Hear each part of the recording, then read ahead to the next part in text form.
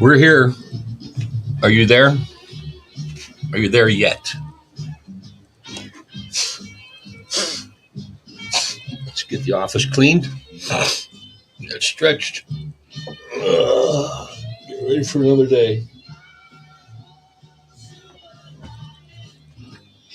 Rock and roll. Holy cow.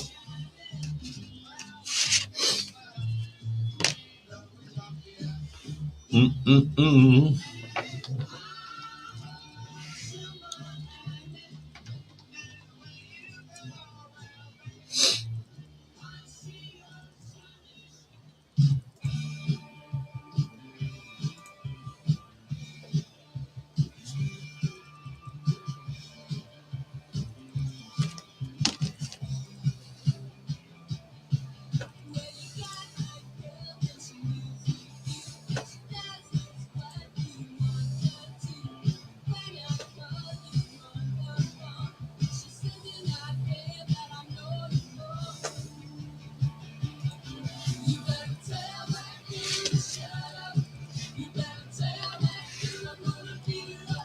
Yep.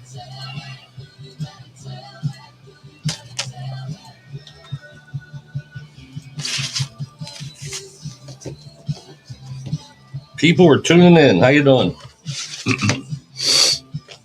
Greetings from Clearwater, Florida.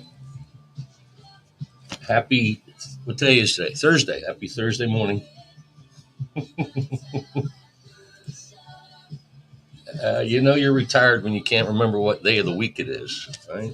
But I got volleyball tonight. I should know that. So hi, thanks for joining us. Happy Thursday morning. We are live in Clearwater, Florida here at Bull Tracks Records. My name is Bill, I-2948. I'm just throwing a few warm-up pitches here before we get the game underway. Like any good athlete, we got to stretch, prepare, be ready. And that's what we're going to do.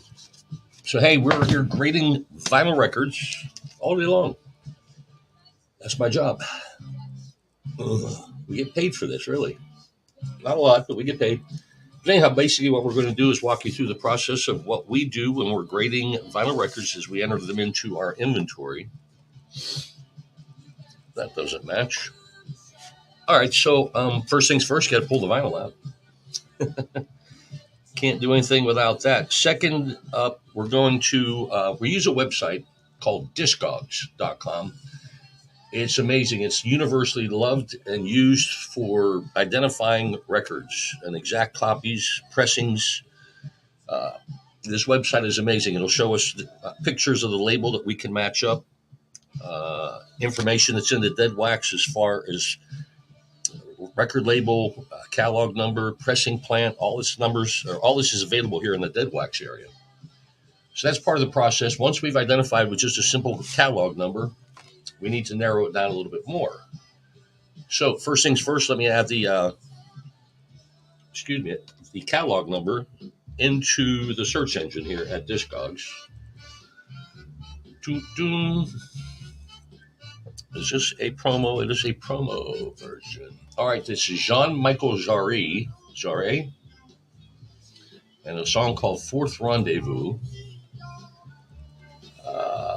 on Dreyfus Records, who I've never heard. It's a subsidiary of Polygram Records, Polygram, Polydor. One thing that Polygram, Polydor, Mercury is a part of that family. One thing they do to help us record graders out is somewhere on the label there's going to be a 2-digit number. This one's here to the left of the spindle. That helps us identify the pressing plant. And in this case, it's going to be number 79. Number 70. Number 70. So again, that number, we need to be able to find that somewhere on the label and in the dead wax area with the runout number. So let me pull, here we go. Perfect match right away. Labels match. Now again, we're going to make sure everything in the dead wax matches as well. This is a combination of letters and numbers. GNP. All right, one more thing. It's a series of letters and numbers that help identify, again, the label, the catalog number, and the pressing plant.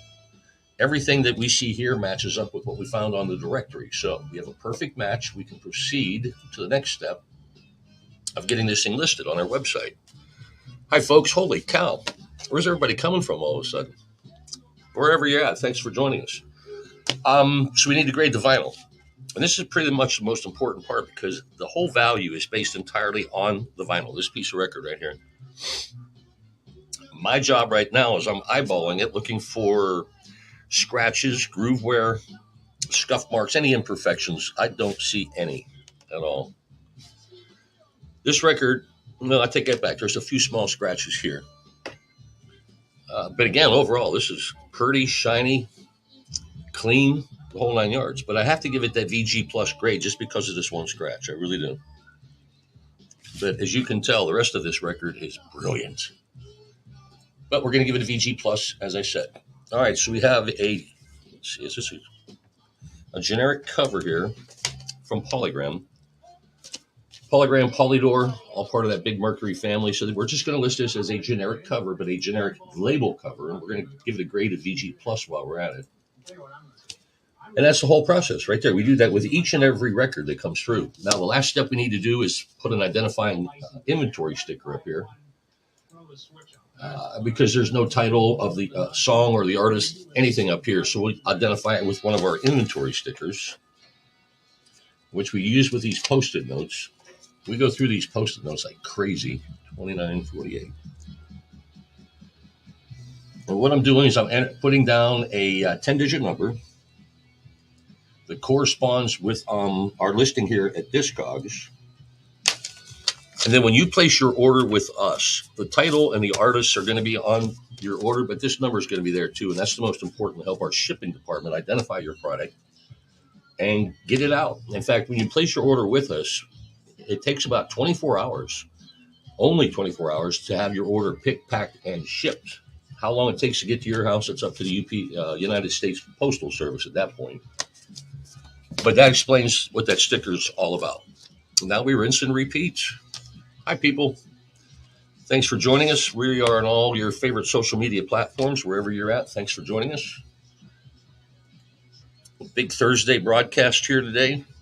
QUS 26. All right, so we're entering another project into. We put the catalog number into the search engine. We're looking for Felix and Jarvis and Make It Rise. Excuse me. I just had a big breakfast, so excuse me. All right, so our job now is to identify, make sure everything lines up as far as the labels, the logos on the labels, the font size, just the whole layout, period. We will make sure everything matches, and we have a match here. Our third line of defense is going into the dead wax area and finding the numbers and letters that will help us identify it a little bit more. Boy, that's a relief. We got that done. Okie dokie. All right, so we're good. We have an exact match. We can go ahead and get this listed. Condition of this vinyl is going to be going as VG+. I just see a few small scratches on this side. And this side as well. So again, VG Plus will be the official grade for Felix and Jarvis. This is a generic cover, but it is a generic label cover. And then up here we have DJ stickers. See, it'll have the title of the song within the numbers. That number stands for the BPM, the beats per minute. Most DJs, we used to all list the title and the BPMs on the top of every cover. That makes our jobs a lot easier when we're trying to help you dance. All right, so we've got everything identified. We've crunched the numbers. The only thing we need to do is add an inventory sticker. That's not going to work. But we need to be a little bit more specific, so we're going to put another inventory sticker on it. And that's the process. If you have any questions while we're doing this, we do have the chat room open. Yep, it's open. If you have any questions about your records, hit us up, man. We want to be your record guy. If you see something, our inventory, that you want a little further view of, let us know, man. We got this technology hooked up. I can show you your records live on the TV here, or the broadcast, whatever they call it. But we'll make it happen. All right, here's Atlantic Records, Cheek to Cheek from Joel Diamond. All right, so here's an identifier, excuse me, that tips me right away.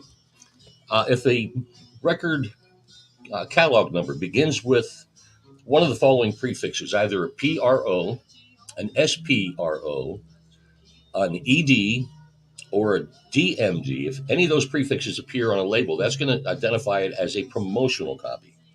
And we have that situation right here. DMD 327 is a catalog number. Enter that into the search engine, and sure enough, it takes us right to Joel Diamond and Cheek to Cheek. And it does take us to the promo version as well. And it's identified here on the label as a promotional copy. So let's move in that direction. We're going to pull up all the pictures, make sure they compare. And this is kind of a moot point, because whenever there's a promotional copy, usually it's only going to be one, maybe two pressings of it. There's not going to be many variations. And that would be the case here. Make sure everything in the dead wax lines up. One thing that I'm looking for, and I just saw it, and I'll point it out here in just a second, but it's not on here. Hold on a second. The identifier that I see is, okay, here we go. I see is a logo for SRC, which stands for Specialty Records Corporation. That is where this record was pressed. And that also identifies it as an original pressing. That means it's not going to be a reissue or repress. It is an original pressing. All right, we've got everything to match up here. All right, so just little details like that are things that we're always looking for with every record. I mean, to the casual listener, you just want to hear the song. You don't care about run-out numbers and things like that, but we do. All right, so we have enough scratches on here. I'm going to give this a VG. Yeah. This side here is a VG plus. This side is a VG. And we'll have to take the lesser of the two evils, I guess. All right, so we're going to give that a VG. As far as the vinyl, it's an Atlantic Records generic cover. And if you're joining us for the first time, by the way, thank you. We appreciate it. Let me get that in there. If you're just joining us for the first time, the covers mean nothing as far as the value. The entire package, the value is based entirely on the vinyl alone. It's nice to have a cover. It's even nicer to have a nice cover. But again, it is not important. But we still grade the covers and give you our comments. We're going to list this as just totally generic, but it is a generic label cover. We're going to give it a VG, very good grade. And there you have it. Now, I do notice a stamp of somebody's name is stamped on the labels. I'm going to mark that in the comments section. On the labels. Two-finger typing. I am the best at it, man, and I hope you learned from me today. All right, no identifier, so let's make sure we get an inventory sticker on here. Today we're listening to Little Steven's Underground Garage on Sirius XM 2948. And the Italians are talented. 48686. so Italian and so beautiful and so sort of strong. I love that. All right. Kick-ass and cheap down. So just like that, we have another fabulous addition to the inventory here. Oh, let me switch over here at Bull Tracks Records. That's our web address over my right shoulder there. We pay big bucks for that banner, so make sure you take advantage of it. Bull Tracks with the X. And shop away. Mm-hmm. That's why I'm putting these records in there, so you can buy them. All right, Sunnyview Records, based out of New York. Simple catalog number. Let's get started with entering that into the search engine. 442. 3 letters, 3 numbers, and it takes us, it didn't get us there. We're looking for a band called The Move. I'm going to go ahead and include that into the search engine. And there we go. A song called Greedy Girls. We are looking for a retail version. This is not a promo version. Let me make sure. Yep, no promo version. It's a U.S. pressing. It's 3 songs, 2 on one side, 1 on the other. I'm checking the labels right now to make sure they match up. Well, there you go. And there is no information in the dead wax on the directory to compare it to, so we have to trust the system. That we have everything that we need. We have an accurate gauge and read of what we have of the vinyl that we have here. All right, so we're going to give this a VG plus. It shows signs of it has been played, but minimal wear. I just see a few small scratches on this side. This side looks super clean.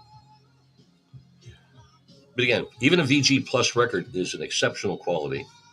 And that's what we're going to list this one as. Got a generic cover. This is a generic label cover. When I say label, generic label, I mean record label. Record company, however, I call them record labels. But it's a generic one, and it's in pretty darn good shape. Pretty darn good is not an official grade. It should be. Pretty darn good. But no, VG plus, very good plus. And we need to identify it with an inventory sticker.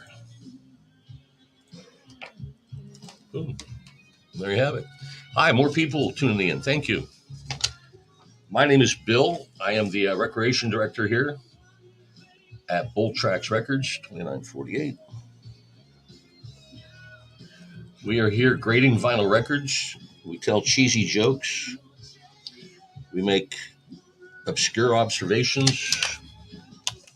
No, we don't, but we have fun. Got to do something to break up the monotony, right? All right, so we got another fine addition to the inventory here at Bull Tracks Records. Let's keep trucking, man. We're on a roll here today. Is it Friday yet? Almost. Okay. I'm ready for the weekend, man. I'm ready. All right, so MCA Records, pretty basic. This is going to be a retail version. It has the normal. That's the MCA Daytime Rainbow logo. Am I showing it properly? Yeah. All right, so let's get kicking with the catalog number in the search engine here. $8.99. Jackie Silver's If by Chance is the name of the track. Shows 3 or 4 different pressings. I'm going to go ahead and copy this number just in case. All right, so we need to find out which pressing we have here. There's going to be identifiers here in the dead wax. That'd be Junior, FW1. Let me look for these real quick. There is a collection of numbers and letters that are going to be in the dead wax, and that's the area between where the last groove of music is and the beginning of the label. That's the dead wax, and the collection of numbers and letters in there, kind of like the VIN number of your car. It lets us know, again, the record label, record company, catalog number, pressing plant, all the good little things. All right, the identifier that I'm looking for is FW1 inside the dead wax, along with Herbie's name, Herbie Jr. Herbie Power Jr. is a guy that mastered just about every record throughout the 80s and 90s, early 2000.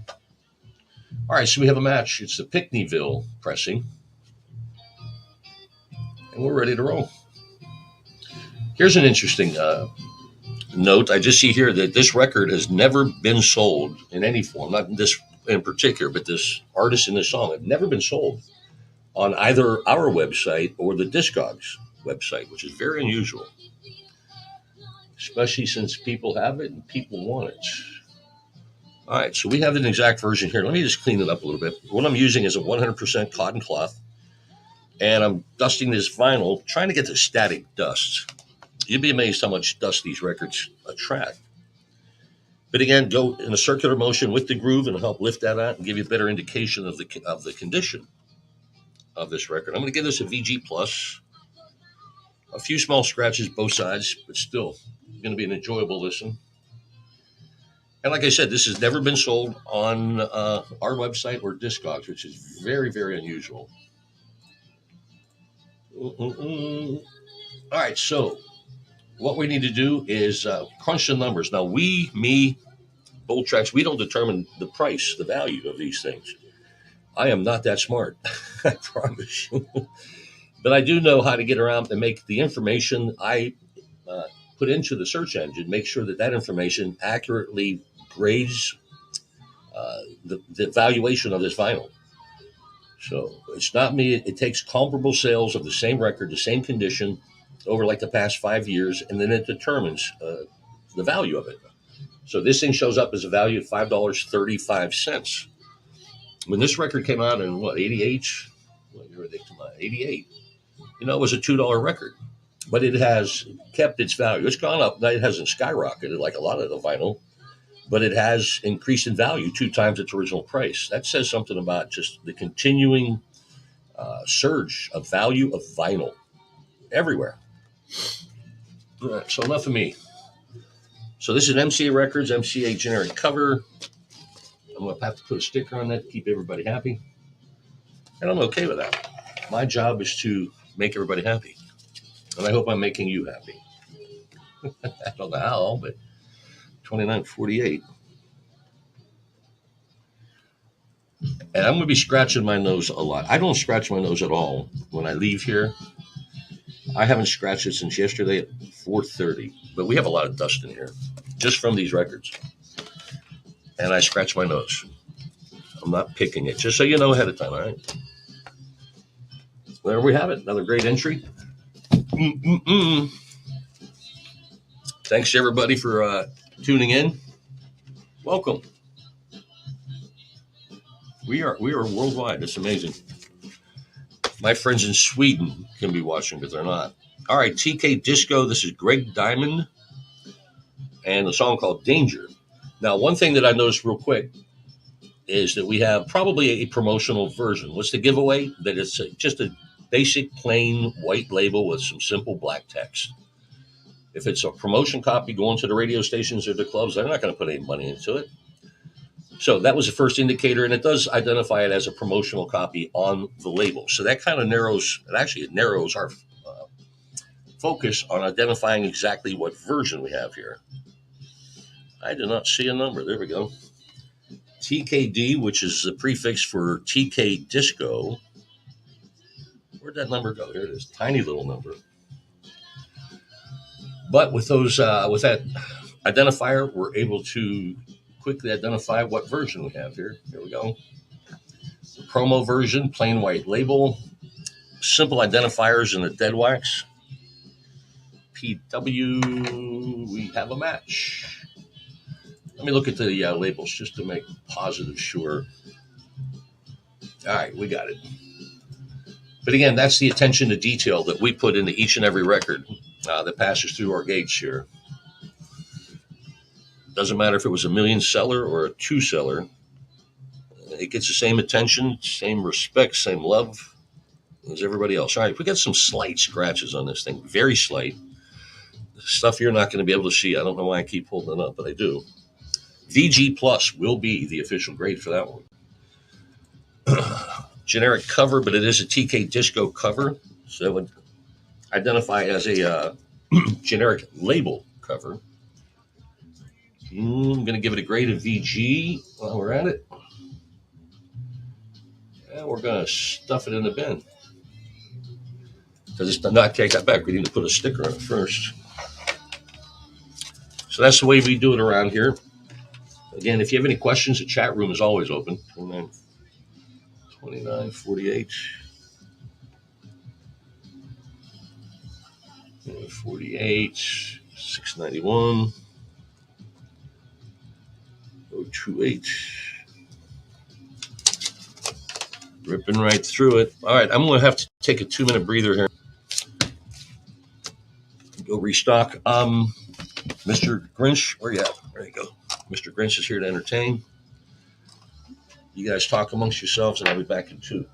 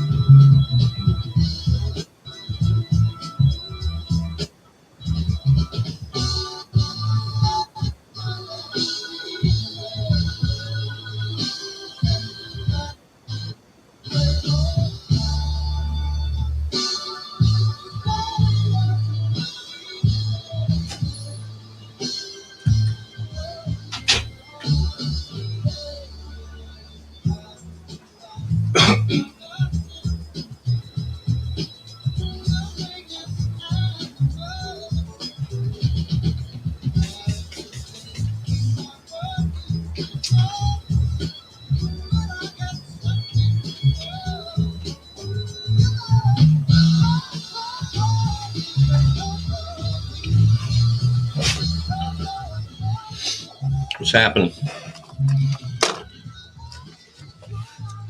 Appreciate everybody tuning in. Let me make sure we're broadcasting. Mm-mm-mm.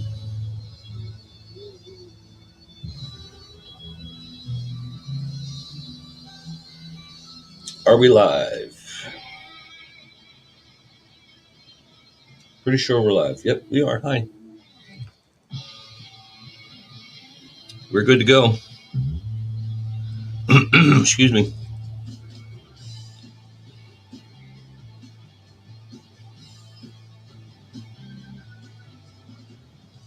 Again, an absolutely wonderful bouquet of rock and soul flowers for you in the garden of love. Stevie Shed follows man. Mm-mm-mm. Right on. All right. We are good. So again, thank you for joining us. My name's Bill. We are here in Clearwater, Florida at Bull Tracks Records. Visit us on the web. Our address is right over my right shoulder. We'd love to be your record guy, guys and girls. 559. All right, so we're taking you through the process of grading the vinyl records that we're adding into our inventory. Excuse me. Mm-mm-mm. Song called Shackles from RJ's latest arrival. We're looking at a retail version, so we can focus our search with that. All right, next first step, we need to make sure the labels match up. We got a winner there. Third line of defense is whatever's in the dead wax here. It's a collection of numbers and letters here in the dead wax that identify, again, the record label, the catalog number, and most times the pressing plant as well. Not in this case. Hold on. So everything in there matches. We're ready to roll. All right. So this is pressed by Quality Records and association with Golden Boy Records. So we need to make sure both of their logos are on the label, and they are. So again, we can move forward. We've identified exactly what version we have here, what copy. Now we need to grade it. Whew, wow, that's a big one. That's what they said. You see that scratch on the bottom? Yeah, that's huge. Very noticeable. A scratch like, and this is really the only imperfection on both sides. But it's a big one. It's a big one. So anyhow, that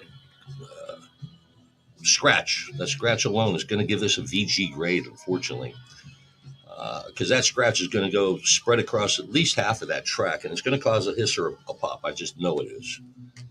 So again, the grade will be VG overall, but it has mainly to do with that one big scratch. Other than that, this is going to be a great listen. All right, so we got the grade, and again, the value is based entirely on the vinyl. Even though this is a Quality Records release and a Quality Records generic cover. We grade it as generic, but then in the comments we'll let you know that it is, again, a generic label cover. And I'll grade it as a VG too. All in that one sentence. So we're done with that. All we need to do is generate a inventory number and get this thing stickered up, and we'll be ready to roll. So again, that's the process for every record that comes through here at Bull Tracks Records. To you, if you're a casual listener, you just want to hear the song. Shackles from RJ's latest. You don't care where it was pressed at. But there are people that do care about that, and I want to make sure that they're happy and satisfied. All right. I hate when this thing's... Apparently we were on or off. Are we on or off? Let's hope we're on. 9:48. But again, to the casual listener, all this information that I'm digging up really means nothing. But for those of you that stuff matters, I'm going to make sure again that you're satisfied. That's the attention into detail that we put into every record here at Bull Tracks. Every record gets the same treatment. We're listening to a Little Steven's Underground Garage on Sirius XM. I need Dr. John. All right, so our next project begins with the taking the catalog number, putting it into the search engine here at discogs.com. Stephanie Mills, Rising Desire. And I have learned to respect the power of love. All right, so we've identified it just out of the corner of my eye as a U.S. pressing. Universal City, California is the USA. Last I checked. Now we're going to make sure the labels match up. Everything's in perfect order there. We got a win. No information in the dead wax is available to compare, so we have to trust the system. We're not getting as much information as we like to gather before we start the process. But with what we have a perfect match. So we have to trust the system. Trust the system. And the system can be trusted. I can tell you that. All right, let's give this a grade of VG+. Just a few small scratches. This is well cared for. This side has not been played. This side, yeah. So again, VG+, which is an exceptional grade. It really is. I mean, you can tell just by, I can't see. I mean, this is super clean. Two small scratches. This side has never been played. So you're paying for a VG+ record, but really you're getting a near mint record. I can't call it near mint because it's just a few too many scratches. Near mint would show no signs of wear. This has been played. So VG+, MCA Records release. It's an MCA Records generic 12-inch cover, which is nice to have. Again, we list it as generic, but generic label, meaning the record label, and one of their covers. And again, no identifiers up here as far as title, artist, anything. So we need to go ahead and put the inventory sticker on there because it's required. And what this sticker does, it's helping our shipping department. When you put this in your basket, you check out. Hold on, I got to clean my desk.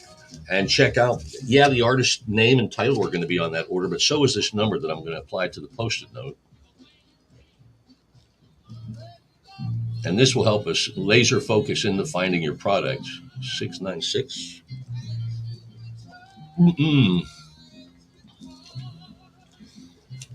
Everything we do is in a numerical order. It's not alphabetical. It's not chronological, anything like that. Strictly by the numbers. And it works for us. So that's another entry.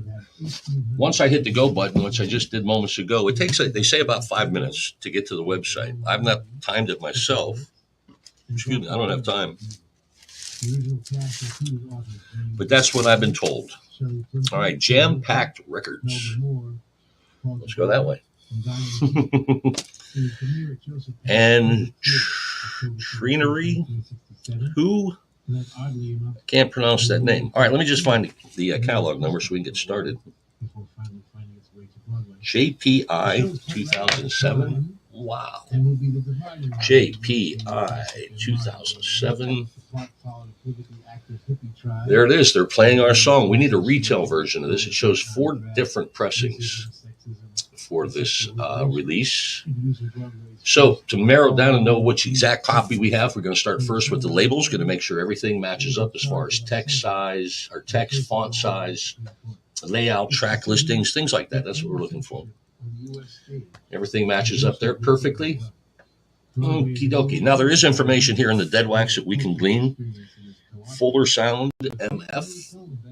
And then the simple catalog number. There we go. Everything I need to see, I've seen. So we have an exact match as far as alignment with what's in the directory here. All right, so we can start the grading process. Again, this is the most important part because we're looking for, scuff marks, scratches, groove wear, chips on the edges. We see some of those occasionally. This has got one small scratch. One. Oh, sorry about that. Couple over here.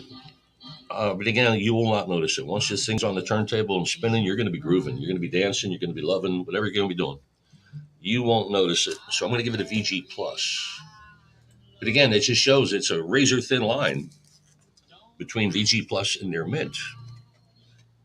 If you're frugal like me, you're going to look for value. And this is always a great value because it's going to be, 20, 25% less than a near mint version. But again, it's just that one slight scratch. One.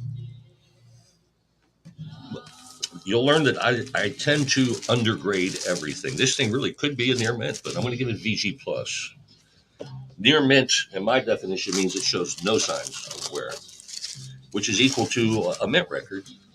The only difference between a near mint and a mint, in my eyes, is mint can only be if it's still in the original sleeve, the original jacket, with the shrink wrap, and the shrink wrap is still sealed. Once that shrink wrap has been opened, I can't give it anything better than a near mint. Because I can't promise you and guarantee you that this thing has never been played. It looks like it, but there's no guarantee.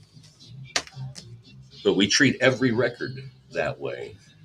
Cool. I'd rather you open that record up when you get it at home and go, wow, that's in better shape than you said, Bill. I'd rather you say that than go, what the? I get enough of that at home. All right, so we do have a generic label cover. Jam Packed Records has their own generic 12-inch. And generally what that means is a label like Jam Packed, they probably only released these extended play maxi single 12 inches. And they just keep a garage full of these covers around and they're ready to go. Sometimes they'll put a sticker up here with the artist name and title. They didn't do that here. So we're going to need to put an inventory sticker on it. But that's just the explanation there. We try to educate you while we entertain you. So I am Professor Bill. I have a PhD in vinyl, 2948. Actually, I do have credentials. I got some street cred. I was in the radio the music business my whole career. I started out, I worked for Pickwick Records, distribution in Atlanta. Then I moved over to Capitol Records. And then I get introduced to the dark underside of radio. And I was a radio DJ for 37 years. And here I am back working with records. I've come full circle. It's pretty cool. So that's my background. Hope you're doing well. Thanks for joining us. London Disco. Hodges, James, and Smith. The artists I have never heard of. I've never heard of London Disco either, come to think of it.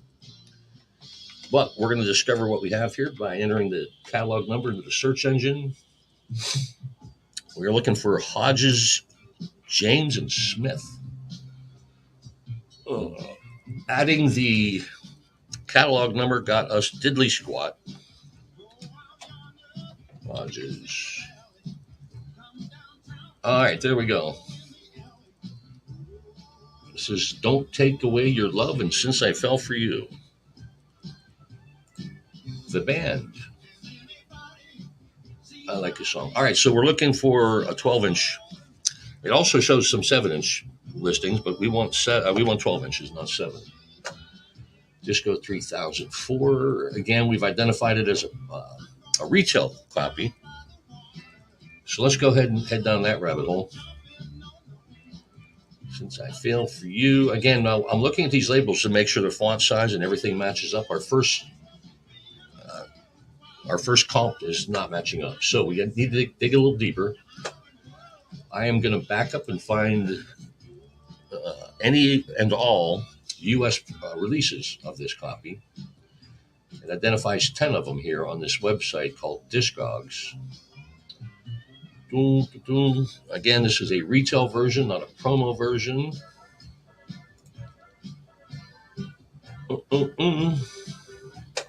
The shape I'm in.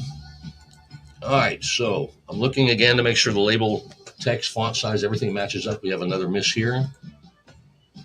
Having to dig a little deeper than we tend to like. We're going to get it right. All right, we have one more option here. Keep your fingers crossed that we get it. All right, here we go. Finally, it took 6 stabs at it, but we got it. All right, so everything matches up with the labels. Let's make sure everything in the dead wax corresponds as well. It's best sterling. Cool, we're good. And what this number, there's a collection of numbers and letters in the dead wax area between where the groove of the music ends and the label begins. It's an identifier that's pretty much like the VIN number of your car. It identifies the record label, the catalog number, and in most cases, the pressing plant as well. All right, so we've matched everything up. Let's go ahead and give this a grade of VG+. Yeah, one scratch here, one here. Again, so minor, you're not going to see it. I'd invite you to help me grade this, but you're not going to be able to see it. And I got to stick my nose into it really to see it. Again, same over here, just a few small scratches. It has been played, but it has been well cared for. And who knew Hodges, James, and Smith had that many fans out there? I didn't know that. All right, so we've got a VG Plus on this. Again, this is released on London Disco. London Records, a subsidiary of London Records, but they do have their own generic disco cover. I'm sorry. All right, so we list this as generic. Here's an indicator here too. It's got this corner cut it shows that it's a promo version. The record company, London Disco, wanted to treat the radio DJ or the club DJ to a free copy of this and let them know they cut corners. They do a cut out, which is like a little bandsaw cut, or they'll do a hole punch called a punch out.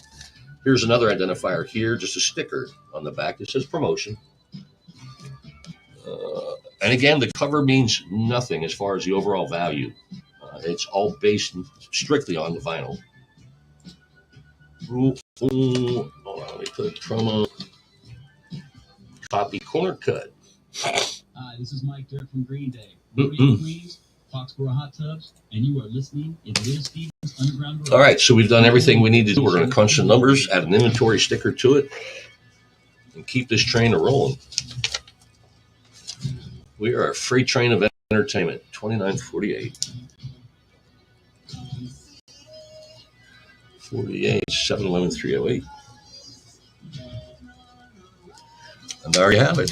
Hey, folks, for tuning in. Thank you. That's why we turn the cameras on. We figure somebody's going to bump into us eventually. And we're glad it was you, and we're glad it was today. All right. Motown, they like to mess with us record graders' heads. Because even for a 12-inch single like this, they're going to have 6 or 7 different variations of the label. Not the vinyl, not the track listings, just little weird things that you're going to find or not find on these record labels from Motown. I think they have a department where they just purposely try and mess our minds up. D1. All right, so let me start by entering the catalog number.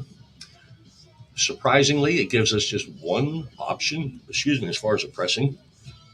That doesn't seem right. Again, we're dealing with Motown. All right, so let me first make sure everything lines up on the labels, and wow. Son of a gun, we got it. First try. Holy cow. All right, so that worked. I just told you a story that didn't relate. I'm sorry. All right, next up, we're still going to make sure everything in the dead wax lines up. All the initials and letters that we need to see are present, so we can go ahead and move forward and get this thing listed. That was a little bit easier than I thought it would be. This record has this minor groove wear for maybe 2 seconds of that track, maybe. But it's clearly evident, and that's the only thing that I see wrong with this thing. To me, groove wear is not a bad thing. It's not going to cause a hiss. It's not going to cause a pop. It's certainly not going to skip. If anything, it's just going to hug your stylus a little bit more, give you a little more rich depth to the sound. I'm going to give this a VG plus. I really am. I mean, if you want to try and talk me out of it, good luck. VG plus, the official grade. All right, we do have a generic cover, but it is a generic label cover from Motown. Oops, I'm going to add that into the comments section. And I'm going to give it a grade of VG. There we go. All right, so again, I thought that was going to take forever. It did. And I am grateful. But we do need to put an inventory sticker on it. And that's it. I see you guys watching. I see you. Appreciate you being there.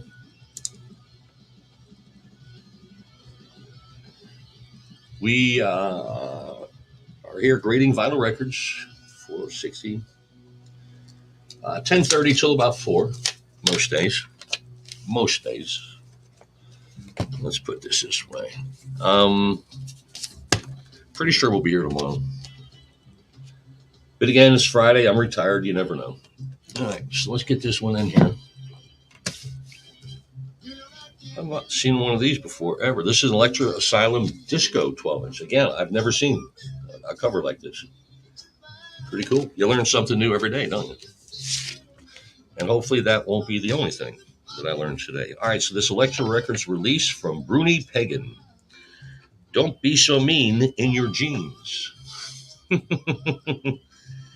going to have to crank that up one day, but not right now. 423. Using my two-finger typing abilities to get us to Bruni. And there we go. We're looking for the red label. That will identify it as a retail version. This is not a promo version. All right, our job is to find what pressing plant. I see out of the corner of my eye the SRC logo right here. SRC stands for Specialty Records Corporation. There it is. And their logo is a sideways S with an R and a C inside of those circles. That tells us, again, the pressing plant, Specialty Records Corporation. But it also gives us a subtle indicator that it is an original pressing. It's not a repress. It's not a reissue. It is identified as an original pressing. And everything that we need to see here on the directory matches up with what we have here. So we can go ahead and hit the green light and get this up for sale. Actually, let me back this up one time. I think we might have missed something. I forgot to look in the deadlines for the SP. 23B. All right, we have an issue. No, we don't. All right, everything's there. Whew, my apologies. Let me make sure that label matches up one more time. 2-3 stereo. All right, I feel much better. Don't be so mean in your jeans. That's what Bruni said. All right, so let's get this listed. And we're ready to fly. All right, so I got a few small scratches over here that are very noticeable. I'm going to give this a VG. Very good. But this is VG plus this side. This side, the scratches is a little too numerous and a little too deep for me to give it anything other than a VG. Very good grade. Right there. All right. So again, we mentioned this is an Electro Asylum Disco 12-inch generic cover, which I have never seen. Well, we do need to put an identifier on here as far as the inventory sticker. Generic label cover, VG. All right. And that's what we do. And we get paid for this. Not a lot, but we get paid. We get to come and go as we please. We can wear whatever we want. I'm wearing shorts and flip-flops. I wear shorts and flip-flops every day, everywhere. I am a Florida guy. 713. All right, so we've got another inventory identifier, and we're ready to go. Go, go, go. Every record that we're going to see here, most every record, is going to require one of those inventory stickers because there's nothing really on the covers or the jackets to tell us what the artist or title are, anything. This one does. It has a little hype sticker, they call that. And this is a generic Warner Brothers disco cover. How about that? All right, so hopefully inside is Candy Staten. Candy Staten. Candy Station, that's not her real name. Candy Staten, I believe that's her real name. WBSD. All right, we're going to start by adding the catalog number. This is a unique catalog number and prefix, so it's going to lead me to believe that this is going to be the catalog number is going to be unique and dedicated to a promo version. And I'm right. How about that?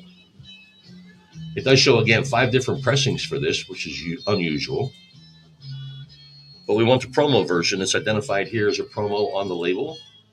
We'll make sure that those labels match up, and they do. 642. All right. And then again, our third line of defense is the information we find in the dead wax, a combination of numbers and letters that identify the record label, the catalog number, and the pressing plant, in most cases. M1. All right. There may be another promo version of this. Hold on. Again, we're looking. It shows listings for the 12-inch and the 7-inch. Again, we're looking for the 12 promo version. All right, here we go. Another option. There are 2 promo pressings. That's very odd. Pressed by Monarch 24288. That's the identifier there. How about that? All right, so we got a winner here. Everything's matches up accordingly. So we can put this, get this listed, get it on the website. This one's going to go in as a VG. Very good means that there's going to be noticeable groove wear, which I do see. And again, groove wear is not a bad thing. It's really not. Scratches against the groove, no, that's a bad thing. This is a VG plus side here. This side's going to go as a VG though. I do see some of the aforementioned groove wear, and I do see more scratches than I would normally see on a VG plus record. So yes, VG, very good, will be the official grade for this one. Again, we're going to see nothing but generic covers most of the day here today. So if you want to see pretty album covers, you may have to go somewhere else. I don't want you to go anywhere else. You may have to. All right, so generic label cover. We'll note that in the comments section. Give it a VG grade. It's got some, corner wear, edge wear. And again, the cover, or lack of, has nothing to do with the overall value. This thing could be naked with no cover. It could be with an original cover with the shrink wrap. It's still, the cover has nothing to do with the value. It's strictly based on the vinyl. And here's a good case in point about why we do this. Candy Staten from 1979. This record now is 47 years old. And it was probably back in 1979, it was probably $1.99 for this record, right? Now, remember now, this has got some scratches on it, but it has gone up in value since it was brand new. When it was shiny, new, no scratches, no nothing, it was $2. Now, 40 some odd years later, and it's a VG, and it's now valued at $8, which is still, it's gone up in price 4 times its original value. More testament of the increased validity of using vinyl as an investment. I mean, every record that we see from the 70s and 80s have only doubled, tripled, sometimes quadrupled in price, even being a used product. It's crazy. It really is. The point is, if you buy these records and take care of them, you'll be able to A, enjoy them, and then B, get a return on your investment, because when it's time to dump your collection, you're going to make more money than you paid for it. Just my observation. I am not a financial advisor, not even close. But I just speak the facts, 2948. The only records that I see that go down in value are records that are like totally trashed and abused pretty much. And then records from, like the 50s, the Frank Sinatra stuff, Jerry Vale. I mean, they don't depreciate. They stay stable, but they don't, quadruple in price like these things do. And again, this is Candy Staten. So I've never heard of her or this song, but it's worth 4 times what it was when it was new. It's just mind-boggling. So, Walk Like an Egyptian. All right, Parachute Records, a small label distributed by Casablanca. Again, whenever they have these generic covers with their label name and logo and all that stuff, especially for a small label, that means that's pretty much all they did was 12-inch EPs. Well, that's my job to find out. This is going to be a special one-sided record. There's nothing on this side but dead wax. And why are there scratches on this side? Somebody actually tried to play this, and it didn't go well. Let's see. I doubt you can see. Again, that's what they call a single-sided. There's nothing on there but scratches. All right, the band here is called Seventh Wonder. RRD, what? 20514. My 2-finger typing ability gets us directly to Seventh Wonder. My love ain't never been this strong is the name of the song. All right, We've identified it as a U.S. pressing. Here it says Los Angeles on the text ring. Why are we looking at a promo version? This is not a promo version. Or is it? Nope. All right, so let me back up. I'm going to head into the directory. It's going to list every pressing of this. And there are 1, 2, 3, 4, 5, 6 of them. 2 of them for the 12 inches. Single-sided is what we need to find too. Yo, yo, yo. All right, we got a perfect match here. Information in the dead wax is available, so let's take advantage of that. RE1, 2. Perfect. All right, let's get it moving. Now, this, I see out of the corner of my eye that this record, this exact version, the single-sided record, has never been sold either via our website or the Discogs website, which is very rare. It shows that 4 people have this in their collection or for sale, and there are 4 people that want it. All right, so let's entice them to buy ours. So let's get this thing graded. I want it to be, every record I look at, I think this could be the one. This could be the near mint that we want, and I start that way and kind of work backwards. I see one small scratch on this. And again, this is the only playable side. One hairline scratch. It's that. I got to give it a VG plus at that. I mean, the rest of this record is brilliant. It really is. What's that say? I don't care. All right, so VG plus will be the official grade.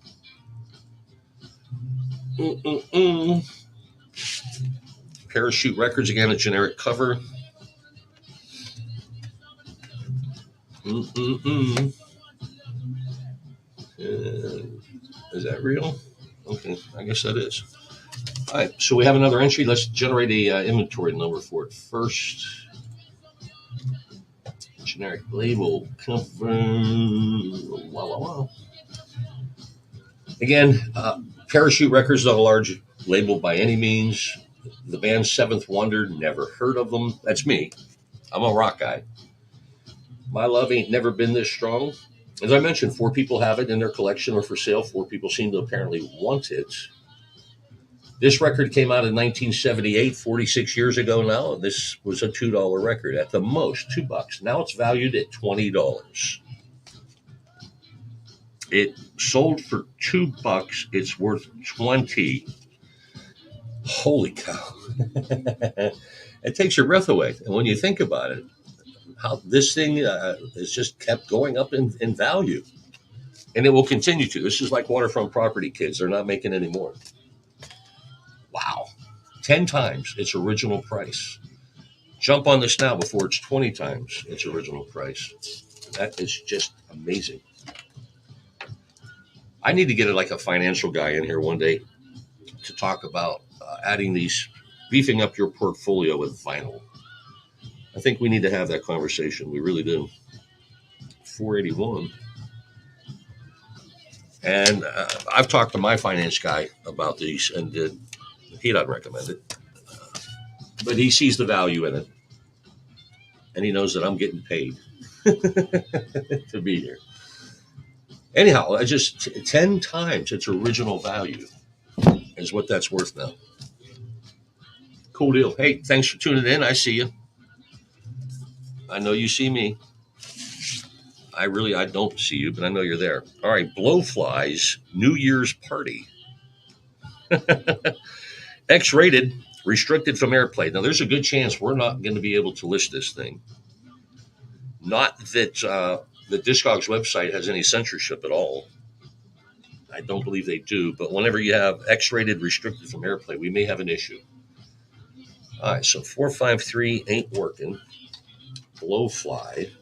I guarantee you that's not his real name. Blowfly. Come on.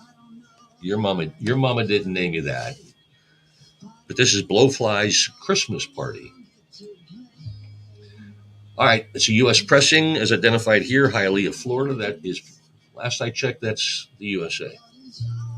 All right, so first up, we need to check the label. X-rated, restricted from airplay is listed here. So everything's a match as far as the label layout. Perfect. All right. Well, I guess they're not going to censor us. They're going to let us sell this thing.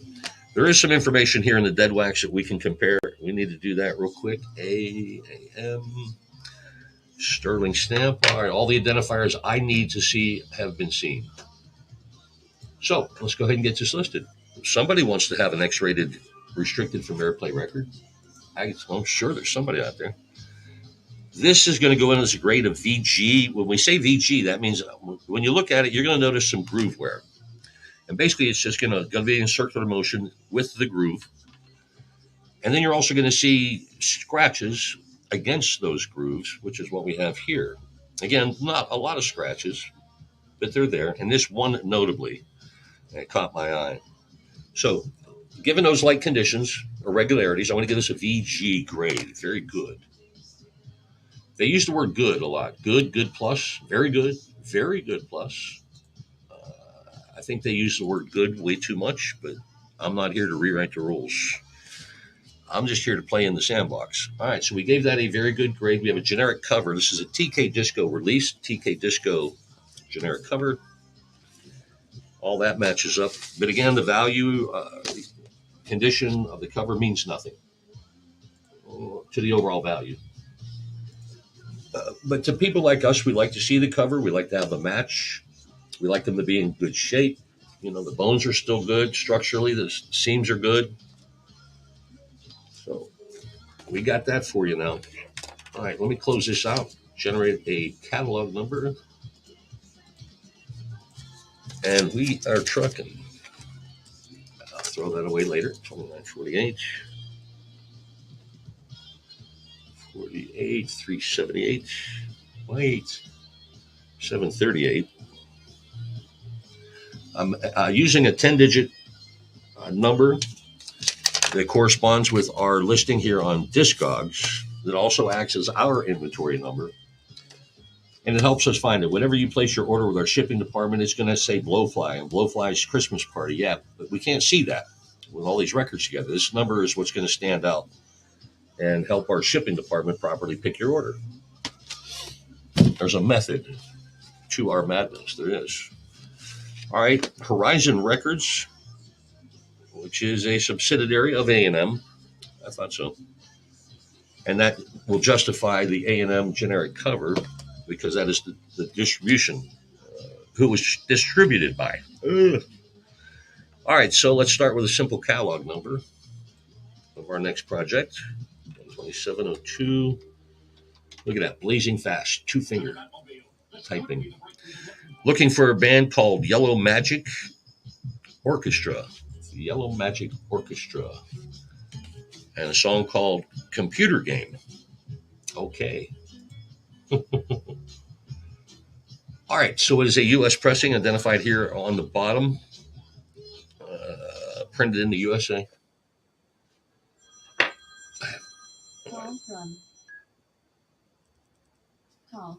Calls ended. All right, so we need to match up the labels. We've already done that. Let me do it one more time. Horizon. This is done in conjunction with Horizon Records and Tapes. Their logo is also identified here on the label. And the dead wax information includes A&M SP PZ P2. All right, we got a winner here. This was pressed at the Pittman record plant. I'm surprised I didn't see a P before or after the runout number. Usually there's a P or a T in the case of Terrahaunt, but it doesn't show this on the runout identifier. Interesting. All right, let's move on though. We have taken all the information we're able to get to identify this record.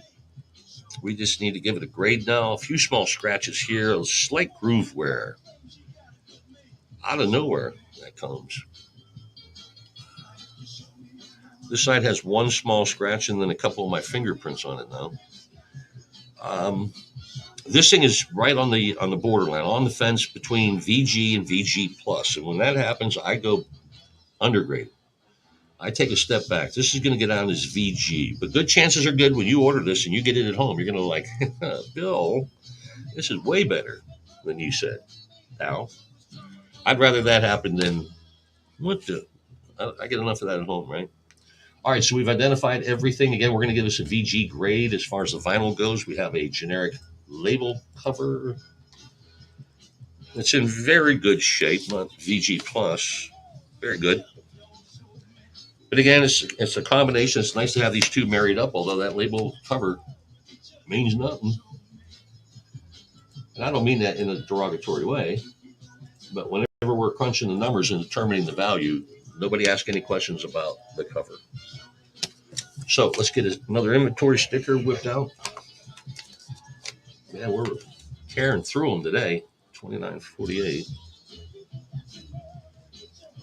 And as I mentioned at the beginning of the broadcast, we're probably going to have to be putting stickers on just about everything today. As we wrap up the Friday broadcast. Is it Friday yet? No? No? Okay. I can wait one more day, I guess. I'm going to have to. How you doing? Thanks for joining us. Oh, we got more people. Hi. We are here entertaining the masses with our amazing abilities to grade vinyl records. These don't match. Big Yard Records. This does not match. Hold on. Tough Earnest. What? All right, so this goes with that cover. This does not. So let me set that aside real quick. This is a VP Records. All right, let's go this route first with this record. Our next project going to begin with, I tell you what, there's a barcode here on the label. 54645, 4645. Let me enter that into the search engine. And we get nothing. Merciless is the name of the band I'm looking for. So let's just stick their name into the search engine. And that didn't help at all. All right. Let's see if the catalog number works. VPRD. 6270. There we go. All right. Merciless and Captain Barkley. This is a two different artists. One gets their own side. Not a PU. What? Okay. All right. So it does show two different pressings. Let's copy this number in case we need to use it again. Hi. How you doing? All right. Togetherness Records. That's what it is. Perfect. All right. So there's not much information other than a picture of the label. What? This is very interesting. The title of this song is WANN 1 No KNOW Me Yard MI Yard. All right, all I need to know is that everything on the label matches up, and it does. I don't need to question their spelling at all. And if you've noticed, spelling has gone out the window. There's not even a standard for spelling in music anymore. I'm scratching my nose. All right, so let's get this thing up and for sale. This is going to go in as a VG because this is numerous scratches. No, actually, this is going to go in as a G. Some of these scratches here are going to cause a skip. They really are. Especially on the other side.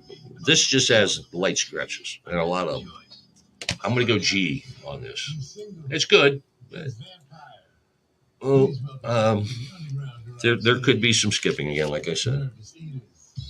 So, that being said, let's get it back inside the generic label cover.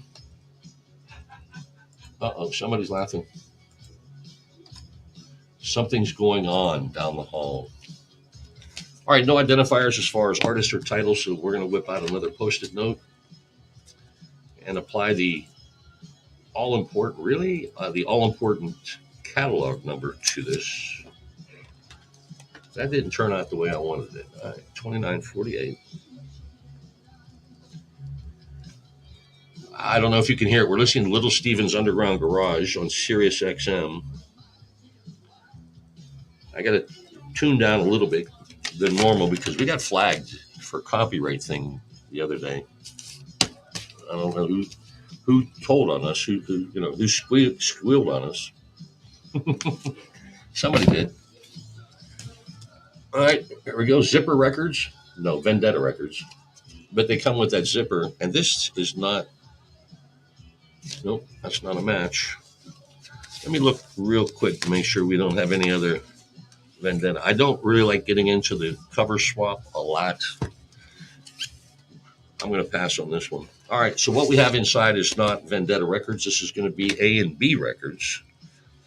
Go Go and Burning Flame, excuse me.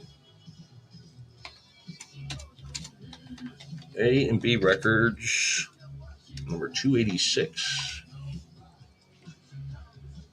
Again, we're looking for the band Go Go. No, the band Burning Flames is the band. The song is called Go Go. All right, Burning Flames. All right, so Steely Tight, Stiley. Anyhow, we found this record. Two different pressings. One's a retail, one is a promo. Going to check the images. That's not going to match. Hold on. And again, it's a simple little placement of the logo. If you'll see here, what side is that? On that side, that logo is at the bottom of the label. The example on the directory that I'm looking at shows that logo up here at the top. So it's things like this. We're going to make sure that everything matches up, including placement of logos on the label. That's how far we take it. All right, here's where we're going to have to stop, though. I am not going to be able to properly match this up. And again, it's something as simple as a logo being out of place on a label. To a casual listener, that may mean diddly squat. But and just in case, there's probably going to be somebody out there that's looking for everything to be exact and specific as to what's listed on the directory here. I can't do that with this record. So this record is not going to be able to be listed for sale. Again, if I can't identify it exactly, there can be one little, and there is just one thing, the logo is in the wrong place from what I have here and what's available on that directory. So we can't sell that. I know, it's heartbreaking, but sometimes it happens. All right, I got to take a 2-minute breather. Mr. Grinch here is going to keep things rocking. See you in a few. All right, we need to do this record next too. All right.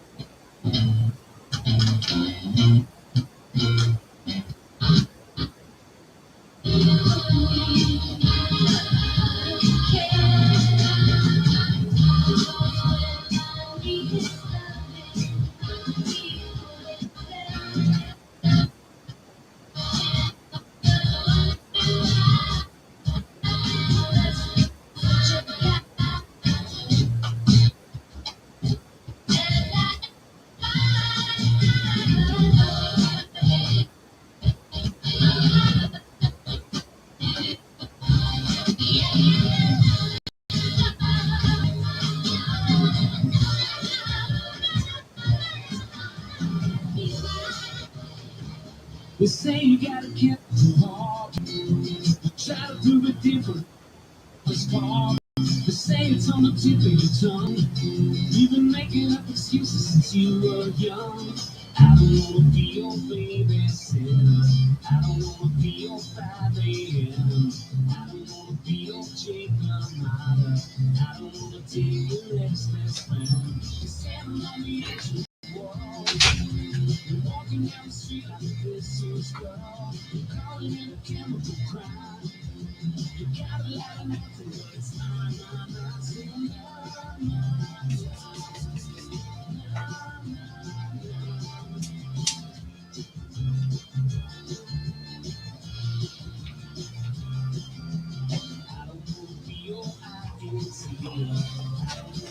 Let me get some more records.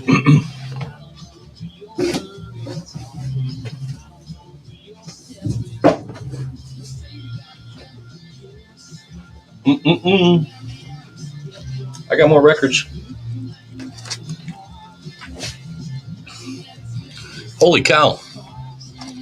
If you're still hanging, thank you. That's how I clean my desk. As you can tell, I'm a neat freak.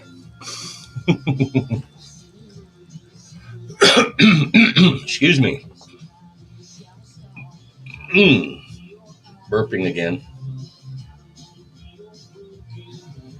Boy, that's a shame about that record. All right. Excuse me. Thank you again for joining us.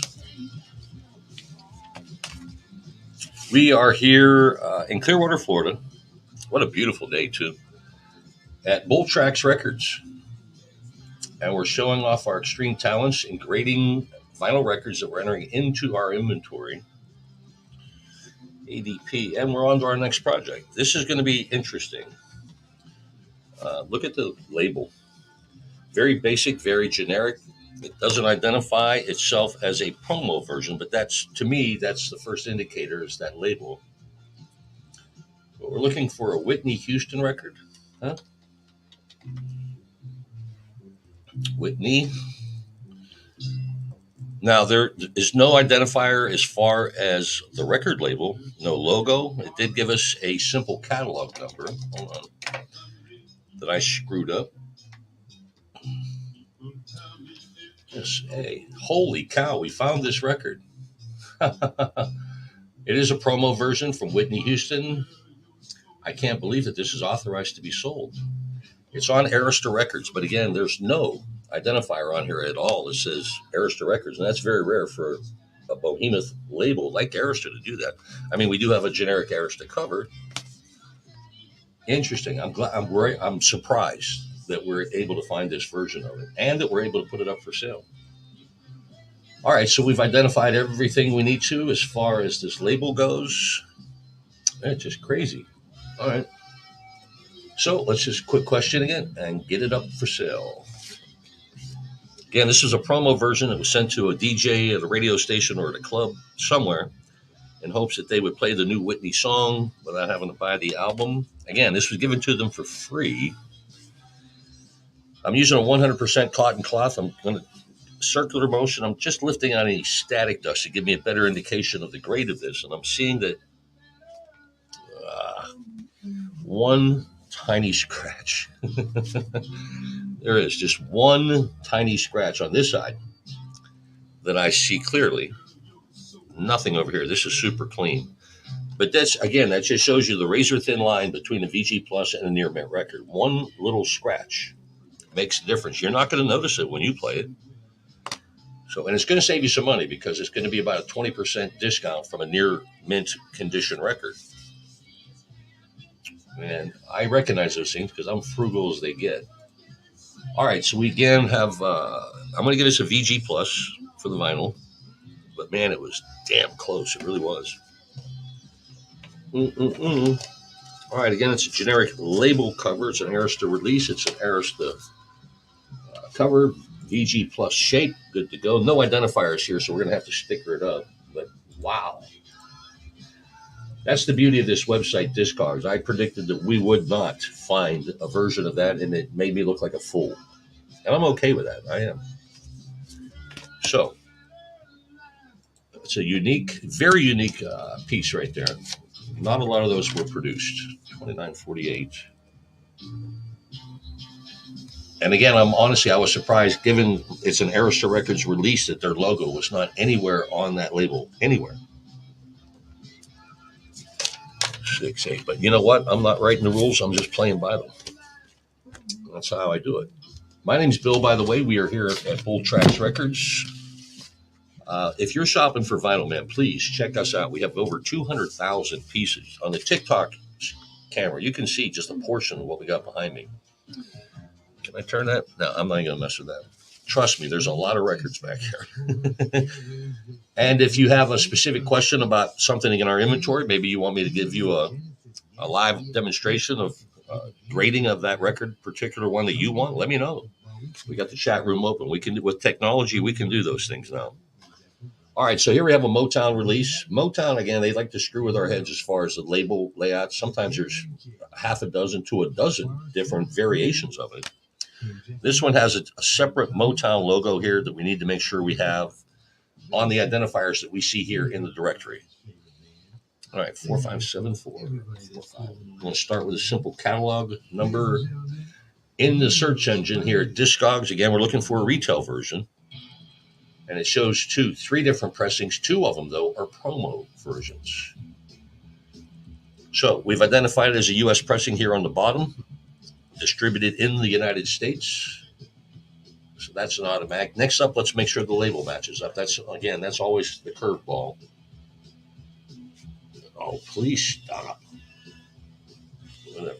All right, so everything on the label matches up, which is a surprise. That we got it that quickly, too. All right, any information in the dead wax is always appreciated. These are a combination of letters and numbers that will identify, the record label, then the catalog number, then the pressing plant, CAL, which it doesn't exactly tell us which pressing plant it was, but it has all the right identifiers. I wonder why we don't have that information. All right, but with the information that we do have available, we have an exact match here. Stacy Ladisaw. And jump into my life. The vinyl is going to get a grade of VG+. I see a few small scratches here on track one, side two. This side looks super clean. But super clean is not an official grade. VG+ is, and that's what we're going to give this one. VG+, very good plus. Motown Records, this is another Motown generic 12-inch cover. We will still need to identify it as generic. And then in the comments section, we'll let you know generic label cover. And it's in VG+ shape. Nope, it's in VG shape. All right, yep. All right, so all we need to do is put an inventory sticker on it. We're done with that one. We gave it a VG, right? All right. So again, every record that comes through our doors here gets the exact same treatment. We spend as much time as we need to make sure we are laser focused, accurate, and identifying what versions that we have. 2948. We are not in performance in the speed or anything like that. We're in the accuracy. 881. And there we go. Oh, I can't believe it. I'm getting political ads on my phone from North Carolina, and I haven't lived in North Carolina for 13 years. But I have a North Carolina phone number. All right, so we've completed this project. We're ready to go. It's already on its way to the inventory here at Bull Tracks Records. Remember, we spell it with an X. Just because we're hip that way. But bulltracksrecords.com. Hit us up. All right, Sleeping Bag Records and a smaller label, but again, they have their own generic full color covers. Again, that's an indicator to me that 90% of their business was done with the 12-inch EPs, maxi singles, however you describe them. And they just keep boxes of these generic covers around, but at least they made the investment into it. I appreciate that as a record guy. All right, so we got a catalog number that's clearly visible here on the label. Let's start with that. 0022X. Boom, right to it. Summertime by Nakara. Nocera, I believe. All right, so we've narrowed our focus into retail versions of this. I'm identifying everything on the label right now while I'm yapping away. All the logos that we need to see are placed where they need to be. Now let's dig into the dead wax. Set wax mastered. There's Herbie Jr. There's a little message for you, Yo Munchkin. Sometimes there's a gentleman, his name is Herbie Powers Jr., and he pretty much mastered every record, 12-inch record, in the 80s, 90s, early 2000s. His name, Herbie Jr., can be seen on the dead wax of, again, 90% of these records. And that's here identified. But he is a legendary mastering engineer. All right, so everything is matched up accordingly. Let's go ahead and get this thing listed. This vinyl is going to get graded as, I hesitate because I'm more than likely going to give it a near mint. All right, that means it shows no signs of wear. I'm using this 100% cotton cloth just to make sure I'm seeing everything I need to see. And I'm not seeing anything. So, absolutely, this is going to go down in as a near mint record. Now, again, you're probably thinking, well, Bill, if there's nothing wrong with it, why don't you just say it's mint? Well, we have basically it's an unwritten rule here at Bull Tracks that if this record has been opened, if it's not in a sleeve that's got shrink wrap and still sealed, it's not mint. Once that shrink wrap has been opened, we have to drop it down to a near mint. I can't guarantee then that it hadn't been played. It looks like it. Every indication says it hasn't, but I can't guarantee that. So near mint is the best that we can do at this point. But as you can tell, it's, I can't use that word, but it is. And it's going to save you some money too, because there's going to be a small percentage difference. No, this is not near mint. All right. I see some slight groove wear here. Now, this is good news for you, really. If this is a record you're interested in, Nocera, Summertime. I was about ready to grade it near mint. Then I noticed just some slight groove wear just here in this little 2-inch section on track 1. Now, that's going to drop the grade. It's not near mint now. This is VG+. But again, it's a razor-thin line between VG Plus and near mint, and it happens to be just one scratch, really, or that one little bit of groover. Wow. All right, let me adjust this grade real quick. VG Plus. Again, we have a generic Sleeping Bag Records cover. That's in pretty good shape. I'm going to give it a VG Plus. But again, that's how the process works for every record that comes through here. All right, we need to get this in there. All right, we need to put an inventory sticker on that. Let me generate that real quick. Well, they say high speed, but they don't really mean it, do they? So thanks for playing along today. Wow, more people. Hi. Hope you're doing well wherever you're at. 2948. And we greatly appreciate you spending time with us. 776. There's plenty of other things you could be doing, but hey, you want to hang with us and learn about vinyl records, I'm okay with that. There we go. Carol Douglas, slip into something more comfortable. Okay. All right, my simple heart is on the other side. Let's go ahead and get this sucker out. This is on 20th Century Records. This is a 20th Century Disco cover, so that matches. And again, the covers mean nothing as far as the value of the entire package. All right, TCD 125. Simple catalog number takes us right to Carol Douglas. All right, let me get a little more information in here. TCD, hold on.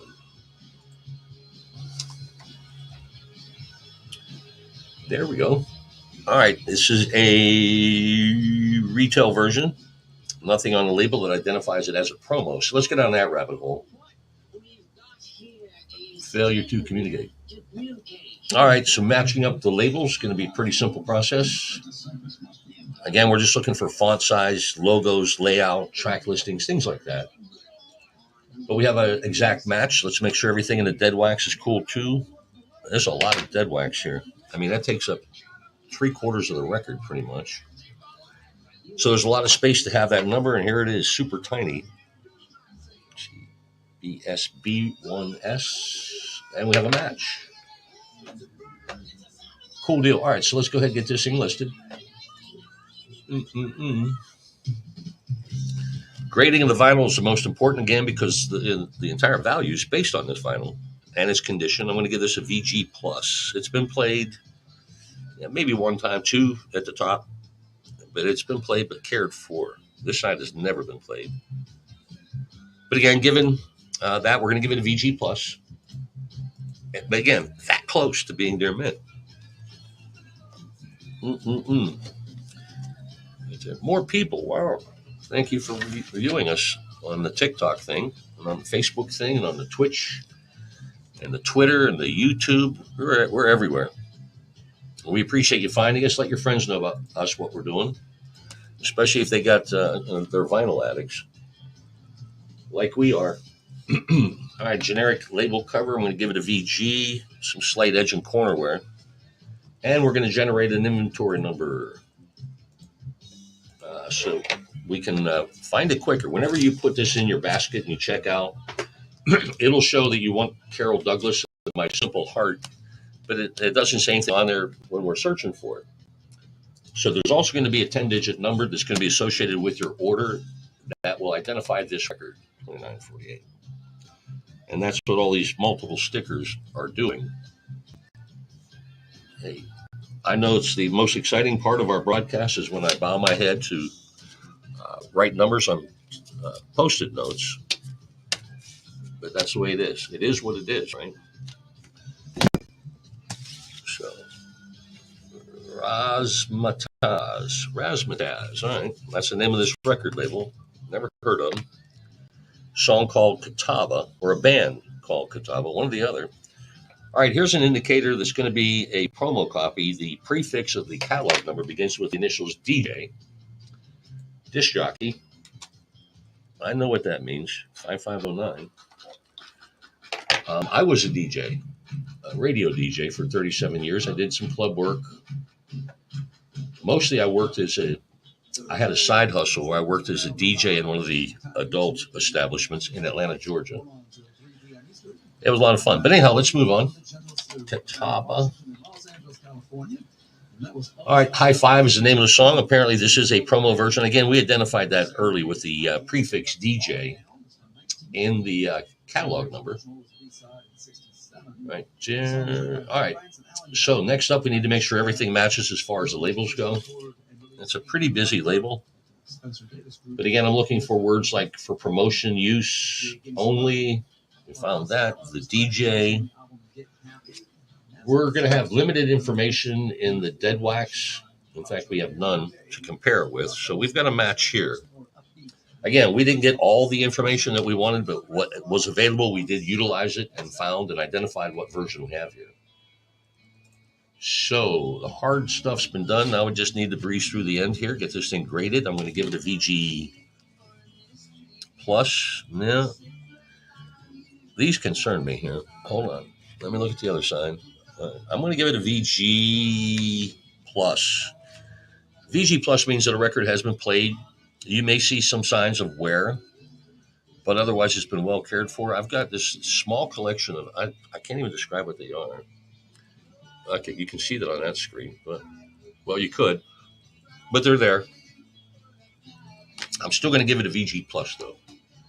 That is not going to cause any hisses, pops. Certainly not going to skip, but it's there. This side, wonderful. But again, wonderful is not a official grade.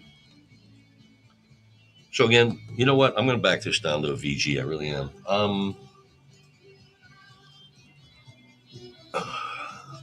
As you'll notice, again, I'm on the fence. I'm on the border, and I'm going to back it down. Those are they're not concerning, but I don't even know why I'm stressing over this. I shouldn't be. But anyhow, we're going to give it a VG grade. Generic cover. This is a totally, nope. Razzmatazz Records has their own generic label cover.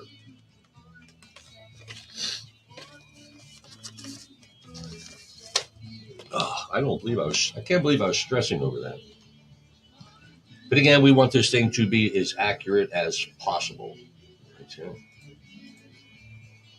As you can tell just by watching us here on the broadcast, we dig deep if we have to. There ain't no fooling around, man. No shortcuts. 2948. 48, 783. 908. And there you have it. There you go. Boom, boom, boom. Reality Records. I don't think that's a reality record inside of it, though. It is not. All right, so we're moving on to our next project here. AV Records. That's not going to match with this cover, but that's not important. AV ID. I'm going to enter the catalog number into the search engine here at Discogs. And it takes us to, what's the artist? Feint Le Chat. Do the Cat is how that is pronounced, I guess. El Coco. All right, so let's get it together. What's going to be on the other side? It is. What we need to do is match up the label. Now, these labels here, it lists the artist, the producer, the engineer, the writer, the arranger, and the publisher, all on the record label. That's a lot of clutter. And the version I'm looking at does not match this exactly. So we need to back it up, get back into the directory, find out all the US versions. I'm going to filter that out real quick. There are, 21 different releases. There's only 8 US pressings. So that's the route we want to go. We're looking for the black label. Apparently there's a black and a white label available for this release. Again, we're looking for all these names: publisher, writer, arranger. All right, we've identified it here. Any information in the dead wax is always appreciated. We do have some information here that we can collaborate it with. 12116A. Looking for the word goal. I got to use this magnifying glass because most of these letters and numbers are like super tiny small. But we have identified what we need to. This was pressed by Gold Disc Recording Products. So again, we've identified everything we can about this. Let's go ahead and get it listed. We're going to give the vinyl a VG plus. This is just one big giant track, and it takes up that whole entire side. And a few small hairline scratches on this. Again, that's what I'm looking for is scratches. This has a few. I'm looking for scuff marks. I'm looking for groove wear, any imperfection that I can find. I mean, overall, this is in great shape. We're going to give it a VG plus grade just based on these few small scratches, really. All right, generic cover. This is not a match, so it's strictly generic cover. And there you have it. This record can be yours. Do the Cat, Font le Chat. See, we're learning French today. I didn't see that coming. I did not. All right, so we've generated the catalog number. Let's go ahead and get the aforementioned inventory sticker attached to it. 48,793. I'm adding a 10-digit number that corresponds with our listing here on the Discogs website. That'll act as our inventory number.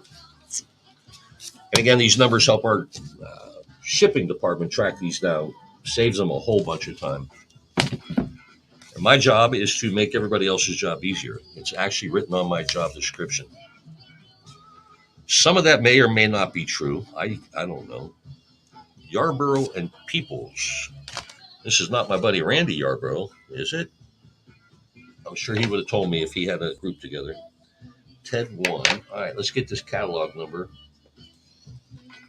into the search engine here at Discogs. 2610, 2610. Again, these tiny little numbers on the label requires a magnifying glass. Plus, I'm getting old. Right there. Just wait till the day when I have to carry one of these with me everywhere. I'm pretty sure that day won't be coming. All right, let's hope not. Let's match up the labels here. That'll be a winner. All right, everything's a match. Let's head inside the dead wax. Looking for AS would be an indicator. And we've got a match. This was pressed in Indianapolis at the RCA record pressing plant, which is one of the few record plants that's still open from those days. Let me back this up real quick.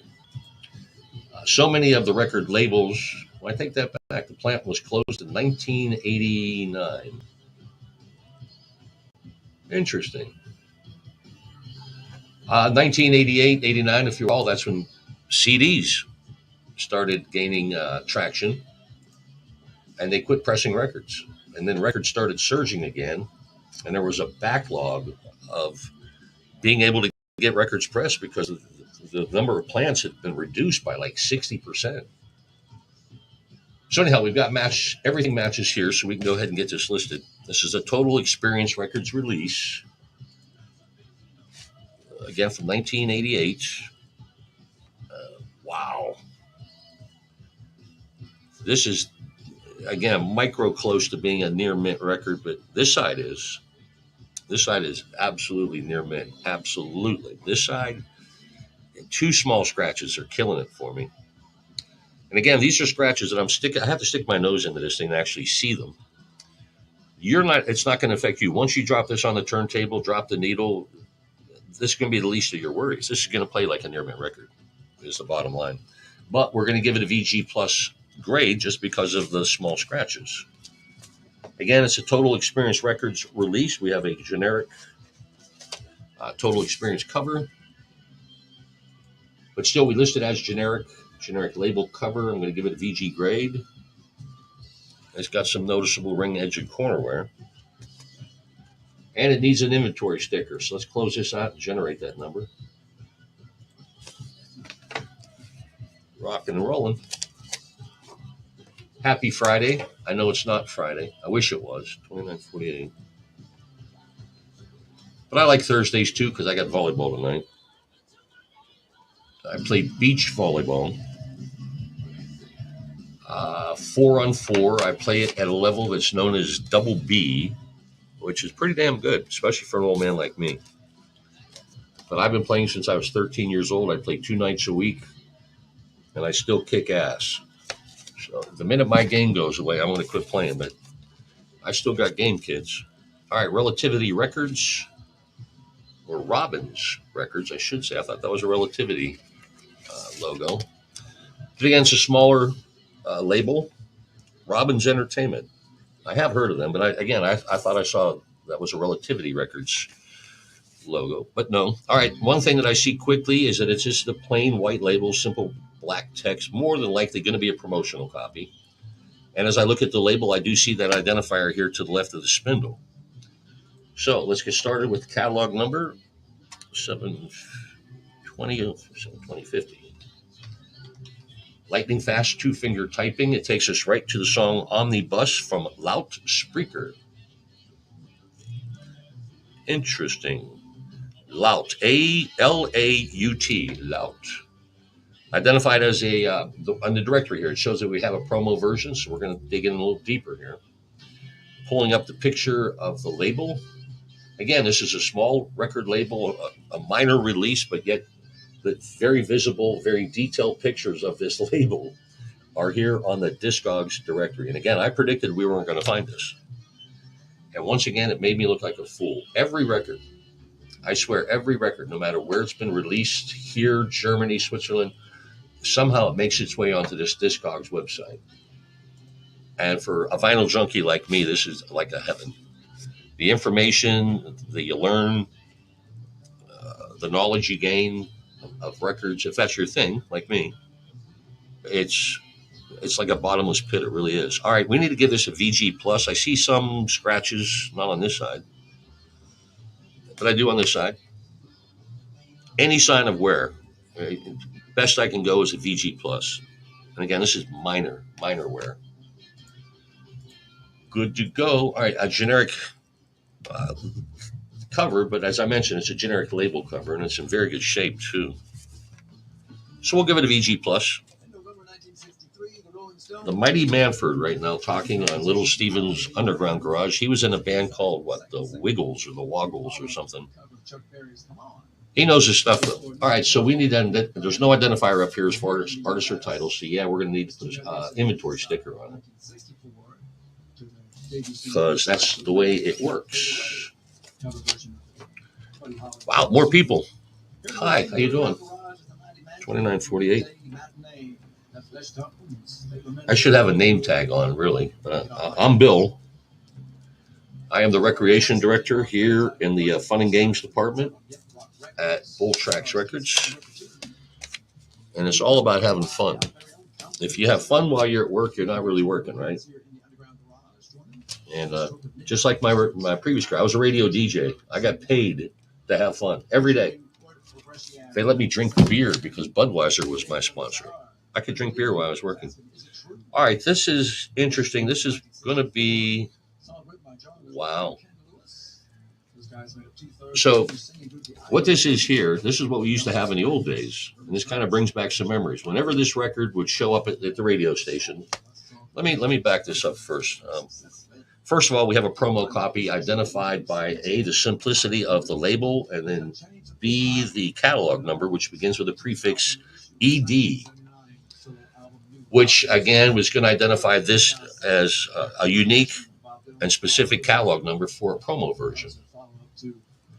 Starpoint is the name of the band. I'm going to have to add that in there too, apparently. Why did that not work? RD 5075.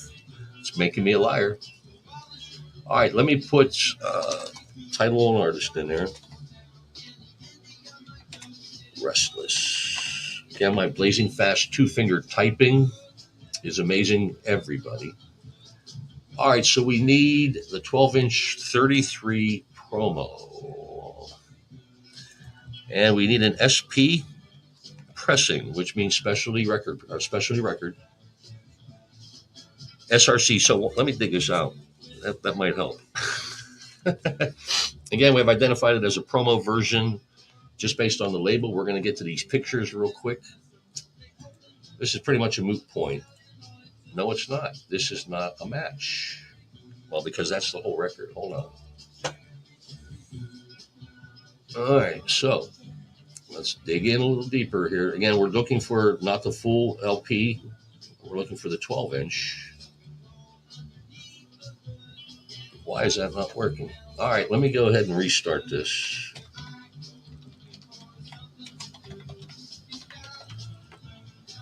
Restless. Again, we want the 12-inch, 33 and a third, correct? And we want the promo version of this. So we got to keep digging. Again, we're not into speed here. We're into accuracy. We need a 12-inch promo version that includes the prefix ED in the catalog number. Here we go. All right. All right, everything matches up. We got a winner here. No dead wax information available to compare or share. But again, with the information that we have an exact match here. Let's get this thing listed as a VG plus. It's been played, not this side. The other side, absolutely, but well cared for. So I'm going to give it a VG plus because it's earned it. It's deserved it, as far as I'm concerned. All right, let me get this back in here. Come on, don't be a jagoff. Don't be a jagoff. All right, no ident. Okay, the story I was getting ready to tell actually. Here on the back. Now, this came out in 1986. That year, I was going to be, I was still, let's see, I was at 94Q in Atlanta, Georgia. And this is before computers and everything like this. This was actually placed in the studio of the radio station in alphabetical order. Usually it was by category. If it was a current record, it would be in a certain spot up front. If it was a recurrent record, it would be back a little further. If it was an oldie or a lunar cut, it would be in a different. But anyhow, this sheet here is what we would put on it to make sure that all the DJs were on the same page. Basically, it's going to show on the front which track that you played, who played it, and what day that you played it, and at what time, and what day part. So, and it has the rules here. Do not repeat the same cut within 7 days. Play only the cuts listed below. This is really cool. Brings back every record that we had in the radio station had those. Or we had little index cards with the title and artist that you have to write the day and the time that you played it. And there used to be instances where I would do like the 7 to midnight show, and I couldn't play all the records that I wanted to, so I'd get one of the index cards of songs I wanted to play the next night, and I'd hide them under the console. So no one would be able to find them but me. That was a trick I used to play. But anyhow, that's the explanation behind that on the front. So I'm going to list this as a generic cover. Actually, it's a generic label cover, too.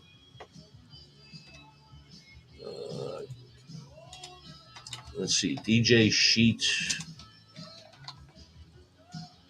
on front cover.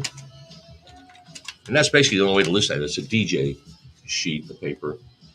I've explained to you just now, but I can't explain on the comments in that way. So anyhow, we do have the title of the artist. Does it say Restless? Yep, right there. So we have an identifier ready to go. Again, that brings back some memories to me. What you've been missing. All right. Let's get this closed out. I am thirsty. I'm going to go chug me a quick soda. Give me 2 minutes.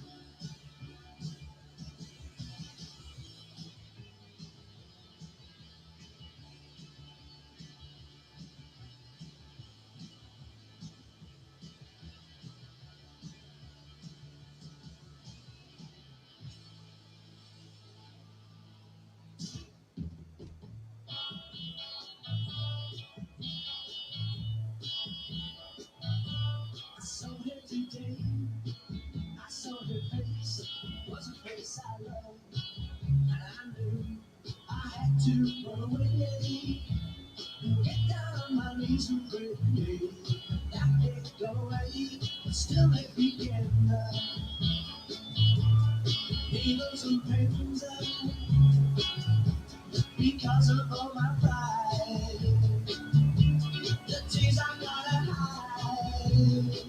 Hey, I thought I was smart, I thought it hard, didn't think I'd do. Well, now I see she's best to him than me. Let her go. I'm gonna let you see just how to set you free. And get down on her knees. Yeah, that's how it begins. She feel those needles at the bed. And why can't I stop and tell myself I'm wrong, so wrong. Why can't I stand up and tell myself I'm strong? Because I saw it today. I saw her face. It was a face I loved. I knew I had to run away. Now my knees are that ain't no way. But still they begin. Needles and pins.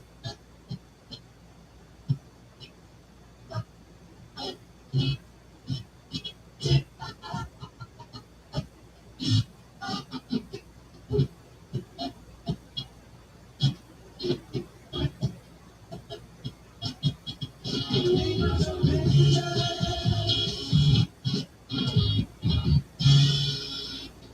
What have you got me up here for? I'll select you. What? Nothing. Here.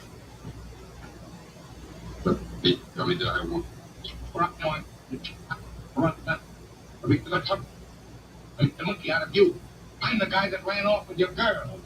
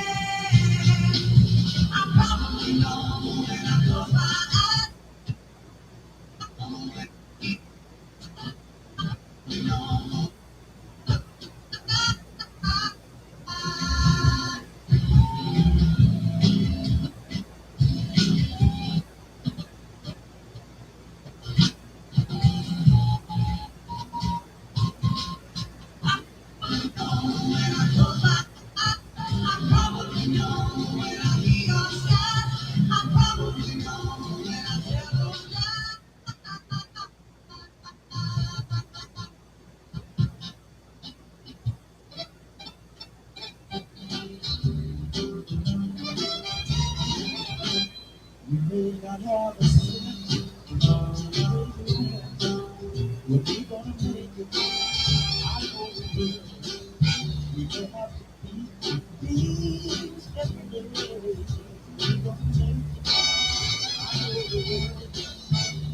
if a job is hard to find, and we have to stand in the welfare line, I got your love, and you know you got mine. So you know, I know you will. Say I have a home to call.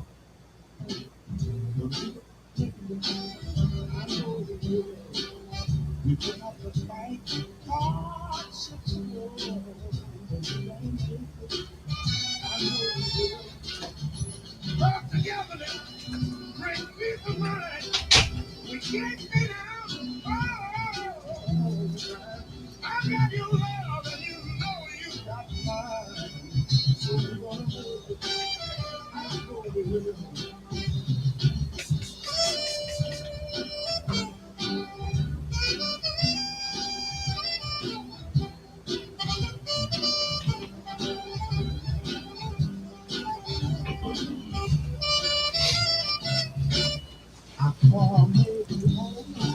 What's happening? Wow. People are tuning in. It's the Grinch, isn't it? We may have to give him his own time slot. Till then, you're stuck with me. RJ's latest arrival. We had one of these earlier. Not the same track, I don't believe. No. So if you're with us, thank you for hanging. We appreciate you joining the fun. We are here on your favorite social media platforms Monday through Friday. Excuse me. 10:30 till 4. I went and chugged my soda again. And I normally I don't drink sodas, but I've been on a bender here the last couple of weeks. So anyhow, we've entered our next project into the search engine, and we got nothing. So let's get RJ's name involved. And there we go. Swing Low by RJ's latest arrival. Record was released in 1985. We're going to be looking for a couple key indicators. One's going to be an Atlantic Studio DK stamp here in the dead wax that identifies where it was mastered. It was pressed at the Specialty Records Corporation. So what I need to look for now is their logo, which I see here on the dead wax. SRC is a Specialty Records Corporation pressing plant where this was pressed at, but it also indicates that it's an original pressing. It's not a reissue or a reprint. Everything matches up, bottom line. So we have a match. Let's get this thing listed. Boom. All right, so the most important part of the process is grading the vinyl because everything is based, the value, on this vinyl.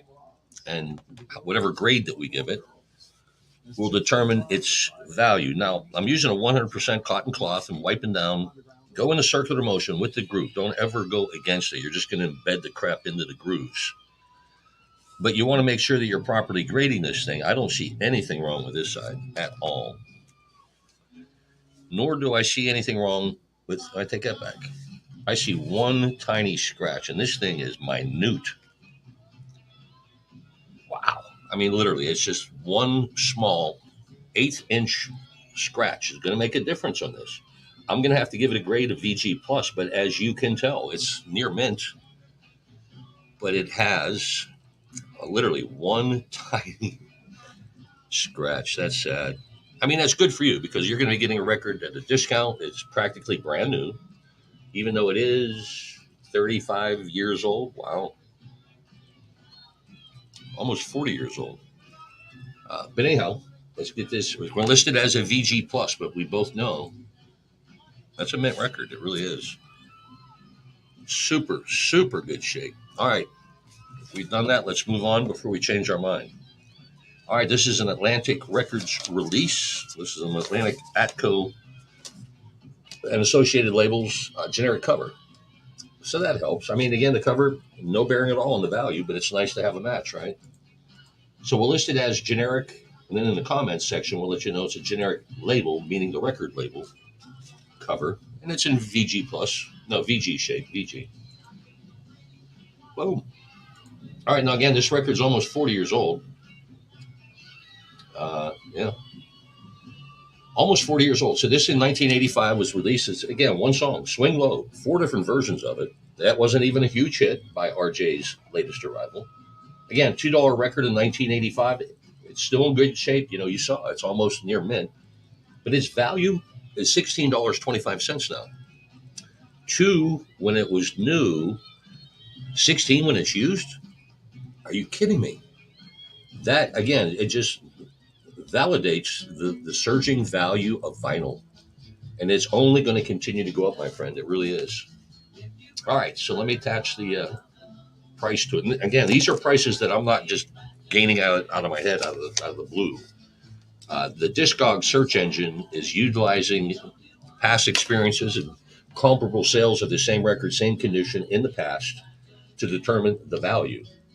And again, $16.25. If I had listed that as near mint, which I could have, that's probably going to be an $18 record then. Crazy, isn't it? 948. And you thought your in-laws were crazy. Not even close, man. But it's crazy good that this is, if you continue to take care of your records, they will in turn take care of you. That's just like anything in life. Take care of your body, it'll take care of you. Take care of your car, it'll take care of you. Take care of your beer distributor guy because he'll take care of you. That's a little extreme, but that's how it relates to my life. All right, another Robbins Entertainment release. I saw one of these about an hour ago. I thought it was Relativity Records because that looks like the Relativity Records logo, but it's not. Again, identifies to me. I see a plain white label, simple black text that tells me it's a promo copy, and it is. It is identified here on the label to the left of the spindle. But we're getting ahead of ourselves. We need to enter the catalog number so we can hone in on what version we have here and what pressing. And the information that I put into the search engine takes us directly to the promo version. So this catalog number is unique and specific for this copy from Robbins Entertainment. We're going to be limited on information to match. The only thing I have right now is pictures of the label, and they all match up accordingly. There is a barcode that is offered, and that's usually on the back of these things, but we don't have one on here. Sometimes you'll find a barcode actually on the label. That's not the case here again either. But with the information that we do have, we have matched this up. That's there. Call ended. I get more scam calls. Anyhow, we need to give this a grade. And I'm going to give it a VG plus. Yeah, there's just a slight, tiny little groove wear there. Groove wear is not a bad thing to me. And it shouldn't be to you. It's anytime the scratch goes against the groove is when you need to be concerned. I'm going to give this a VG plus. I really am. But it is very close to being a near mint record. Again, it just demonstrates the razor thin line between the difference between a VG plus and a near mint record. Really not much of a difference. All right, so let's get this stuffed in here. Robbins Entertainment, generic Robbins cover. Again, no identifier as far as the artist or title, so we're going to have to sticker it up. Sticker it up. I said in my redneck voice. And we'll probably be stickering everything up because, again, all these generic covers don't tell you what's inside. 2948. But this 10-digit number that I'm applying to the Post-it note will help us identify it real quick. 098. And our shipping department thanks me. Well, they should. Wow, more people. Hi. Today might be the day. I was told that we were getting pretty close to actually breaking the internet. I've heard it's never been done, but we may be able to do it. It could happen today, so just brace yourself, all right? Of course, they told me 2 months ago it could happen. We're still waiting. All right, here we go. Capitol Records, our next project. We've got a generic, simple, plain white label, simple black text that's going to scream promo. Here's another thing that's going to tell me that it's a promo version. The prefix of the catalog number begins with SPRO, PRO for promotion. So that means this catalog number that I'm going to be putting in is going to be unique and specific for the promo version, and that is the case here. This is Lilo Thomas and a song called Can't Take Half, All of You. And again, we've identified it as a promo version, so we're going to head down that rabbit hole. Everything on the label matches up. 99% of the time when it's a promo pressing, there's not going to be many variations of it. In fact, they don't even identify what pressing plant it is on here. But there is information here in the dead wax that we can use to compare and match. G1. And everything screams go. All right, we got a green light. Let's move forward here. Wow, this is a big waste of vinyl. If you look, you can see the grooves take up maybe, I don't know, what do you think, about an eighth of the whole vinyl. Both sides are that way. Just tiny. They could have put more versions of it on there, but they didn't. They did play this thing, not this side, but the other side. A couple small scratches. We're going to go VG plus with the grade. Again, there's even scratches in the dead wax, which is, you got to explain that to me. How do you make that happen? But VG plus, again, the official grade for that one. We got a generic cover, but it is, again, a generic Capitol Records cover. It's VG plus. That's VG. Let's rock. All right, so let me get this. This is the most difficult part of the job, really. Getting these records back in these jackets sometimes. Hey, more people are watching. Thank you. That's crazy. People actually want to watch me grade records. And I thought only my mother would be watching, but she's not even watching. I don't think. If you're out there, hey, Mom. All right, so let's get this inventory sticker rightfully applied. 948. You know, when I bend over, bow my head, 858. I'm sure you're oohing and awing over that beautiful. Let me fix that. The Bolt Tracks Records hat. I got the very first one, a trucker version, and we have them available for sale. You can be hip like us.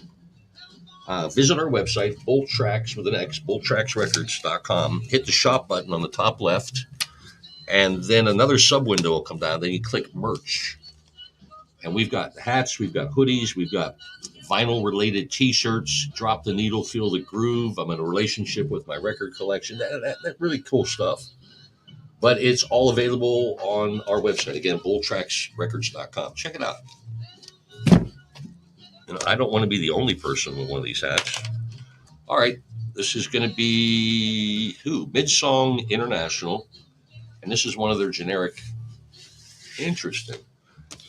Again, when you see just the information here, a small label like Midsong, actually, probably 99% of their business was doing the 12-inch extended play maxi singles. That's why they've made these.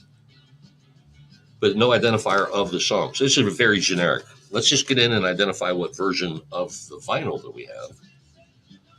It does identify as a promotion copy here on the label. 514. Unfortunately, the catalog number does not take us directly to the promo version of it. Right. So why is this not working? I put the title of the artist. All right, hold tight with me, kids. I'm going to have to go to actually the Midsong International directory. Each one of the record labels, in this case Midsong Records, has a directory inside the Discogs website that shows all of the releases that they've had over the years. This has 299. So we need to dig in and run through the catalog and find a match. Interesting. All right. That's going to take too long, actually. So when the bell rings. All right, so I'm just going to put in the title of the artist, of the song, and the artist, and I'm getting nothing.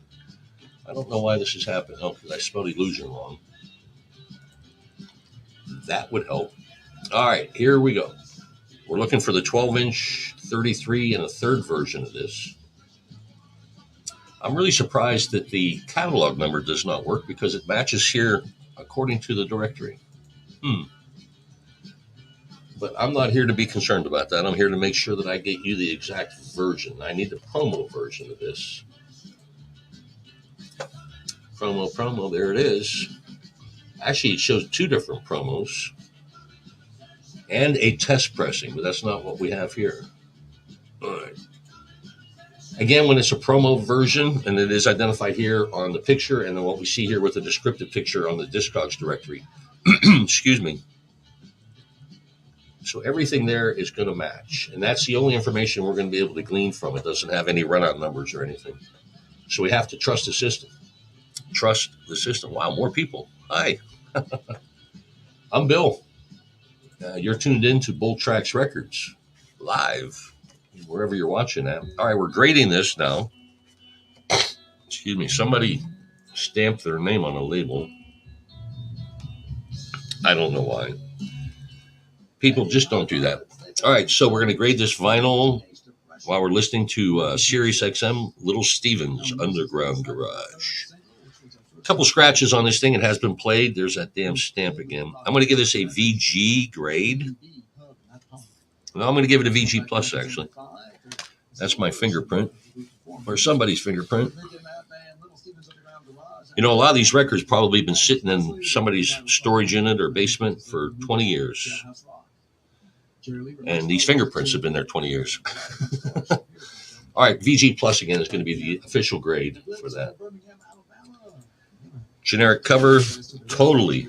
No, I take that back. We do have over there. But it does not identify the actual song or the artist, so we're going to have to do the inventory sticker thingy. Is what we call it. That's not an official term, but thingy is the one we use. Right? What's that say?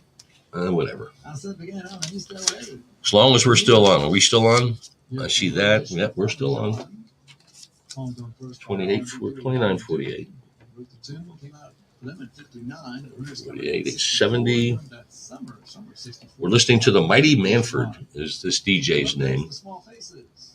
And we used to be in a band, or he still has a band called the Wiggles or the Woggles or something like that. But I enjoy his show. And I would know. I was a radio DJ for 37 years.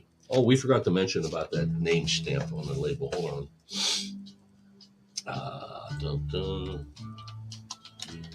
Name stamps on the labels. Bonehead. I didn't use the word bonehead, but you know what I'm thinking, right? I have a pet peeve about that. You can put stickers anywhere on these covers. Don't put them on the label, for goodness sakes. It makes no sense. I mean, I used to remember where everybody put their names on the records because you go to a party at your friend's house, bring your records, and want to make sure you're taking yours home. I get that part, but we don't do that anymore. So quit putting things on the label. All right, this is a special disco remix. So pretty much the catalog number is going to be specific and unique for this release. At least that's what we're hoping. And that would be the case. So we want the retail version of it. Right there. Okay, leave me alone. Let's match up the labels now. I'm sorry, I just saw another text. I'm getting all these political text messages from politicians I'm not voting for because they don't live near me. All right, so everything on the label has matched up while I'm bitching. And I'm bitching about it. Let's make sure everything in the dead wax matches as well. We have limited information. It's basically just a catalog number and a prefix. It does not actually specifically identify the pressing plant, but with the information that is available, we have a match. So we can go ahead and press forward. Right there. Wow, more people. It's amazing. Today could be the day that we break the internet. I'll let you know when we're getting ready. That way you can cover yourself or get into a safe room. Right there. All right, so VG Plus, the official grade on this wonderful piece of vinyl. And it is. It's wonderful. But again, that's not an official grade, so we'll stick with VG plus. But hey, it's wonderful. All right, Vanguard record, generic 12-inch cover. That's nice to see. Nice to have. Again, not it has no importance on the value. This could just have a paper bag around it, a plastic bag, a garbage bag. It's still going to be the same value, but it's nice to have it. It's a matching cover, Vanguard Disco. Little things like that matter. And we let you know here in all of our comments. Every one of these records gets the same treatment. We accurately, thoroughly investigate what versions we have. We do our best to let you know the conditions of everything. We even grade the covers. That means, diddly squat, really. But again, I just want you to see the effort that we put into identifying these records for you. 2948. And we have fun doing it. That's the cool thing. 880. I know I'm having fun.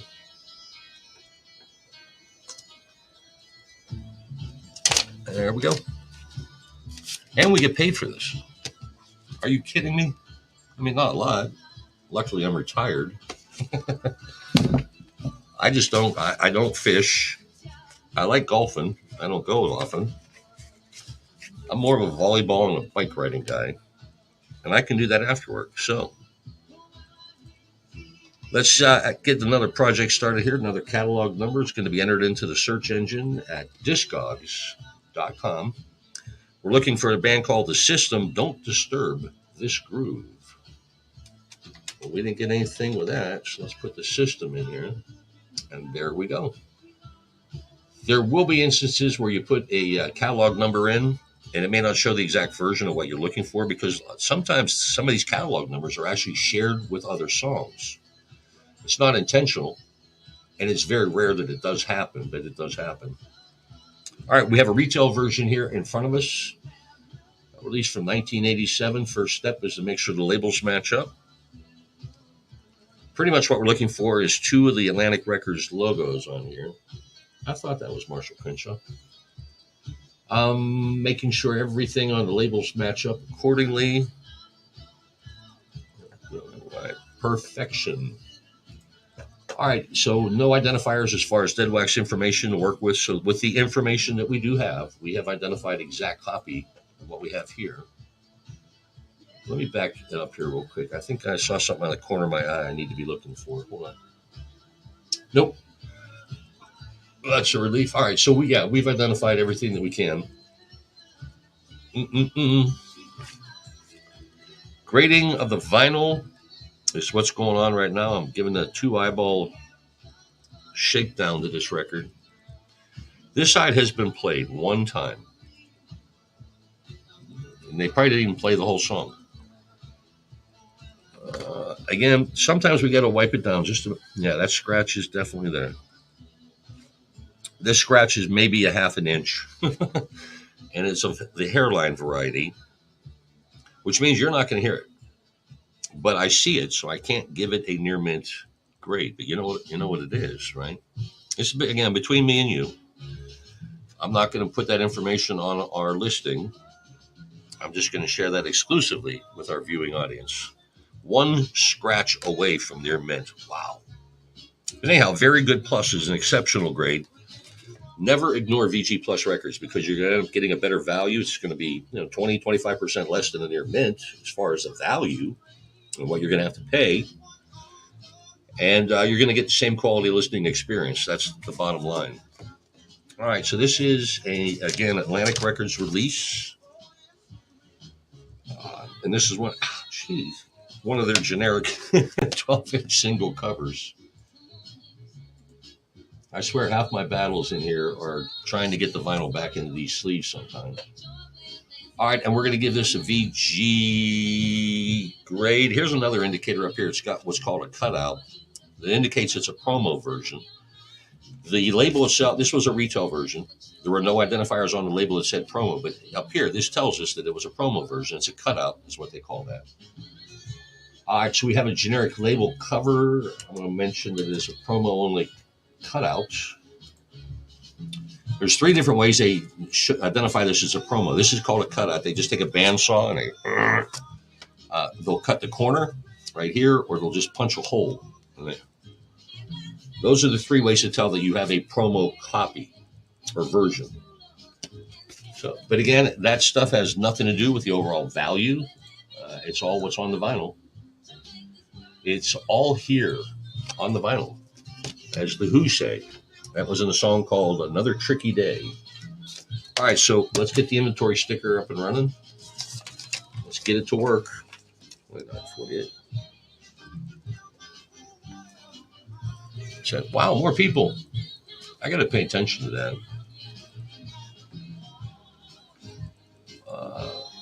But we're going to be here entertaining, whether there's 10 of you or 10,000 of you.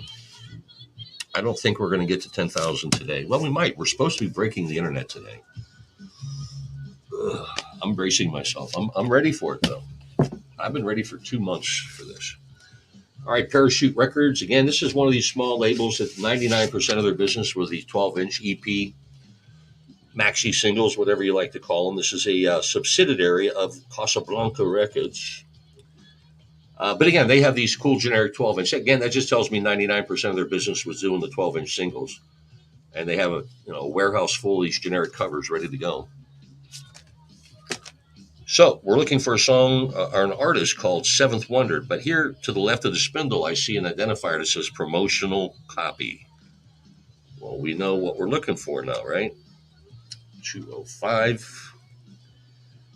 14, and then also on the identifier for the catalog number, it includes the letters DJ, which means disc jockey. I was a disc jockey. I know what a DJ is. So that, again, narrows our focus on our search, making sure we get a match.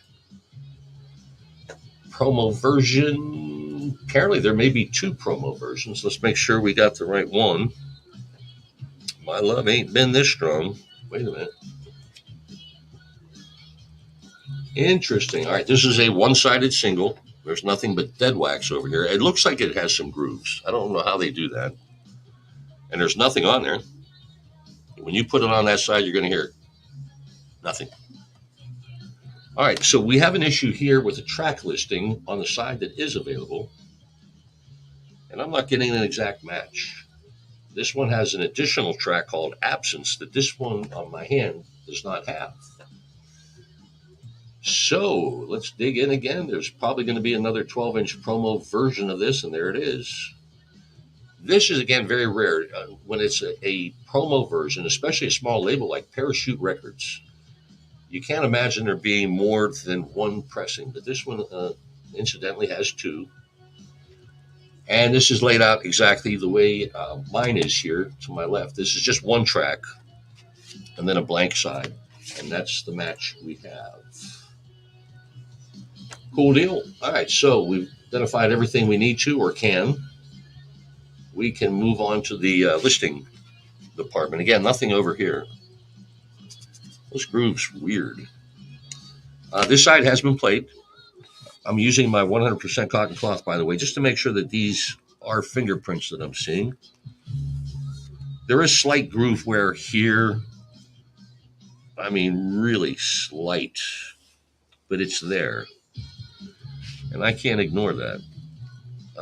So again, we're going to give this a VG plus grade. Again, this just demonstrates the razor thin line between perfection and what can be. I mean, it's still perfect. It's just that one small scratch. But we have to grade it accordingly. All right, so we go VG plus, Parachute Records, generic 12-inch cover from them. That is easy not to open. I'm going to give this a VG. It's a generic cover, yeah, but it's a generic label cover. Boom, boom, boom. All right, let's get that inventory sticker generated with a number. And we'll send this into the bin. I don't scratch anything when I'm out of this room. Not my nose, but I scratch everything while I'm here, just all this dust. 29, 48. But hey, it could be worse, right?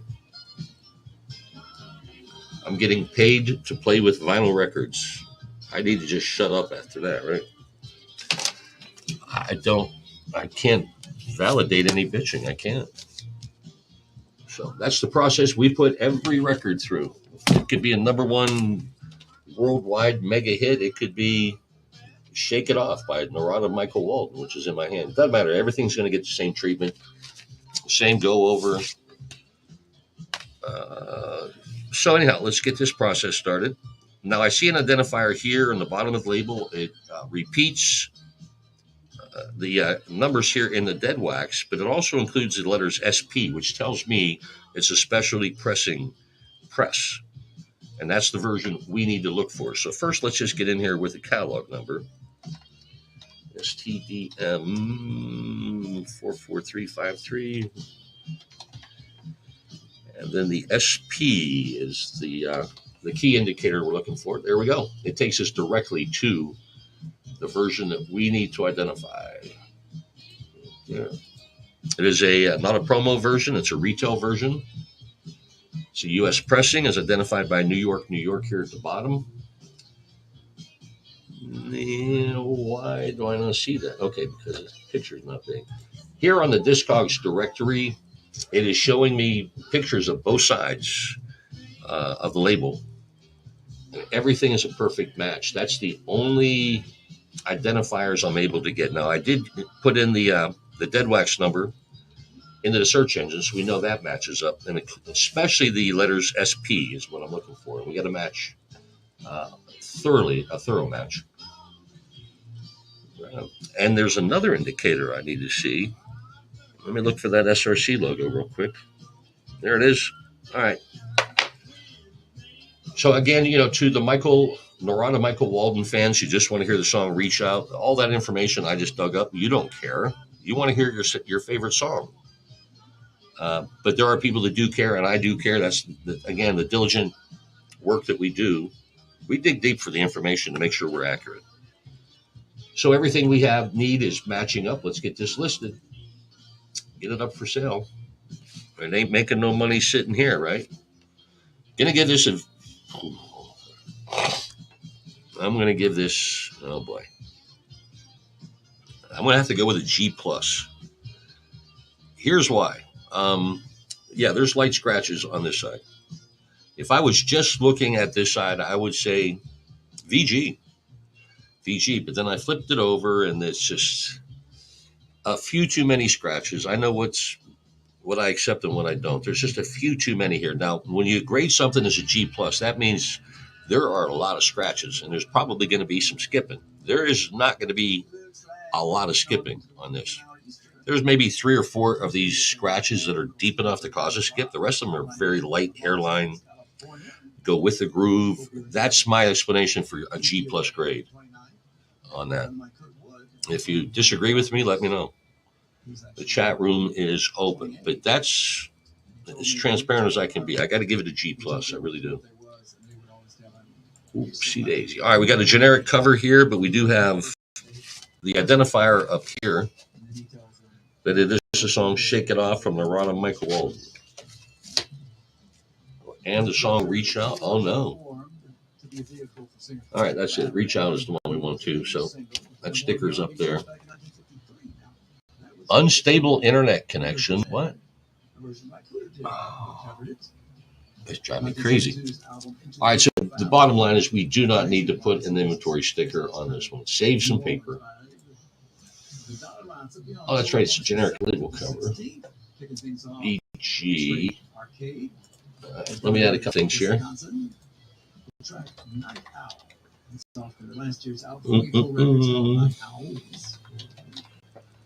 Sticker.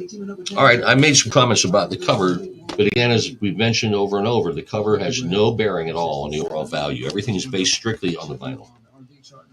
All right, so again, we don't need a sticker for that. We're good. Hope you're good. We're good. Getting better every day. All right, before we move on to our next project, I need to find a generic cover here. I got a basket underneath there. I got all these generic covers and sleeves and just stuff so I don't have to leave my chair. I got a full bar down there too. But we only tap into that on Fridays. Is it Friday yet? No, tomorrow. So here's a generic cover. I don't know why I'm showcasing that. Here we go. This is a Sylvia, and a song called Caution.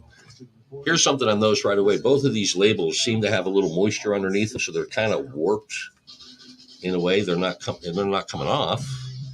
They're not lifting. They are a bit warped. So we notate that in our comments. This is not going to have any effect again on the value. All right, so we have Backyard Records. Their prefix begins with BY. No surprise, this is release number 2. And again, Sylvia and Caution. And I'm not getting any information here. Let me put Sylvia's name on there. Sylvia. Silva. All right. I'm spelling her name wrong. Silva. Sylva. Silva. All right, here we go. Song Caution, backed by one called Mavis. Looking for a turquoise label, which identifies it as a retail version, not a promo. We're going to have very limited information as what we can glean to match this up, other than one picture of the label. And that is all. And this is not matching up. I'm looking at the font size, and it's not matching. So we need to dig a little deeper. Let's pull up every version of this. Again, we're looking for the U.S. pressing. It's identified here in the bottom. What is that? Lion Tribe? All right. So as we dig in here, there is only one U.S. pressing identified here on the directory. That's what we're looking at, and we don't have a match. So we cannot put this up for listed for sale. Again, we don't have a perfect match, and we don't want to, trying to lie to you, pull one off on you. If it doesn't match, it doesn't match. So it's going to go away, and we can save this generic cover. Right on. I mean, if we wanted to, we could just sit that in there. Most people wouldn't notice. They just want to hear the song. We notice, and it's a detail that we can't overlook, all right? Forgive us. But that record's going to a good home. We have a farm up in Central Florida that when we can't find a home for the records, they have a home with us up at the farm. 40 acres, got a fishing pond. They spend most of the day running from chickens. We have a bunch of chickens up there. So some of that may or may not be true. All right, so here we have a Polydor release. Polydor, part of the Mercury, Polygram, Polydor family, and they do us a favor by putting a number, 2-digit number, somewhere on the ring text, usually, that will identify the pressing plant for us. You can't see that number, but I can, and it is number 72, which I believe is the Hoppenage pressing plant, but let's dig in and find out. That's my job. Cool job, isn't it? Got a cool boss. I got cool hours, a cool actual office. It could be a little closer to my home, but it's not.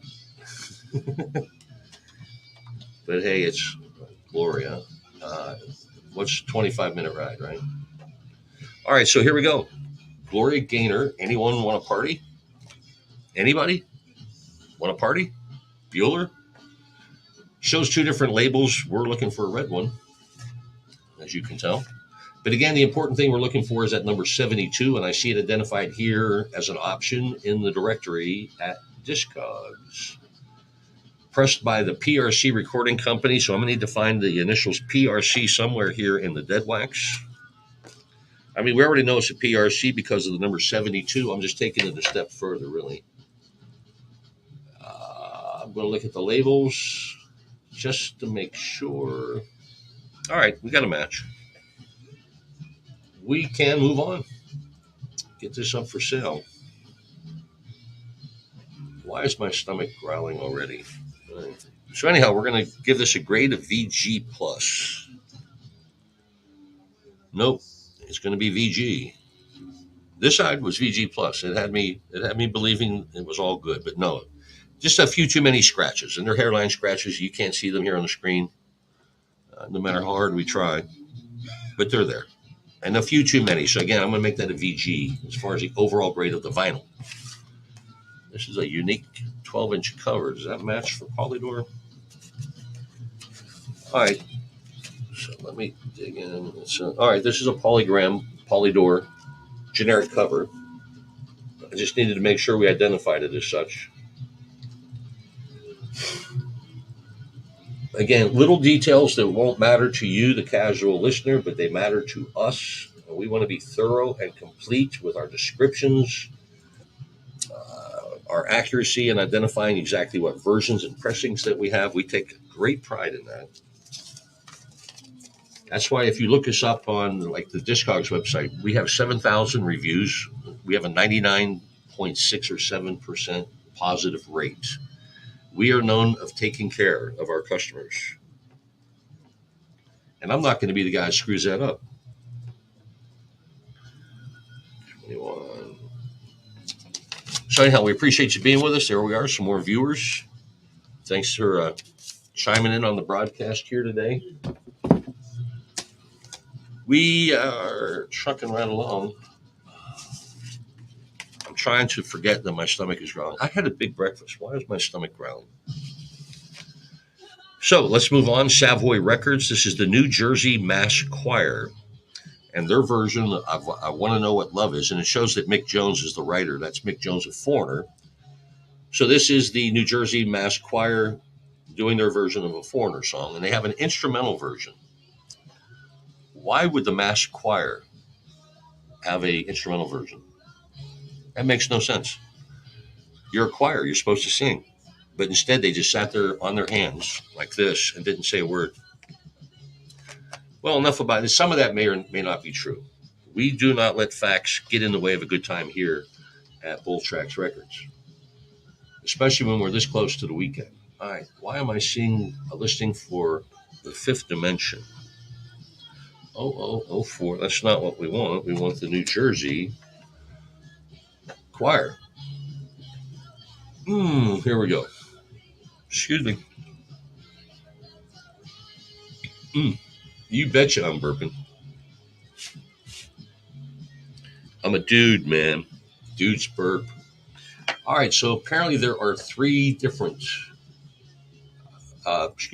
retail pressings of this. So we need to dig a little bit deeper. Again, we're looking for the 12-inch version. Savoy Records. Here we go. All right, BS. No, that is not a match. I'm missing one word on the label, and the word vocal is on my record, but not here on the directory. Again, to the casual listener, it's going to mean nothing. To me, to others like me, we're ADD or OCD or whatever you want to call it. Little details like this really matter. All right, so let me dig in here, pull up another version. Focal, there we go. There's the words I'm looking for. That's the text layout I need. All right, so the label matches. Let's make sure the dead wax information is also in accordance. FWNY. FW/NY stands for Frankfurt Wayne Mastering Labs, which is in New York. And that's identified here. So this was pressed at the Hub Serval plant. All right, we've matched everything up we need to. We can proceed and get this listed. Okay, this is going to go in as a VG. Very good means that we're going to be able to clearly see some groove wear and scratches that mostly go against the groove. Again, these are the best cameras made, and we still can't really get you a good shot of it, but it's there. Maybe you don't want to see it, but anyhow, they're there. I'm going to give this a G plus grade. I mean a VG. No, I'm going to give it a G plus actually. G plus means there are significant scratches. There will probably be some surface noise, a hiss or a pop along the way. There's not going to be any skips, but yeah, again, just too many scratches for my taste. So we got that ready to go. Another totally generic cover. I think I just cut my finger on the edge of that vinyl. Do we have blood yet? No. So again, totally generic cover. It's going to require an inventory sticker. I got that handled. Once I close this out, hit the go button. We will be flying high. All right. 2948. Shout. 2948. 917. 594. That's an inventory sticker. And it's attached. All right. I am going to do the lunch break thing, I guess. Yeah, my stomach's growling. Just give me like 15 minutes, if that. All right. I'm right over here. Mr. Grinch on stage, live at Bull Tracks Records.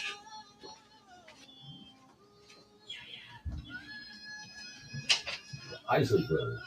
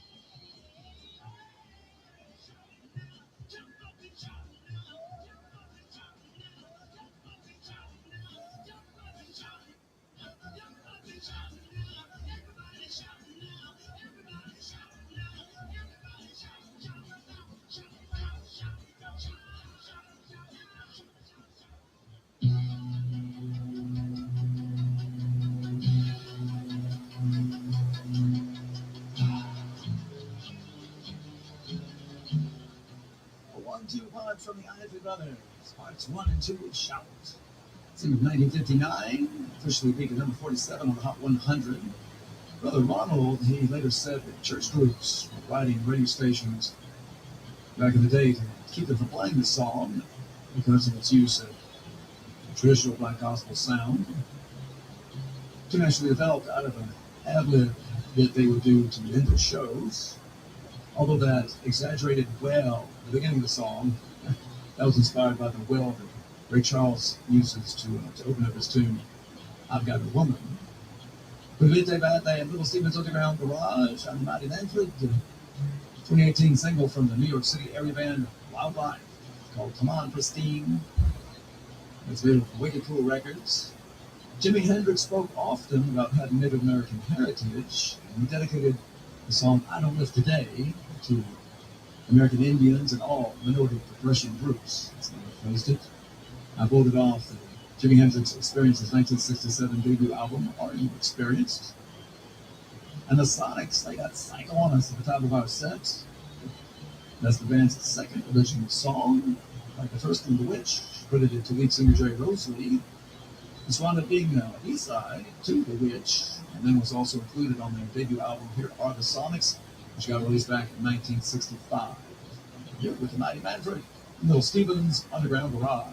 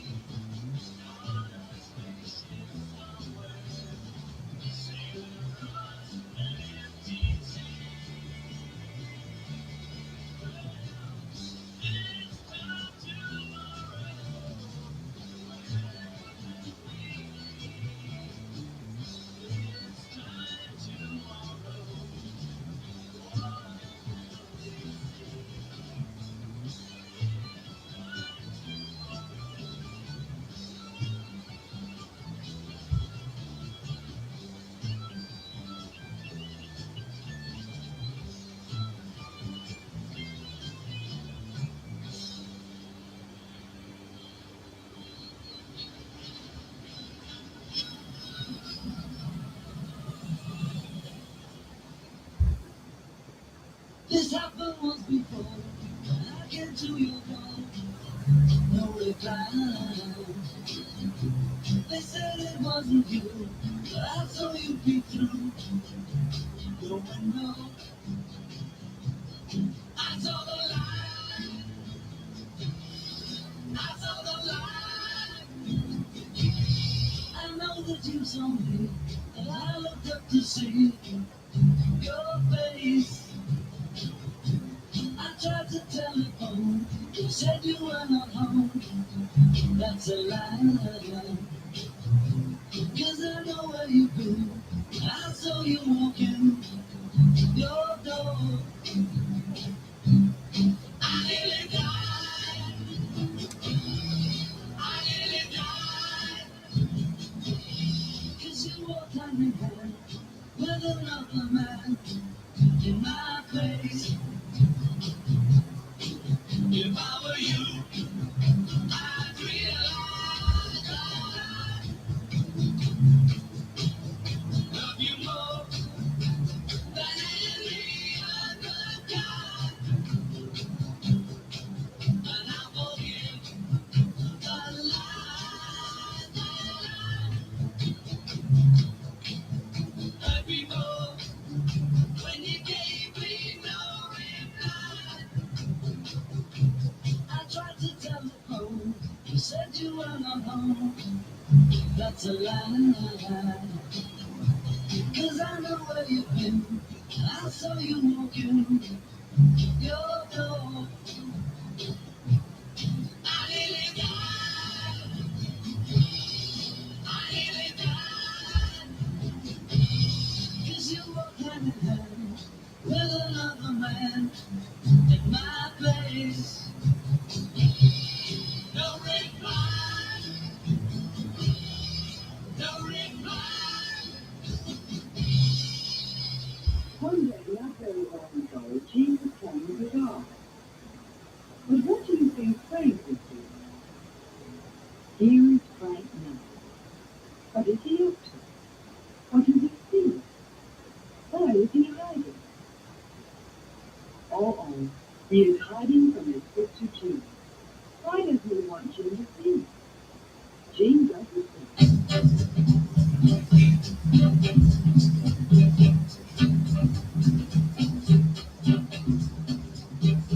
So this is night, baby, diamond ring.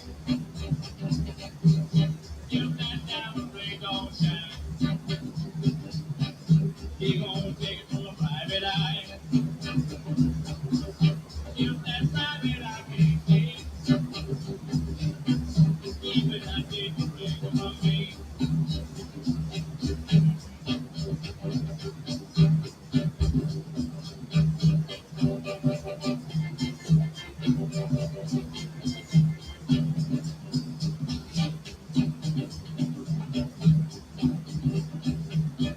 Oh, dear, the corner, and he goes. To make it pretty, baby, don't Sunday too. Oh, dear, the corner, and yeah. To make it pretty, baby, on Sunday night.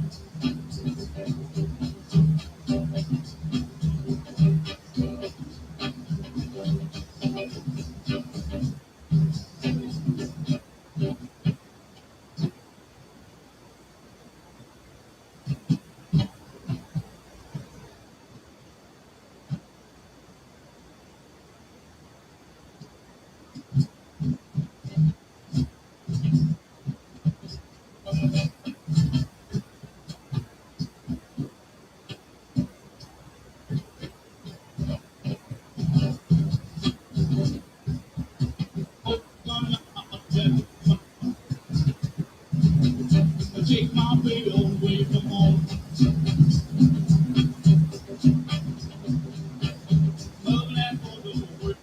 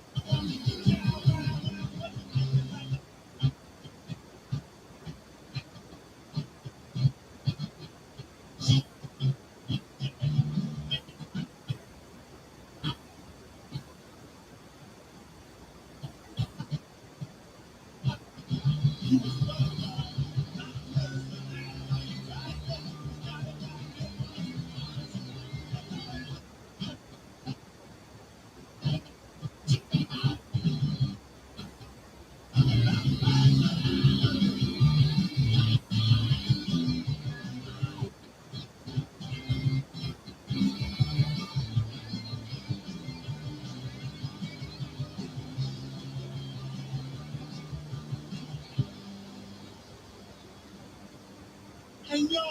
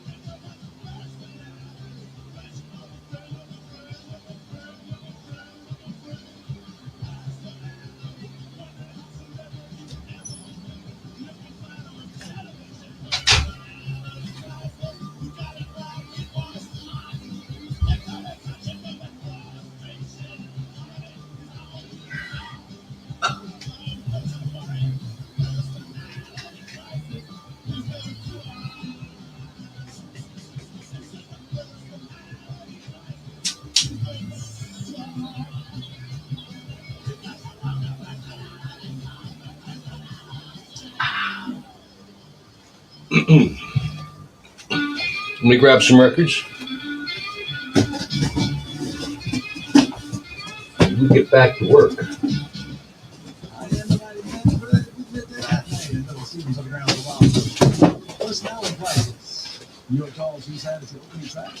Hi, hi.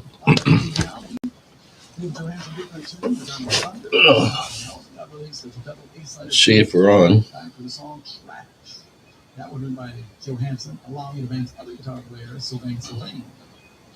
Oh, Delay, out of 1955, serving up his signature tune. Hey, we're back. He was on that set as well, doing his live. And the Tall Poppy Syndrome, who began on set with their tune This Time Tomorrow. We're good. We're still on. We're going to break the internet today. Don't tell me about that. Oh, sorry, Mr. Grinch. My co-host, Mr. Grinch. My name is Bill, and we are back in action. I'm well fed now, had quick lunch. Homemade goulash is what I call it. And there's a good chance I may burp soon. That's what guys do. All right, so we're grading vinyl records here. Having fun doing it. We're entertaining you, educating you with all the information that we can, and letting you eavesdrop, if you will. Ben Pound is our next artist. We have an advantage here. Somebody wrote on the label. We have an advantage here that, along with a catalog number, which is super duper tiny, we have a barcode, which is a lot more visible. So we're going to utilize that in our search for this next product. The band is called Ben Pound, and the song is called Turned. Now, we're not going to get much information. It only shows one pressing. It has limited pictures, but it does show the label. Let me pull those up and make sure that that matches up. Side turn, perk mix, all good. Again, there was only one pressing, so there's not going to be many options other than what we have. So everything, all the information that we have, we've been accumulated. We can move forward. Ooh. All right, I'm going to give this vinyl a VG grade. And here's why. There's just numerous scratches that go against the groove. Most of them are all hairline. I do see one here that's a little more than a hairline. But for some odd reason, these scratches are going against the grooves. Not quite sure how that happened, but I'm going to have to give this a G plus. Again, it's a borderline between a G plus and a VG. I don't know why I'm looking. But anytime I'm on the fence, I always back it down a notch. I'm going to give this a G plus. I am. Got to. Again, there's significant scratches. Whether it's going to cause a skip, I'm not going to be the one to determine that, really. I should, but I can't really tell. So I undergrade everything. There'll be no surprises when you see my name attached to it. All right, so that's the process we go through. Hi. Thanks for watching. My name's Bill. We've got a this is a generic label cover, but we grade it as the condition is generic, but then we'll let you know in the comments it's generic label cover, meaning the record label. In this case, Easy Access Records. All right, now let's go ahead and crunch some numbers. I need to generate a inventory sticker to identify that record in the bin. That's what these are for. 2948. 48, 925. Basically, I'm putting a 10-digit number, which will serve as our inventory number, on a Post-it note that I'll attach to the cover. Which, again, when you put this in your basket and you check out, when we go searching for it in the bins, when we're picking your order, we're not going to be able to see an artist or a title, any of that. This number is going to be key to our discovery. And we pretty much are stickering everything today. All right, Polydor Glory Gaynor. Please be there. I think we looked at this record already earlier today. Anybody want a party? We did see this record.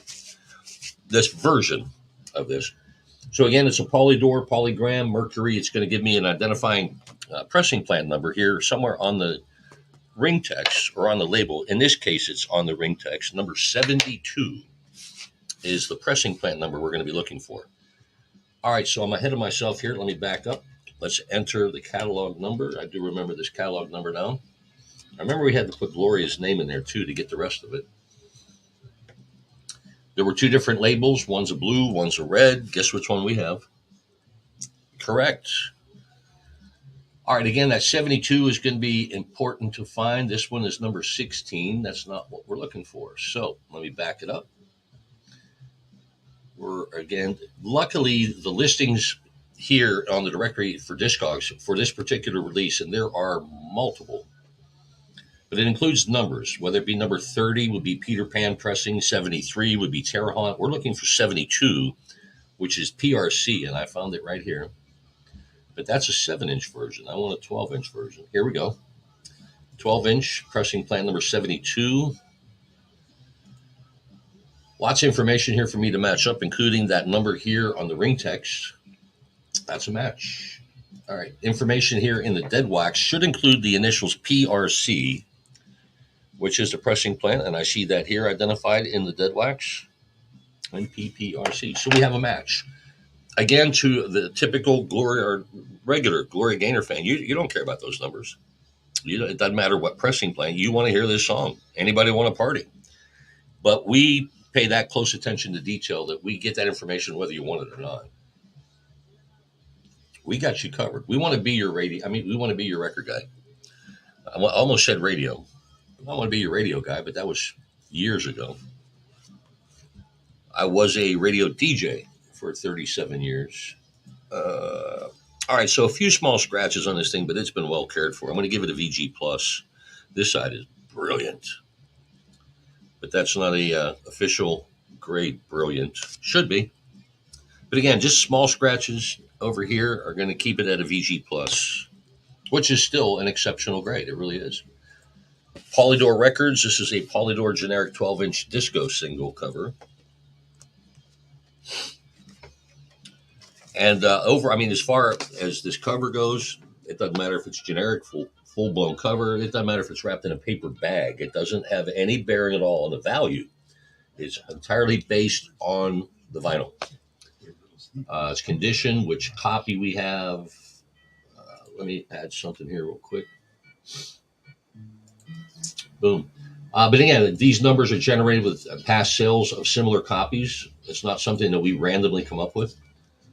So it's almost like a scientific process to determine the value. And we have that ready to go. And we got a inventory number ready to go.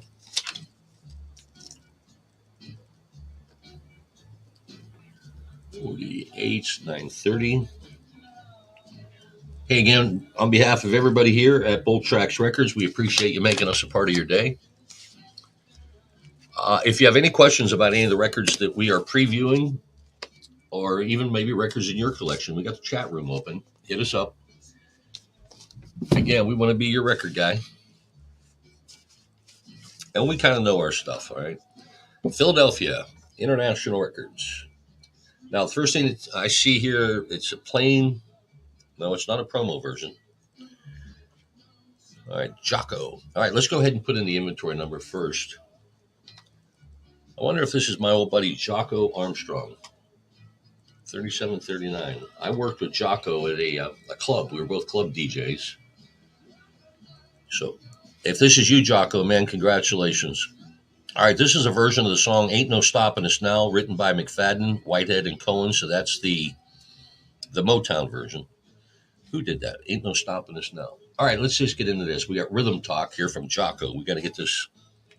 That's the key right there. All right, so with a simple catalog number, we found 3 different pressings.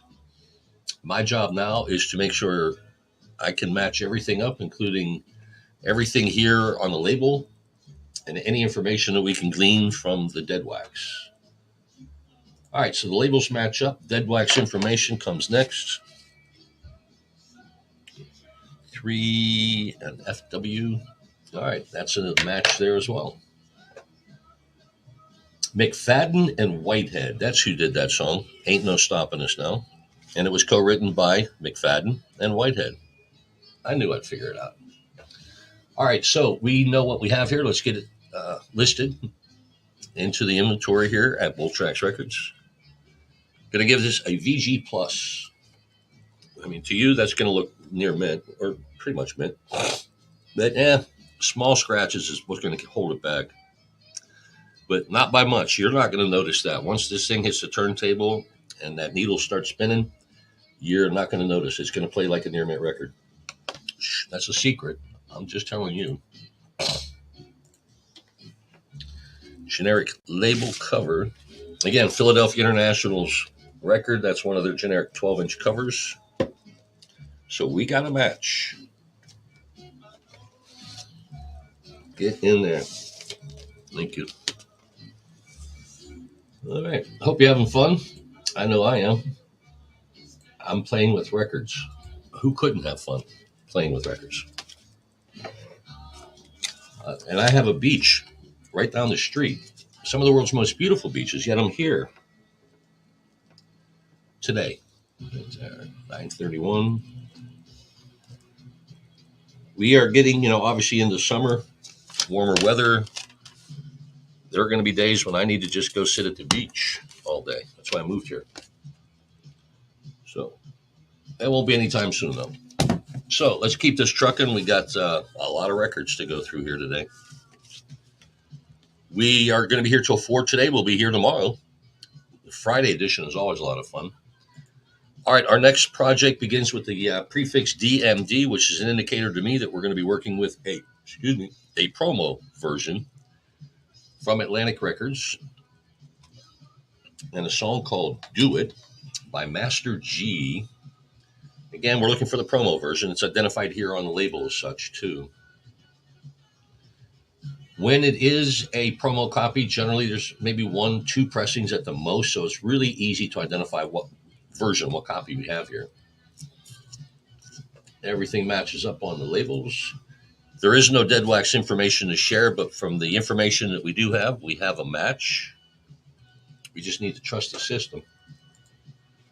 Trust the system, he said. All right, I'm looking for scratches. I'm looking for scuff marks, lipstick stains. I'm seeing none of that. This record is near mint. Wow. Very good. So again, no signs of wear. This is like a brand new record.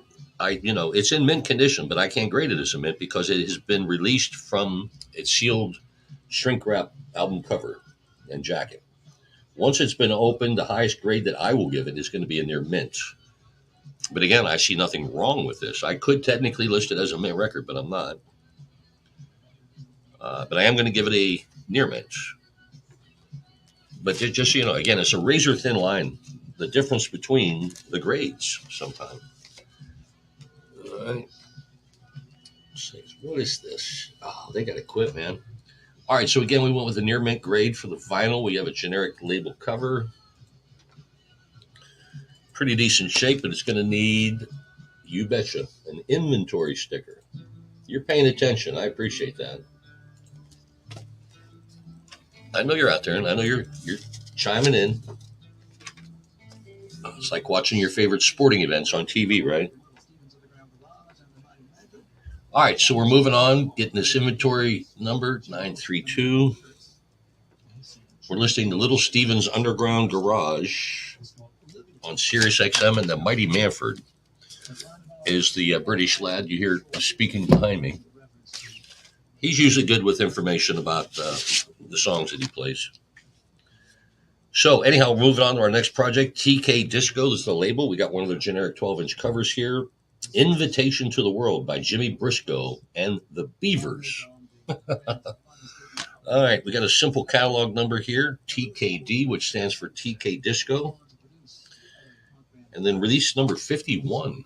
Wow. And it shows right up here.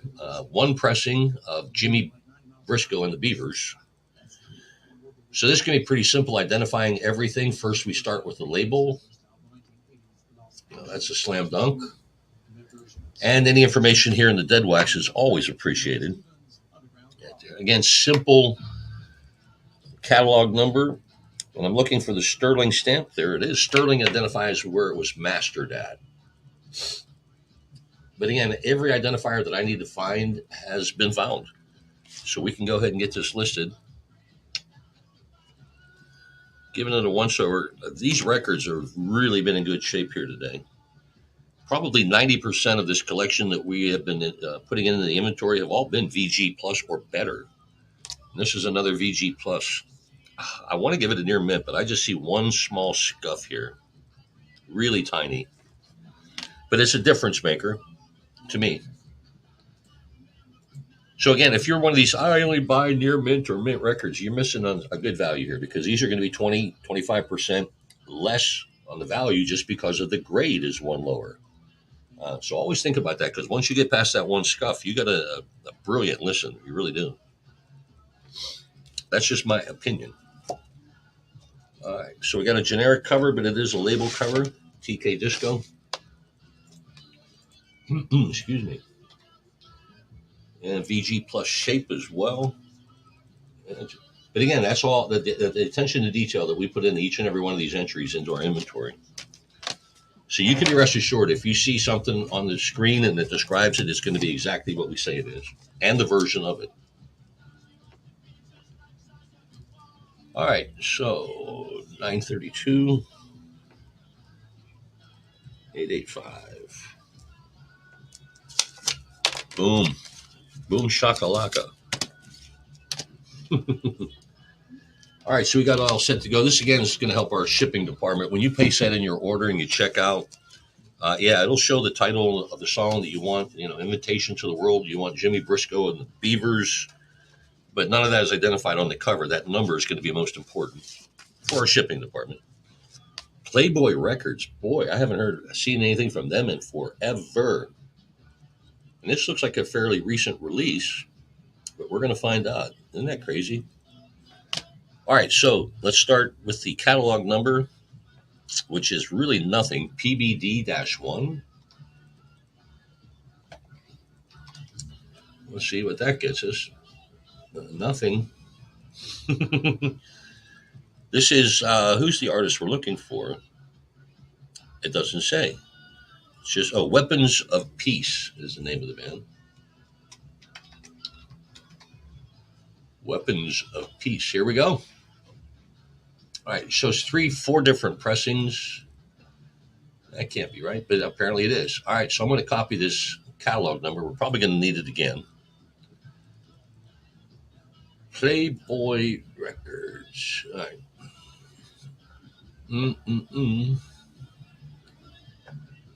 Interesting.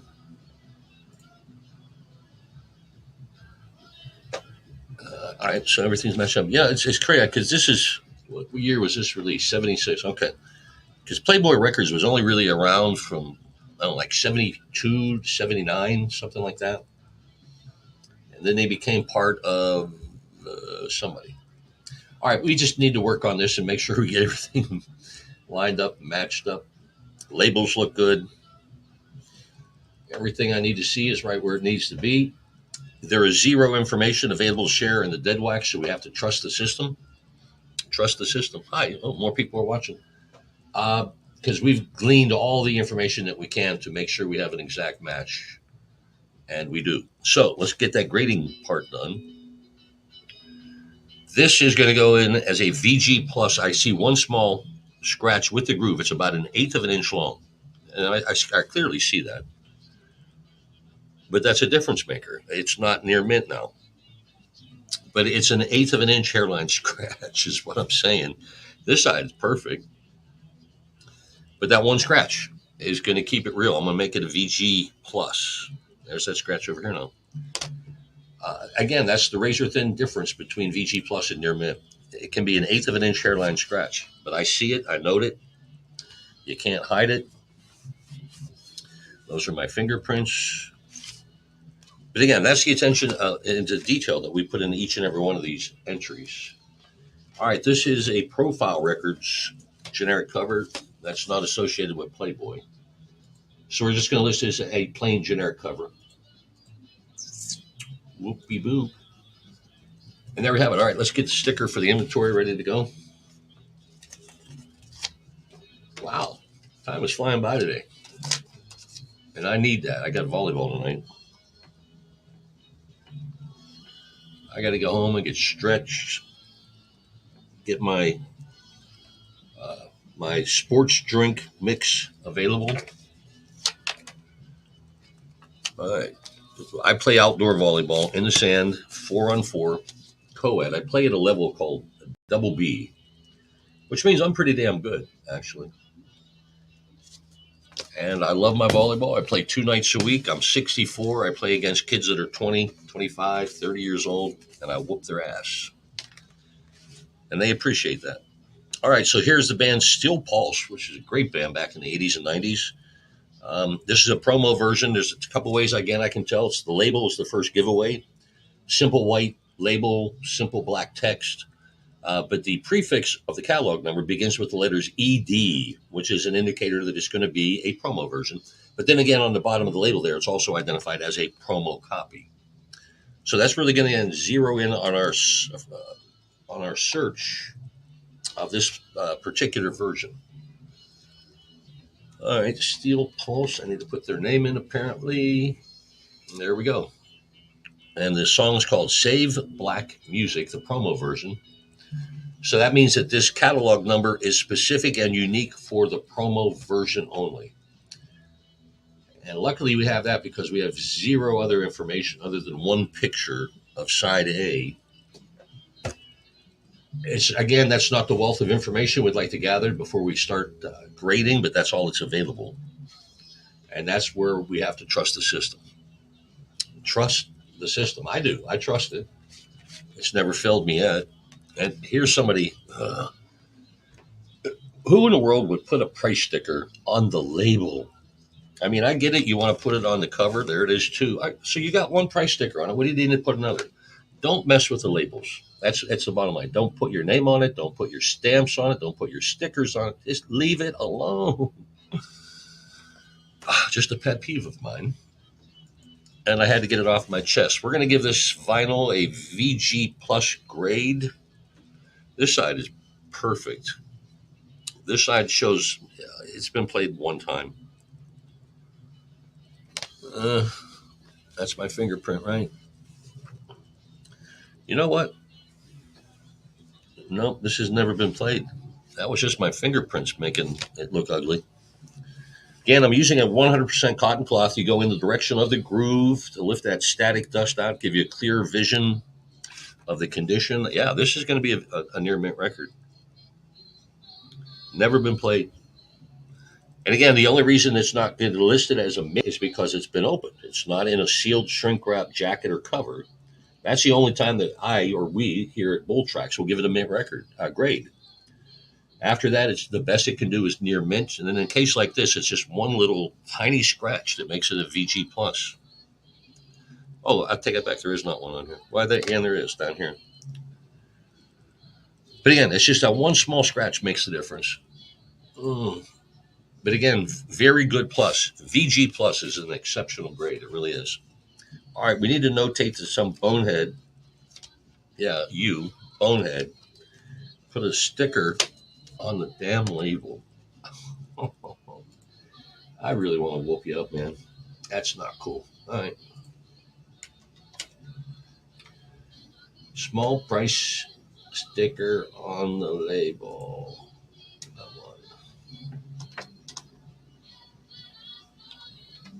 Yes, I am typing with one finger at a blazing fast speed, I might add. Yeah, some of that may be true. All right, let's get this stickered up with an inventory sticker before I say more bad things about that guy who put a price sticker on the label of a record. What some people do. You can't fix stupid, right? As Forrest Gump once said. Can't fix stupid. All right, so we've got all that done. Hey, more viewers. Hi. Welcome to the party. I am your hostess with the mostest. My name is Bill. Steely and Clevey Okay. All right, so let's head on to our next project. There are 2 records in here. Why is that? This is weird.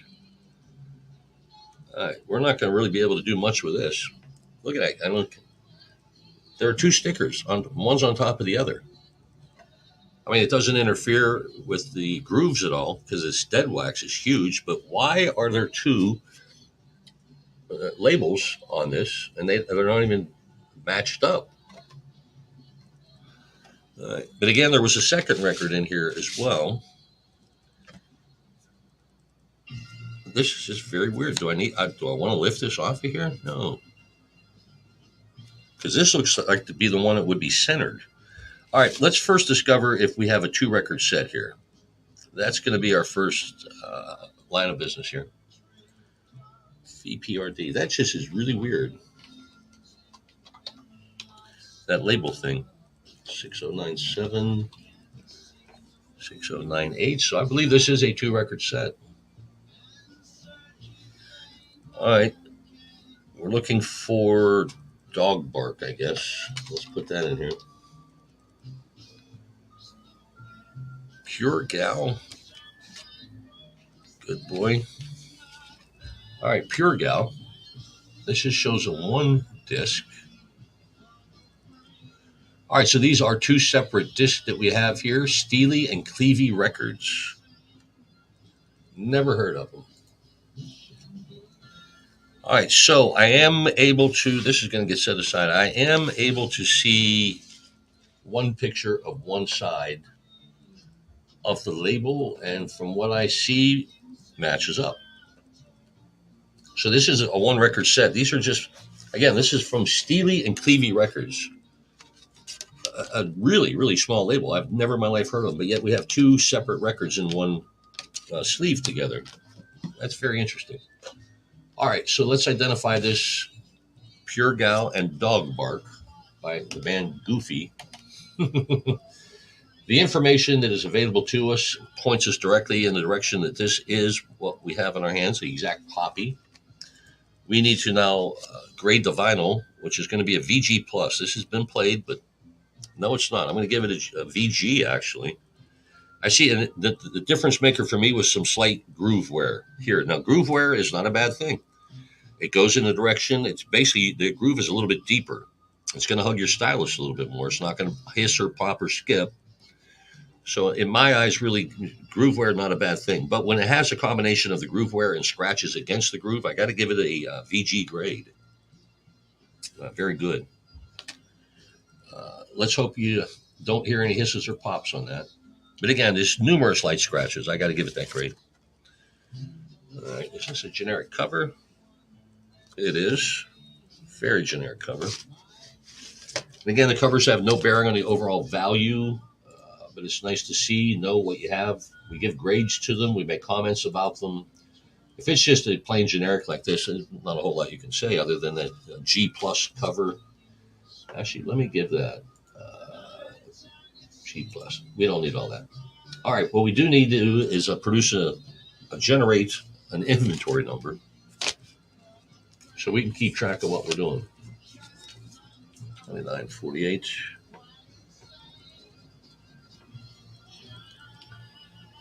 936. Hope you're having a terrific day. We appreciate you making us a part of that day. We are Bull Tracks Records here in Clearwater, Florida. I am Bill, and we have people viewing. How about that? Thanks for joining. The chat room is open if you have any questions about the records that we're previewing or maybe records that you have in your collection. But let's get this one first. And I'm going to need my generic cover again. You know what? Let's just do this one here. Yabba dabba doo. All right. Those are going to go to the farm. All right, so let's get to this other record that we have here from Steely and Clevey Records. Red Rat is the artist in a song called Good Boy. VPRD. Let's work with the catalog number that we see clearly here on the label. Takes us directly to this pressing, so apparently there's only going to be one pressing associated with that number, which will make our search a whole lot quicker. All right, so I'm looking just at the label layout. Luckily, the barcode is here on the label as well. So that's going to be a big help in identifying what version we have here. And again, there's only one option, so everything's matching up perfectly. We got to go. All right. Now, here's my problem: is this label? I mean, it's not. Excuse me. It doesn't cause any issues because it's not on the grooves. I wonder what's underneath on that label. I don't want to pick this one off. This one that's on top is centered where it should be. This one underneath is not centered. My first thought is that somebody at the record plant, they put it on. They said, "Whoa, man, that's not right. That glue was a little sticky. That's not coming up." So then he just went ahead and reapplied another sticker. There's no other explanation for this. There really isn't. Gal fight over we. Very, very, very odd. All right, but I am going to notate that in the comments section. We have identified the exact version that we have. Condition of the vinyl is going to go in as a VG. There's some groove wear here and scratches against those grooves. Very light scratches, but the groove wear is most noticeable. All right, so we're going to go with a VG. Groove wear, again, not a bad thing. You're not going to get any skips. It's not going to affect the surface noise. For some reason, there's some groove wear here on the dead wax. Makes no sense. But again, there's that whole label thing. Let me put it up there in the pictures for you. I mean, in the cameras for you. That's just very odd. Again, we will notate it as such. We have a generic cover here. Yeah.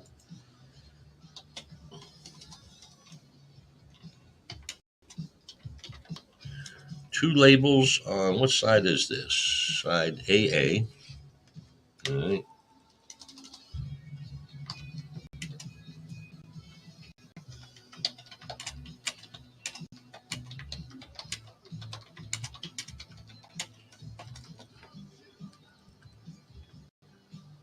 Two labels stacked on top of each other. That's the best description I can give that, really.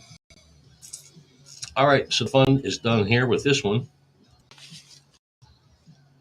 I hope I explained that properly. And if I didn't, let me know. More people watching. Hi. Generic cover, we're going to absolutely need an inventory sticker, number, which we've already generated. 2948. 938.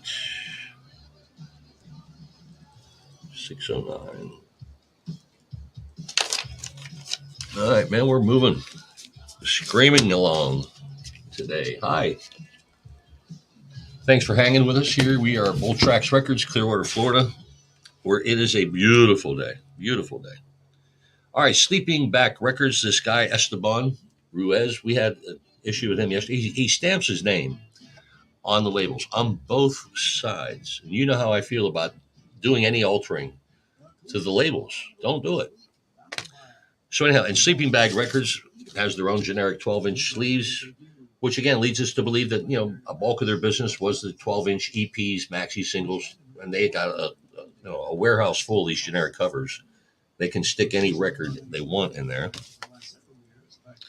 So let's start here with the catalog number, SLX, and then a 19Y.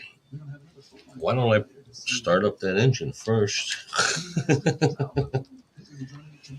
Alrighty.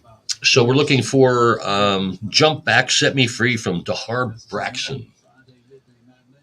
We have a retail version here. It shows 3 different pressings of a retail version. So let me copy this number real quick. We may need to use it again. All right, next up is making sure everything matches up on the label. This is the wrong color here. Interesting. All right, here's the red version. Basically, what I'm looking for is the yellow label with the red, what is that, a pig or something on there? And then the Sleeping Bag Records identified in red. The version I just looked at was done in blue. So here it is, the yellow-red version. Let me make sure everything matches up now. All the information on the label specifically. Set me free. Everything's a match there. All right, any information in the dead wax would be appreciated, but there's nothing here to compare it to. in this listing on the directory. So we have to trust the system. Trust the system. And I do. I trust this system. It's never failed me yet. And it won't fail you either. All right, VG Plus is the grade we're going to give for this record. It has been played, but well cared for. A few small scratches, really tiny, super tiny. VG Plus again will be our official grade. Louie Louie. All right, so again, we gave it a VG Plus. We have a generic cover. Again, it's a generic label cover, Sleeping Bag Records. So we'll identify it in the comments. It's a generic label cover. We'll give it a VG grade. It's got some edge cornerware. But again, these covers have no effect, no bearing on the overall value. It's based entirely on the vinyl, as it should be. It's not your appearance, it's what's inside, right? Just how we should grade people. 29.48. Not that we should be grading people, though, either. All right, 9.39. We had 9.68. Super cool. All right. I'm going to take a 2-minute breather. Stock up. Get ready to hit the home stretch here. Mr. Grinch has some jokes he wants to share. Let him do that on this break. 2 minutes. 2 minutes.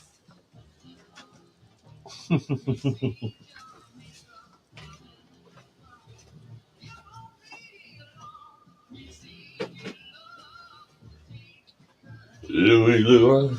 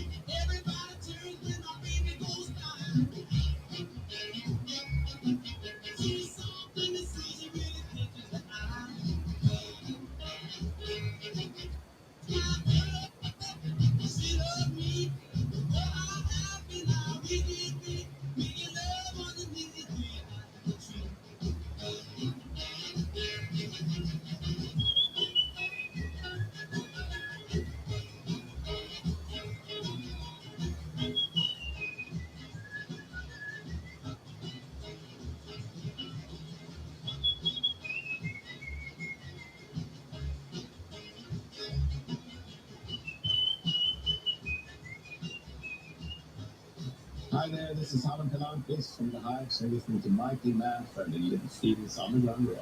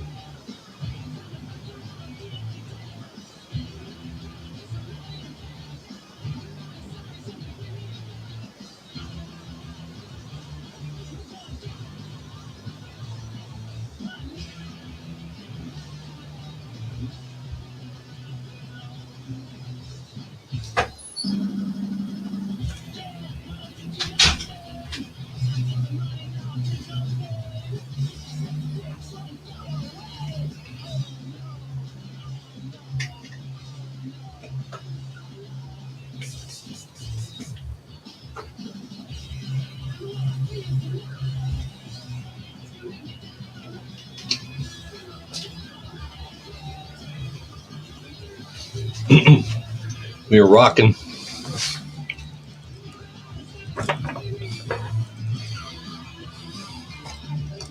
Grinch. All right. Hi. People are watching. Hi. Cool. That's our intent when we put the cameras up. We need people to watch. I don't know why, but hi, my name is Bill. We are here in Clearwater, Florida at Bull Tracks Records. That's our web address right there. Go do some shopping, man. We got records, vinyl with 12-inch EPs, long play records, 45s, CDs, cassettes, you name it, we got it. All right. So get in there and, if you got any questions about records that you might want to order, let me know. I'll go pull them out. We'll do a visual inspection for you. All right. Excuse me. I just chugged my soda again. All right. So this is Signet Records, a very small label out of New York. I've seen them come across the desk a few times. All right, so we've started the process of identifying which record we have here by entering the catalog number. We got nothing. Excuse me, but we add the artist Red Fox, not the TV guy, Red Fox. This is another one. Anyhow, once we add that name, it shows us one pressing. This is going to be an easy one to identify. This is going to be the only pressing available for this version. Our information is going to be limited to just pictures of the label, which is still incredibly unique that a small label like this, an obscure record, the pictures and the information that we need are here in this directory at discogs.com. Again, the width, the depth of the information that you can get off this website is mind-boggling. Every record, literally 99% of the records that we see, we can find in here.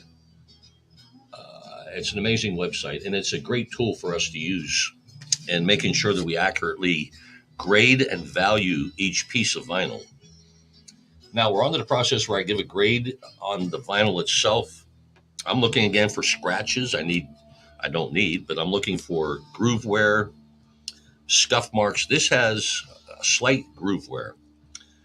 Again, to me, a grooveware is not a bad thing because it's not going to cause a hiss or a pop or a scratch or a skip or anything like that. But it's there. I'm going to give it a VG plus grade. Again, don't see anything wrong with grooveware. If anything, it's hugging your stylus a little tighter. Let me. I think that's my fingerprint. Yep. So again, VG plus is going to be the official grade for this one. All right, we got a very, very generic cover. I lowered my very generic cover, and it's going to require an inventory sticker. We're listening to Little Steven's Underground Garage today on Sirius XM. Always cool tunes on there. Mostly, a lot of stuff that I've never heard of. I like being introduced to new music just like anybody else. But they also play a lot of obscure oldies. 2948. So, I mean, you can hear an old Supreme song. Next thing you know, we're sitting there listening to the Sex Pistols.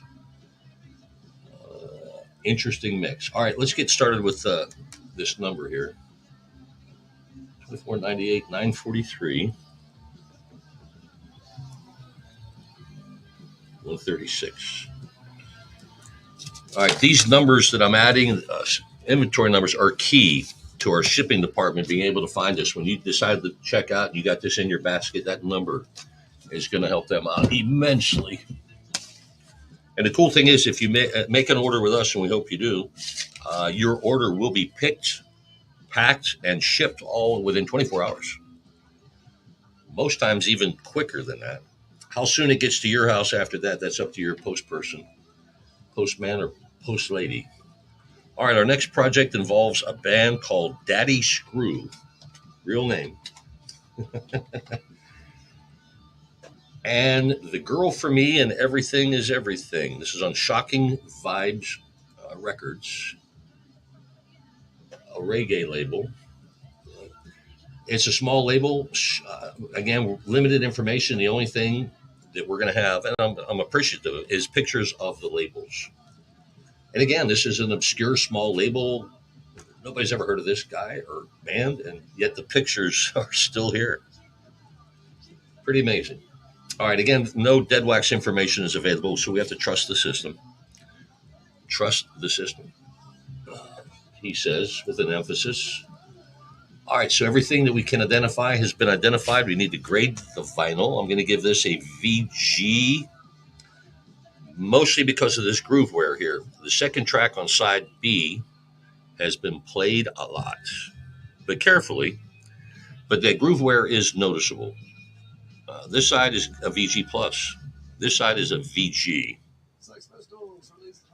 And I'm going to grade it as such. All right, we got a totally generic cover. All right, so we've made contact. We've crunched the numbers. We have a value. Now we just need to produce the inventory sticker, and we'll set sail on our next one. Cool. And we get paid for this. I didn't even know this job existed, but I'm thankful to be here. 29, 48. 48, 944. Tom Lennon mostly responsible for coming up with that one.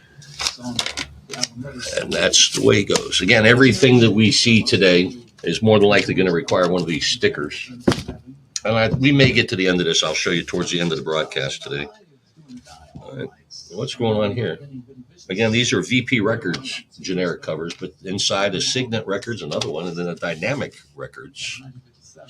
So they don't match, but hey, we do have a cover, right? All right, so let's start by finding the catalog number.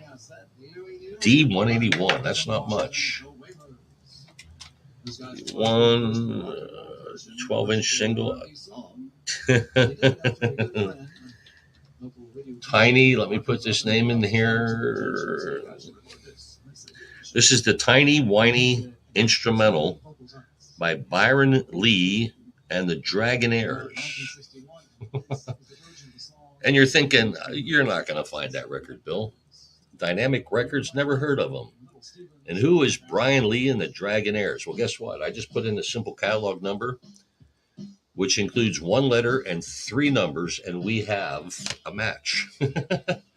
That cracks me up. I'm just amazed. This is a record that comes out of Jamaica. Dynamic Sounds again. We're going to match up the label. They have pictures of the label. But, okay, that matches. Tiny Whiny is the name of the song. And the pictures are here, and they match. Everything matches up. Every day. I get blown away by this website. It's thorough. And it is a blessing for us that do the vinyl record stuff. All right, let me wipe this down real quick. It's accumulated some static dust over the years. This has sat for a few years, but it gives me a better view of what I'm going to grade it, which is going to be VG plus. A few small scratches on both sides. But once this thing's spinning and you're dancing and grooving or loving or whatever you're doing, you're not going to notice. All right, VG plus, you're not going to notice. All right, totally generic cover. This is made for a VP Records release. That's not what we have inside of it, but we do have a cover on it. And with that, we can add the inventory sticker so we can add it to the inventory. 2948. You can't be in the inventory if you don't have an inventory number. 35. And really, that's the most exciting part of our broadcast is when I bow my head to transcribe another inventory number. I know. I've seen my Yelp reviews. Some of that may or may not be true. All right, so we had a Signet Records release just like 4 or 5 records ago. This is a different one. Daddy Silva and Goody Body is the name of the song. All right, let's start with a simple catalog number. There can't be too many variations or pressings of this. And there we go. I mean, I've added three letters, 3 numbers, and I get the exact match I needed. This website, again, continues to amaze me. All right, so this is a U.S. pressing. Again, being the small label that it is, limited information, but we are going to be able to match up the labels, which is a good thing. Zigzag Stitch is the name of that song. All right, so with the information that we have, we've identified what copy we have here. I'm scratching my head. I'm not picking it. That makes no sense. Going to give this a VG plus. It has been played, but it has been well cared for. And we appreciate it. You take care of your records, they're going to take care of you. Right? And then we're going to compliment you on the way you took care of your records. So way to go. So anyhow, VG plus will be the official grade. Totally generic cover. Again, this is designed for a VP Records release. Signet Records is not a part of VP. All right. But we are going to need another inventory sticker. So I hope you don't mind if I bow my head again after I generate this number. I'm scratching my nose. I'm not picking it. Although I can if you want. I'm here to entertain, man. 2948. Although picking one's nose is not what we call entertainment, is it? 45, 794. All right. Wow, more people. Hi. We appreciate you jumping in. My name is Bill. I am the recreation director here in the fun and games department at Bull Tracks Records. That's what it says on my business cards. Black Shadow Records. Never heard of this label. Again, we learn something new every day, though. This is a label out of Miami, Florida, that is offering 0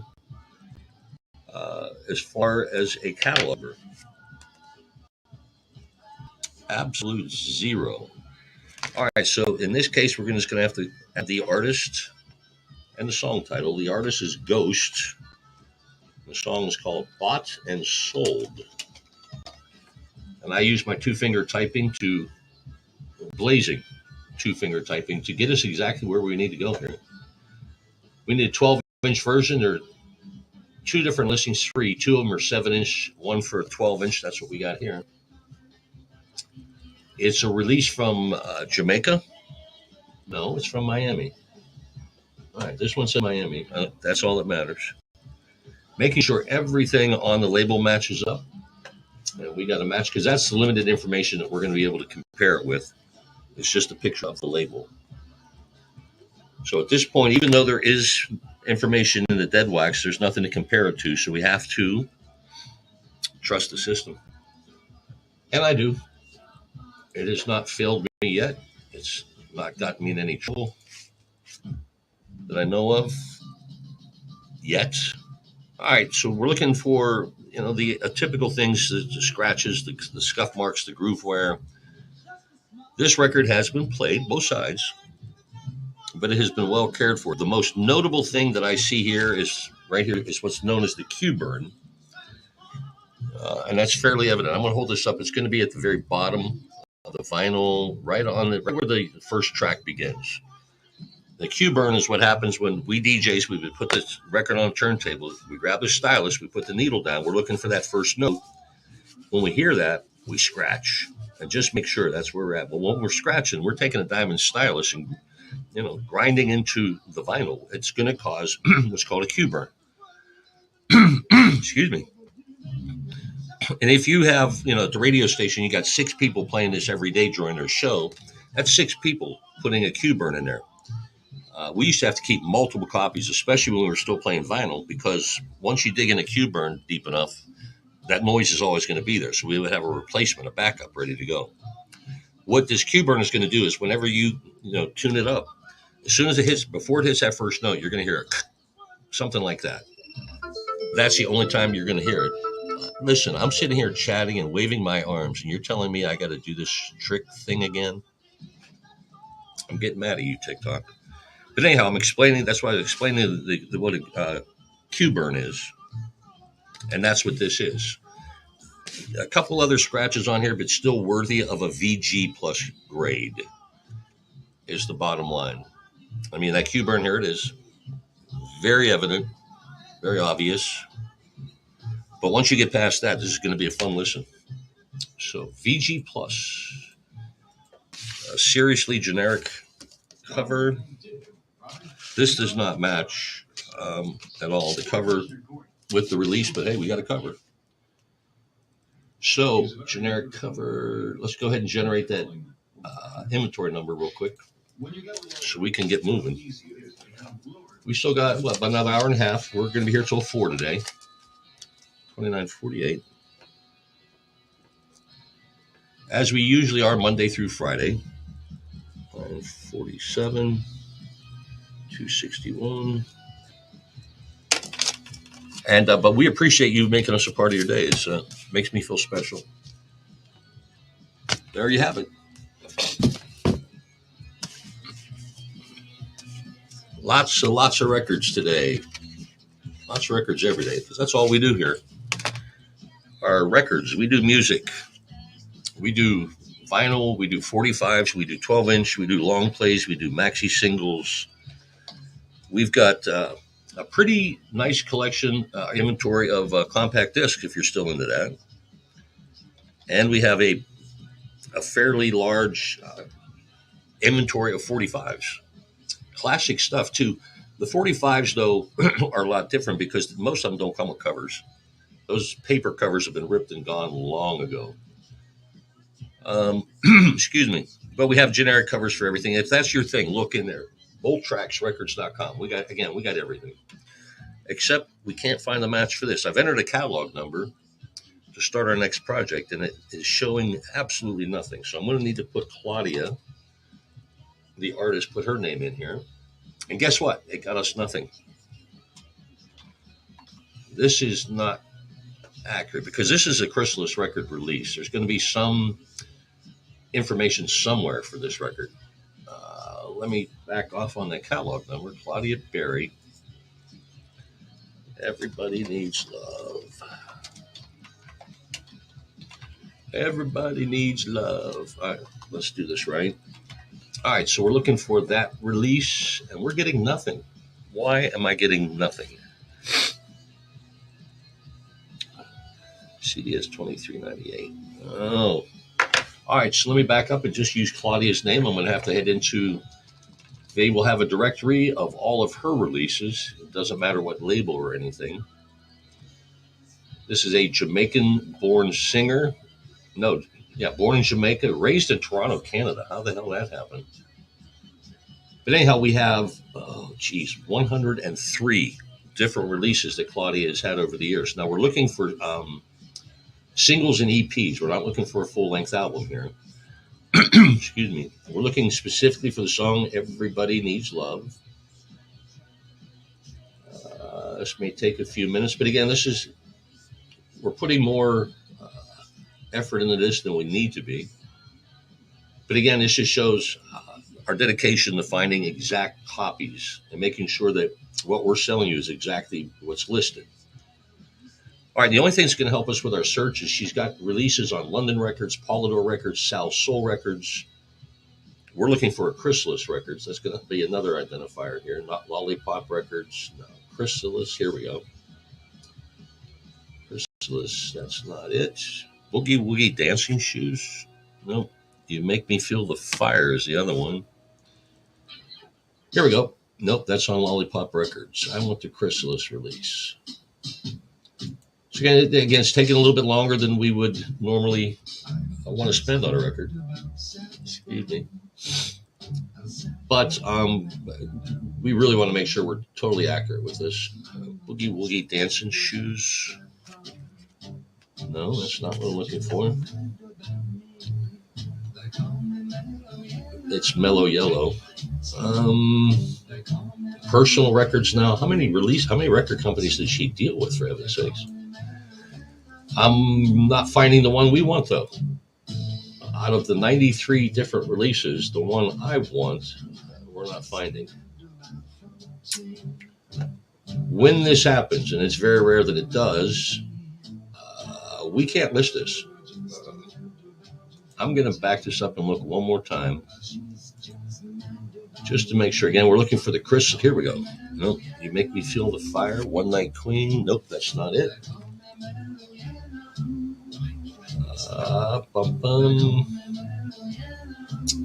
Crazy. Born to Love. That's not what I'm looking for. All right. I'm going to look one more time. Again, this is not a speed contest by any means. We want to be as accurate as possible. If it takes all freaking day, I don't care. But there comes a point where you're spending too much time with a record. And I think I may have reached that point here. Let me try one more listing. All right, so we were unable to find an exact match for this, which is very rare. I'm going to save this, though. Given a case like this, we can't identify it, so we cannot list it for sale on our website or any website. But this is going to find a home. We have a home for Wayward Records up in Central Florida. It'll be up there in a couple days. Enjoying country life. So, again, it's very rare that we come across a record like that we're unable to identify. But you just saw one. All right, so this is a Profile Records cover, but this is not a Profile Records release. This is Blue Chip Records, which is based out of New York. And it's a promo copy. I could tell right away because, again, it's a simple label, simple black text, but it does identify as promotion use on the label. Mellow Yellow, 7172.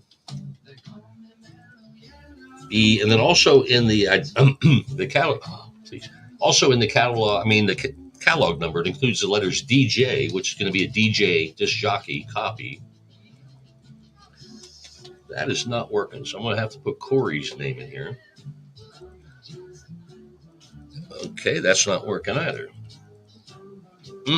This again may be one of these records, and it does happen that we're going to be unable to find. We just had one example there. I didn't expect our very next one to be that way. All right, so let's just go to Corey Day, the directory for all of the releases from her. She was the lead singer with Dr. Buzzard's original Savannah band. I did not know that. So again, we learn these new things every day here. In fact, most of you have probably never heard of Dr. Buzzard's original Savannah band. I lived in Savannah, and that's how I know him. He's not from Savannah. But anyhow, we're looking for a Blue Chip Records release from Corey. And this is going to be one song. We do not want the album. Blue Chip Records, Middle of the Night is one side. That's both sides. Middle of the Night. Here we go on Blue Chip Records. We again need the promo version of this, and of the two options that we have here, one is the single, the promo.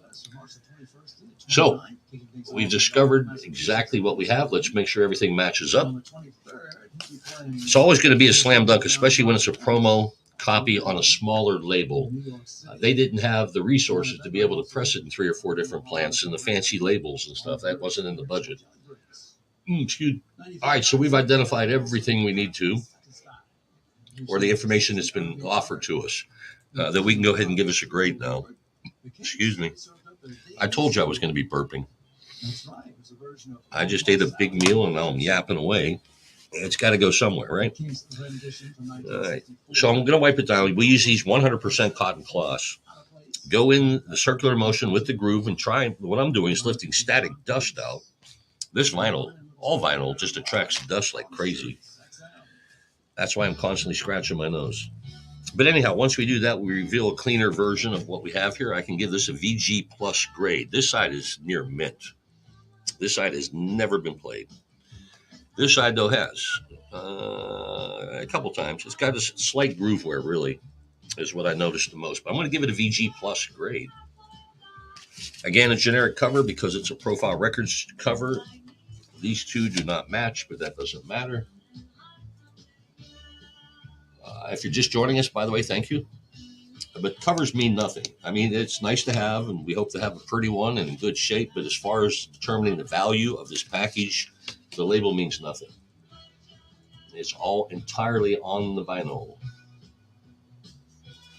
Cool deal. So we entertain and we educate.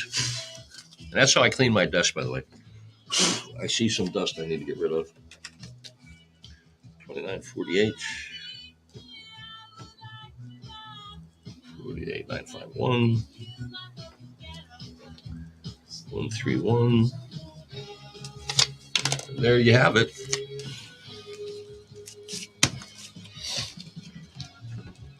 Corey Day. And we pulled up her thing there too. She again, the lead singer of Dr. Savannah's or Dr. Buzzard's Savannah band. I never knew that. Boom. But what a great singer too. I like that band. All right, but everything we needed to do here has been done. Let's get this thing moving. We need to be cranking out some records here today. That's my job. Crank out the records, Billy boy. All right, let's start our next search with a simple catalog number, 12196. And my blazing fast 2-finger typing gets us to Janet Jackson's Nasty. Final 12-inch, this is a retail version. It is not identified anywhere as a promo copy. So let's pull up this version and dig in. We're going to make sure everything on the labels match up. Side B, P, yeah, everything matches there. All right, there is information in the dead wax that we can compare it to. Why do I see groove wear in the dead wax? And we'll talk about that in a second. All right, SP, RCA. Okay, this is not an RCA. This is an electrosound. All right, so there's apparently a couple different versions of this. And again, it's something as minute as 3 letters in the dead wax area. It has nothing to do with the music. It's not part of the grooves. This means really, to the casual listener, means nothing. But to us, it makes a big difference. Again, we're looking for the RCA pressing. This is an A&M Records, but they pressed it at an RCA pressing plant in Indianapolis, apparently. So, all right, so this label does not match up, so that version's not going to work. Again, sometimes we don't find it exactly the first or second time. I'm on to my third option here now. All right, this label is going to match up. Yes, it is. And there is no information as far as dead wax information to share or to compare to. This is a 40. Okay. The only difference of this is this version, when it first came out, it was a 33 and a third. But the version we have here is a 45 RPM. So that was the big difference maker we were looking for. Because there is no other information available. So we have to trust the system. Trust the system. Let me pull up the pictures of this. All right, we got everything good. All right, so we've matched everything that we can, but guess what? This item is blocked from selling on Discogs for some reason. Well, why? Let me find out. That's interesting. I mean, this is an A&M Records release.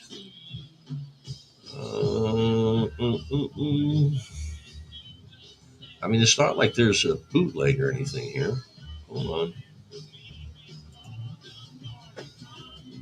I don't get it. Hold on. I'm going to have to dig a little bit deeper. That may be just something specific about that version. Holy cow. All right, so again, we're going to spend a little more time on this than we normally would. But again, our attention to detail is showing here. We're going to make sure we have exactly what we say we have. This is not a promo. That is not a promo. That's not an X because it's not a Pitman. All right, I'm looking for all these little identifiers now that are going to help get us over the finish line. ES2 is an identifier that I need to find because that's from Electrosound Pressing Plant. And here it is. EMW. All right, thank you. Again, we spent a little more time on it than we needed to, but we were able to make sure that we have a perfect match, which we now have. All right, again, the information in the dead wax I was looking for, specifically ES2 in this case, for Electrosound Group, is identified as our pressing plant. Now, we're going to grade this thing because we need to. Here's what I saw whenever I was pulling this thing out. This says Grooveware in the dead wax on both sides. I've seen cases like this before. My only thought, I mean, there's some Grooveware here on the tracks. That's understandable, but what the hell is it doing in here? My guess is some light scratches over here. Somebody put this on. Maybe they fell asleep and the needle just kept grinding into the dead wax. Or maybe they were doing something that didn't want to interrupt to go change the record. I don't know. But it's there. Again, it has no effect on the playing surface, so I can't grade it based on that. Because the grooves that I see are worthy of a VG plus grade. Scratches again here in the dead wax, but they don't even bleed into the grooves at all. So yeah, I'm comfortable with the VG plus grade on that. This is a generic cover, but this is the one that is shown. This is an A&M generic cover. That's the one that's shown on the directory. So we do have a match here. As I got to over-explain, the covers have nothing to do with the overall value. It's entirely based on the vinyl.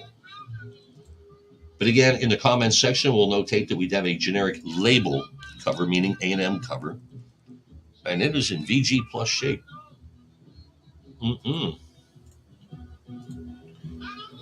Now we're getting some blues. I like this channel. All right, so it's inventory sticker time. 2948. Bowing my head and transcribing a number. That's what my life's all about. Cool deal. All right, so I hope you're having as much fun as I am. My name's Bill, by the way. We appreciate you joining us here at Bull Tracks Records in Clearwater, Florida. Do you see the weather forecast for us today? It's like 72, I think. All right, Solar Records, which is stands for Sound of Los Angeles Records. This is Kerry Lucas. A 33 and a third 12-inch is going to get identified first by the catalog number on 2086. Entering that number takes us directly to Carrie Lucas, but it shows 3 different pressings. I'm going to copy this catalog number because we may need it again. And my fingers are worn out, man. I can't keep typing like that. I kid. All right. So again, it's a U.S. pressing identified here, New York, New York. Let's make sure we've got the labels matching up. Perfect. This is the only pictures that we're getting with this particular release here in the directory at Discogs. But it does let me know who manufactured it, who distributed it, who published it, who mastered it. It was pressed at Allied Record Company. The information that you can get off this website, again, discogs.com, for obscure, rare recordings like this, it's all there. It blows me away. All right, so let's check. There's even a bunch of dead wax information for this release. Unbelievable. All right, Master to Capital. There's Wally's name. YD206A1S. You got a match. All right, that very interesting. All right. So here's a record that came out in 1980. 25 years ago now. No, 45 years ago. Wow, time flies. Again, 45 years ago, this record came out. It's an EP. It's got one song on each side. One song on each side. It was a $2 record back in 1980. Let's find out what it's worth now. And again, like every other piece of vinyl, it's only going to increase in value. What's going to be key is what grade am I going to put on this? That will determine the value. I see a few small scratches, but nothing that concerns me. As far as affecting the playing surface, it's not. One scratch here, it's about an inch long. That's it. So I'm comfortable giving this a VG plus grade. Now, again, that's already going to generate what the value this is going to be. This is a generic cover. What was that fell? I got stuff falling off the record.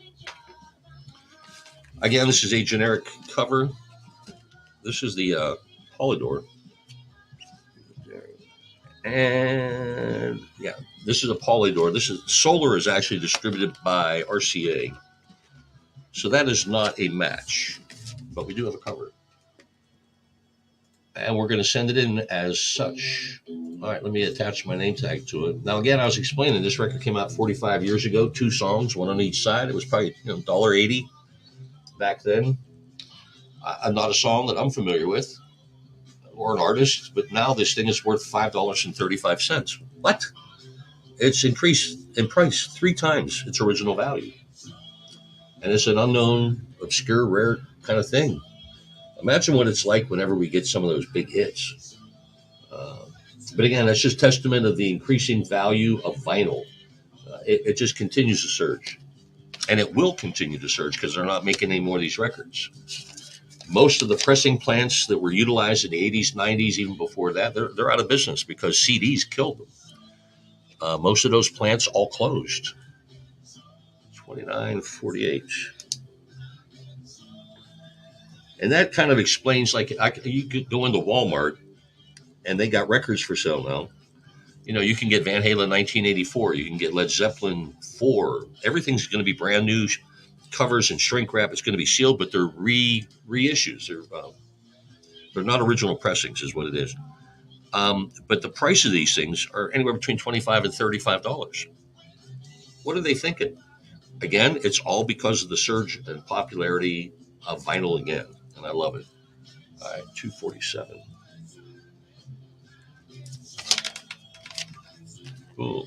And like I was saying, the direction I was going, I mean, with all these plants closed, it's tough to get records pressed anymore. But they are making a comeback, and hopefully some of these pressing plants will get reactivated. All right, Rick James. Motown record, a plain label. It screams promotional, and it does say that so on the label. But I'm very surprised. Usually with the Motown release, even a promo version, they at least have some indication that it's a Motown record on there. I mean, it does show it on the bottom, but, just give me a basic logo here at the top or something. Oh. But, hey, that's not necessary. It's what's here in the vinyl. A simple catalog number, PR60. Is that going to get us anything? No. I need to put Rick's name in here, though, and that'll send us in the proper direction. Love Gun promo. We're ready to go. All right, so there is only that one variation of this promo version. So this is going to be extremely easy to match it up. The picture that I see here on the directory exactly matches what's in front of me. Information here in the dead wax. We need to find a Kendon stamp, which is right there. That indicates the pressing plan. PRD 18A. Everything matches up in the dead wax, so we can go ahead and get this listed. Ooh. Oh, excuse me. I'm still burping from lunch. All right, so I'm wiping it down with a 100% cotton cloth, lifting all the static dust is what I call it. I don't know if that's an official term, but... And I'm looking while I'm doing this for scratches, scuff marks. I see one little scratch here, one over here. This one here, I suppose, is going to be the Q burn. And it was only queued up maybe one time. There's a small scratch there, too. VG Plus. This side is super clean. But again, that just demonstrates the fine line between VG Plus and near mint. It can be just 1/2 inch hairline scratch, but it makes a difference. VG Plus. All right, now this is a generic Motown cover. Here's the identifiers. It's not on the label, but it's Motown Disco, long playing 12-inch single. But up here is going to help. This is the hype sticker. There it is, Rick James, Love Gun. So we do not need to sticker that up. We're saving paper as best we can. All right. All right, so I need to get some more records. In 2 minutes, we'll get this party started. Hit the home stretch, too. We got about another hour to go.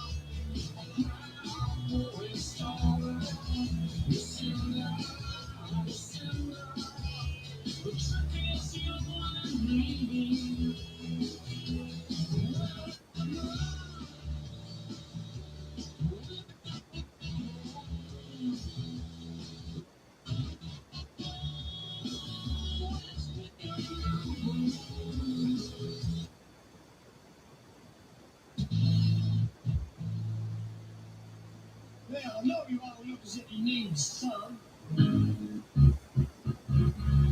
but I just got some.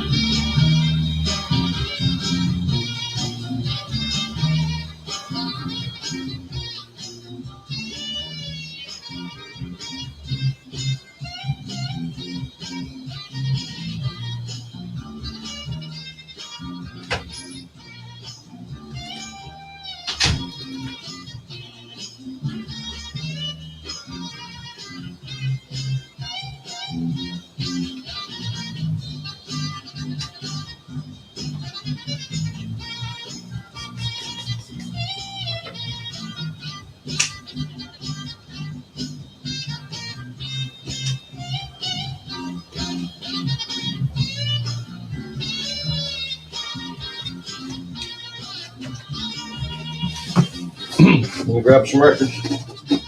Go grab some records.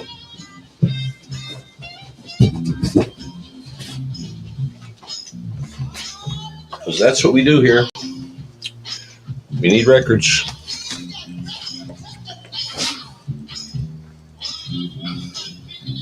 Same crowd hanging with us. Thank you.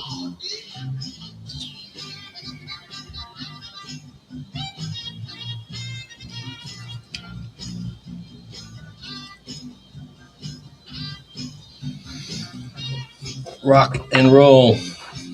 Rock and roll. That's what Mr. Grinch says. Rock and roll. So again, if you're hanging with us, thank you. I know you got better things to do than watch me burp. Oh, I've been burping a lot today. But I'm a guy. That's what guys do. I'm just letting you look at the record so you don't have to watch me burp. Wow. It was a really good lunch, though. All right, so let's get back to grading vinyl records. My name is Bill. Excuse me. And what we do is we grade vinyl records. These are entries. They're going to be brand new to our inventory. All right, so what we do first, obviously, you got to pull the record out. You got to look at it.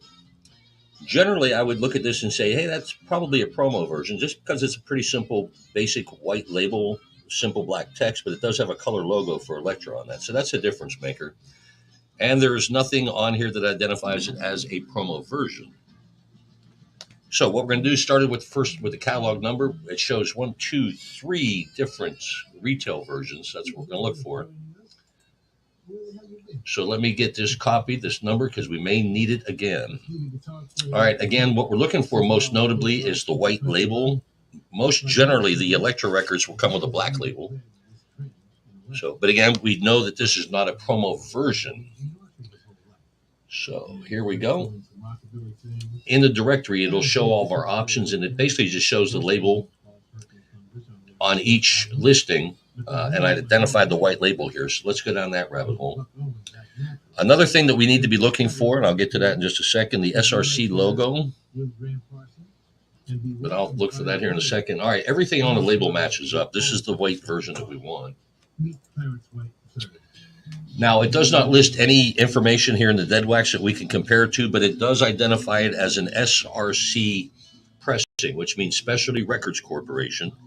And they have a very unique logo. It's a sideways S with an R and a C inside of the circles.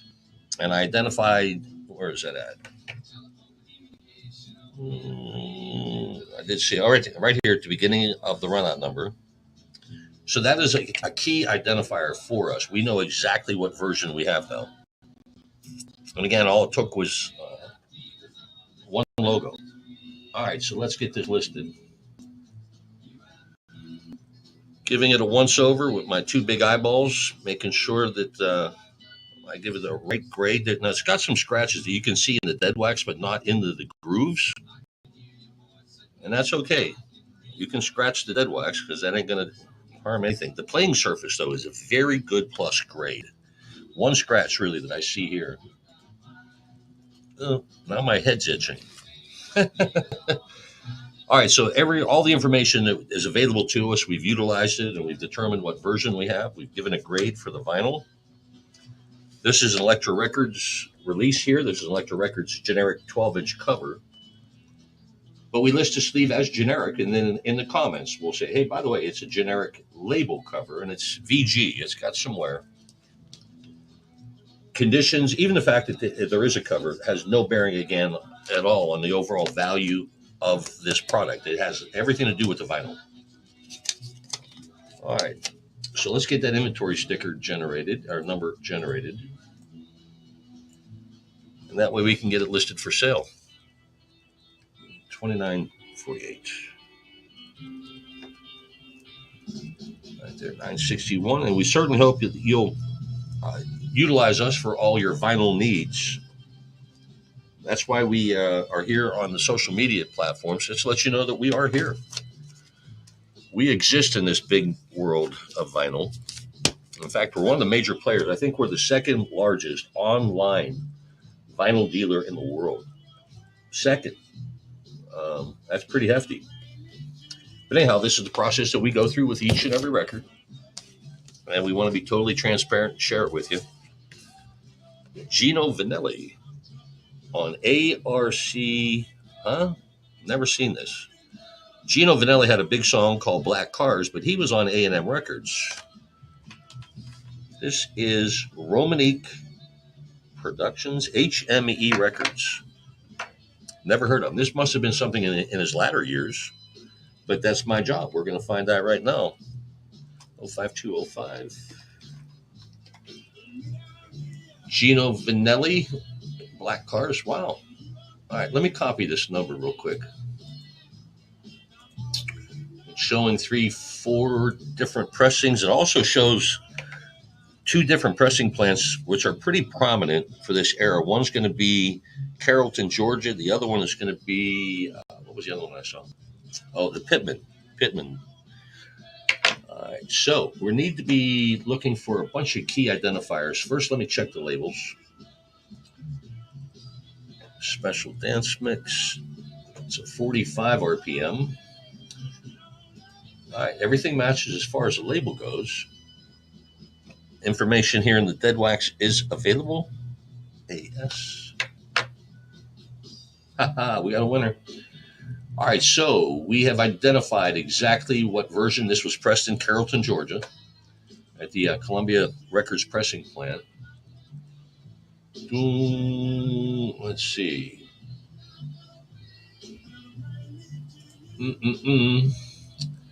Let's see. Unbelievable. Oh, I thought Carrollton was still open, but it went out of business in 2013. That's very interesting. I thought that they were, again, still in business. But that's the case again, like I said, with 90% of the pressing plants from the 80s and 90s, they don't exist anymore because CDs took over and there was no need for them. All right, so we've identified everything we need to. We can go ahead and gleefully list this for sale. Gleefully, he said. It's just a word. All right, I'm going to give this a VG plus. It's been played. It shows signs that it's been played, but it's been well cared for. Both sides have seen some action. But again, we're sticking with the VG plus overall grade, generic cover. This is an Elektra Records cover. It does not go with HME Records by any means. But we got a cover. And we need to sticker it up just to complete the whole process. Again, we do this with every piece of vinyl that comes through our door. 2948. 48, 962, 756. Voila. All right, so we appreciate you tuning in today. We'll be here tomorrow. It's Friday tomorrow. And we usually have a little bit of a party here on Fridays. I get into the liquor cabinet. Don't tell anybody. All right, so we're entering into another project here, Total Experience Records, 2602. Set in the catalog number into the search engine here at Discogs, and it shows it Switch It Baby from the band Switch.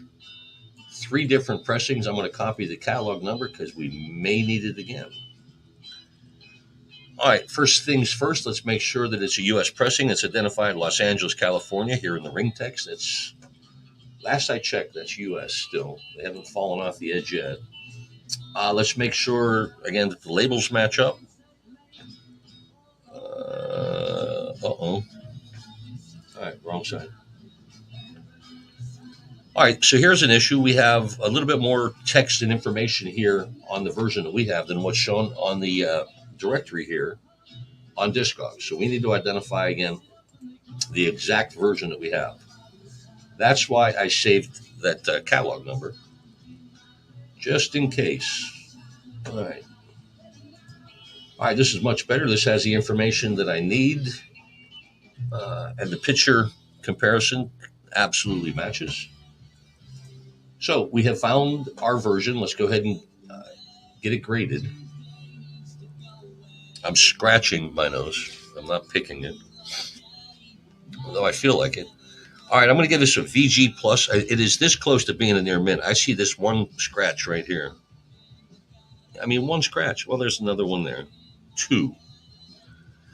You'll never notice. This side is super clean, but that's not an official grade. Super clean. This is near mint. Actually, this is VG plus over here. And that'll be the grade. Again, 2 small scratches that I see. Once you get this thing spinning and you're dancing or loving or whatever you're doing, you're not going to notice at all. And you're going to save some money because, again, anything that's going to be graded at a VG plus is going to be anywhere between 15 25% less than a near mint condition record. And that makes a difference. Here's another identifier here. We have a cutout, that's called. It's a Total Experience record and a Total Experience generic cover. Again, we'll notate that generic label cover, VG condition, promo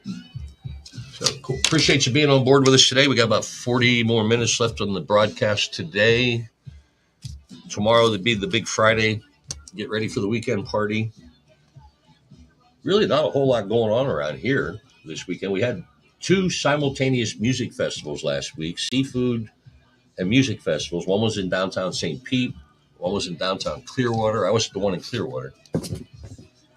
It just seemed odd they had 2 on the same weekend. But anyhow, nothing on the docket for this weekend. But we'll find something to do. All right, so there's a bunch of quick identifiers that I see here that's going to help us zero in on our search. One is this is an Atlantic Records release with the prefix DMD on the catalog number. That tells us promo copy. And then it's also identified here at the bottom of the label with the words promotion copy. Duh. So, again, this is going to quicken our search. Going to put in the catalog number real quick. This is a Genesis, or Phil Collins, and the song Don't Lose My Number. Right there. And this has the letters SP in the runout number. That's going to be identified as a specialty pressing. And also that their logo is going to be here, which again is the sideways S with the R and a C inside the circles. Everything matches up perfectly. So let's get a grade, get this thing up and running. We're going to give this, wow, hold on. What a bummer. You know, I like finding records that are near mint or mint. And I get a little disappointed when I see and I start and I think, but then I see a small groove wear. And that's what I see here. Where was that? I mean, I had to stick my nose in. There it is. I got to stick my nose in there to see that. It is one, like a 3-second bit of groove wear. Other than that, this thing is perfect. So I got to accordingly give it a VG plus grade. But again, you can tell the razor thin line between VG plus and near mint. And it happens to be one little scratch. Yeah, what can you do though, right? All right, so this is an Atlantic Records release. This is an Atlantic Records generic 12-inch cover. We can roll. Crunching some numbers. Let me pop up that inventory number that has become a big part of our lives. Hey, more people. Thanks for finding us, whether it be on purpose or accidental. Yeah, we're good. Again, thanks for joining us. 965. 978. Hi there. Let me stagger that over here. That's how it's done. And as always, if you have any questions, we got the chat room open. Questions about records we're doing, questions about the process that we go through, questions about records that you may have, questions about radio. I can answer questions about radio. I was a DJ for 37 years. RPRDLP. What an interesting catalog number. This is Loud Records 4566. This is our next project. Incredibly odd RPROLP. My bad. Still, it's a very odd number here. But it takes us exactly to where we want to go. Funk Master Flex and My Lifestyle. Shows a couple different versions here, so I'm going to have to copy that number we just entered just to cover my butt. CYA, cover your that thing. All right, so we're making sure that everything matches up with the labels. There are 2 different logos I see here that are affiliate labels that combine to put this together. They are both identified on here. Everything else is good to go. There is no dead wax information to compare to, so we have to trust the system. Trust the system. And the system always works. Hasn't failed me yet. Now, this record, again, was sent to... Is this a promo version? No, it's not. This is a retail version. So I'm not going to tell that story. This is a retail version that has never been played. There's no signs of any wear on this at all. I like seeing things like that. I mean, I feel bad for Funk Master Flex because somebody bought his record and they didn't do a damn thing with it. But that's where you become the winner because you can purchase this at a discount that what it costs, or what it should have cost back then, um, and have the same quality. All right, so let's get busy and get this thing listed. All right, condition. I'm going with near mint. Again, this has never been played. It doesn't get any better than that, really. All right, this is Loud Records. This is one of their generic covers. They do have the artist sticker here at the top that identifies a song and the title, so we do not need to waste any more paper on an inventory sticker. There you go. No, actually, we do. No, we don't. It's right there. It's clear. So it is a generic cover, but it's a generic label cover with the artist sticker. I'm going to add some additional text here real quick. Generic label cover with artist sticker.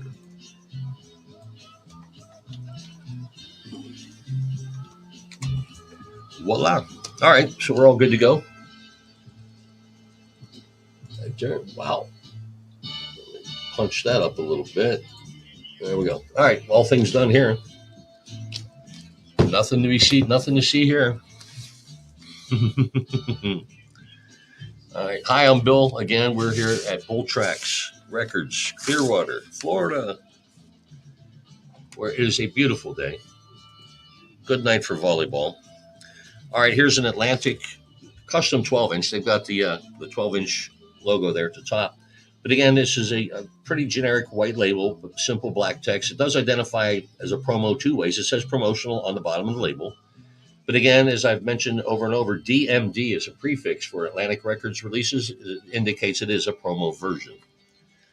So that is going to help us, again, narrow our search and finding the exact copy version pressing that we have here. We're looking for the band Troop and a song called My Heart.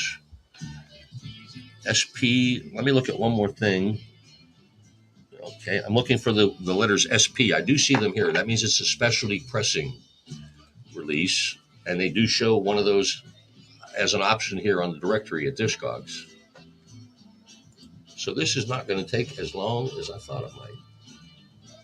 Promotion. All right, labels are matching up. Dead wax information should be clean and simple.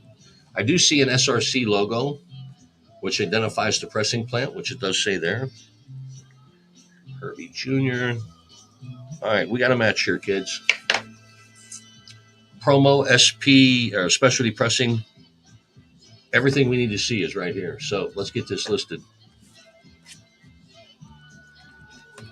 Those are my fingerprints, right? Yes, they are. I know I touched it wrong. A few small scratches. I mean, tiny. This side, is super clean. But again, that's the difference maker. Is just those two small scratches. We got to give it a VG plus. I mean, I want to grade it higher.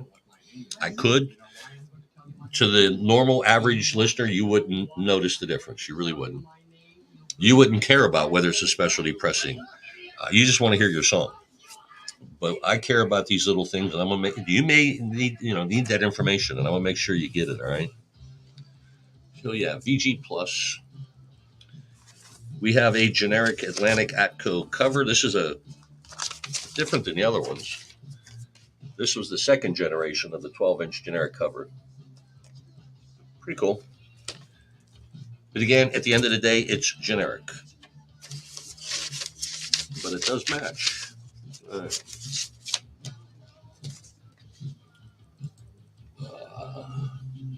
All right, generic label cover. VG. All right, it's also got the cutout here. I just noticed. We need to notate that. Promo copy cutout. Right on. All right, you're welcome. That's how we grade the vinyl. We need to get that inventory sticker up there. I'm pretty sure looking at what we're going to be attacking tomorrow, we're going to have a lot more stickering to do tomorrow. And then hopefully next week we'll get back on track with normal stuff. 968.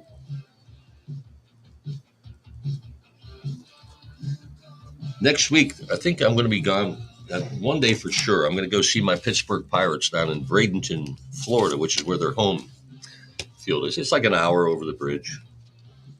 But it's that time of the year. It's baseball time for me. And this is really the only time that I'm going to see my Pirates, because I don't plan on going home to Pittsburgh until August of this year. And then when I do get there, I've got other plans. So we'll see. All right, so let's move on to our next project. Sultra Records, SUD 056DJ. We have a promo version here based on the the catalog number, which includes the initials DJ. And it is identified here to the left of the spindle as a promotional item. And it matches the pictures that we have here from the directory at discogs.com. Laying Down a Beat from Phase 1 or Phase 1, Faze is how they pronounce it. All right, no information as far as sharing anything in the Dead Wax area, so we must trust the system. Trust the system. And we can go ahead and proceed and get this up for sale. So, grading of the record. I'm going to give this side is VG plus easily. Let me look at this again from a fresh perspective. I'm going to give it a VG plus. It was almost the other way, but I'm going to give it a VG plus. Again, you'll learn that I undergrade everything. I'd rather you get this at home and pull it out and go, "Oh, Bill, this is way better than I thought." I'd rather you say that than pull it out and go, "Man, what are you thinking about, brother? That ain't right." That's not what I want. I get enough of that at home. So let's move on. We got a generic cover here. This is not a Sultra Records. Yes, it is. All right. So this is a generic label cover. And somebody wrote on the cover, we got to notate that. Bonehead. Handwriting on the front cover. But it does identify the artist. That's cool. At least they didn't put their name on there. But we have that identifier, so we do not need to put a sticker on there, do we? Hey, welcome to the fun here at Bull Tracks Records. We're hitting the home stretch. Hard to believe it's like 3:30 already, isn't it? Wow. Solar Records, Sound of Los Angeles Records is what that stands for. Shalimar. Circumstantial Evidence. I do not remember that song. But we're going to learn more about it. Let me close this Phase 1 thing out first. All right. We can move on. Simple catalog number search is what we're going to begin with. Shows one pressing, so I think we're on the right path here. I'm going to still copy that number. Again, we're looking for Shalimar. U.S. pressing identified by New York here on the ring text. It was pressed at Allied Pressing Plant, I believe. We're going to find out when we get into the Dead Wax here. Everything on the label, though, matches up. We are super cool there. All right, so it was pressed by Specialty Records, so I need to find their logo, and there it is. What other information do we got here? All right, mastered Capitol. This thing was mastered at Capitol Records and at Allied Records and at Sheffield Lab. That makes no sense. But anyhow, everything is matching up as far as the label, all the information that we can glean from the Dead Wax as well. ALSPG2, there we go. Everything's there. All right, we got a match. Whew. That was a lot of work, wasn't it? That about wore me out, man. I might need a nap after that. Grading in the vinyl, we're going to give this sucker a VG plus. One small hairline scratch is all that I see on this record. That's all. And something like that's going to be a VG plus every time. So Solar Records has their own supply of 12-inch generic covers. Yeah, I'm going to give it a VG. It's got a little bit of corner wear that you can tell. But hey, it is what it is. It can't buff out. All right, nothing tells me what the artist or song is, so I got to sticker it up. 2948.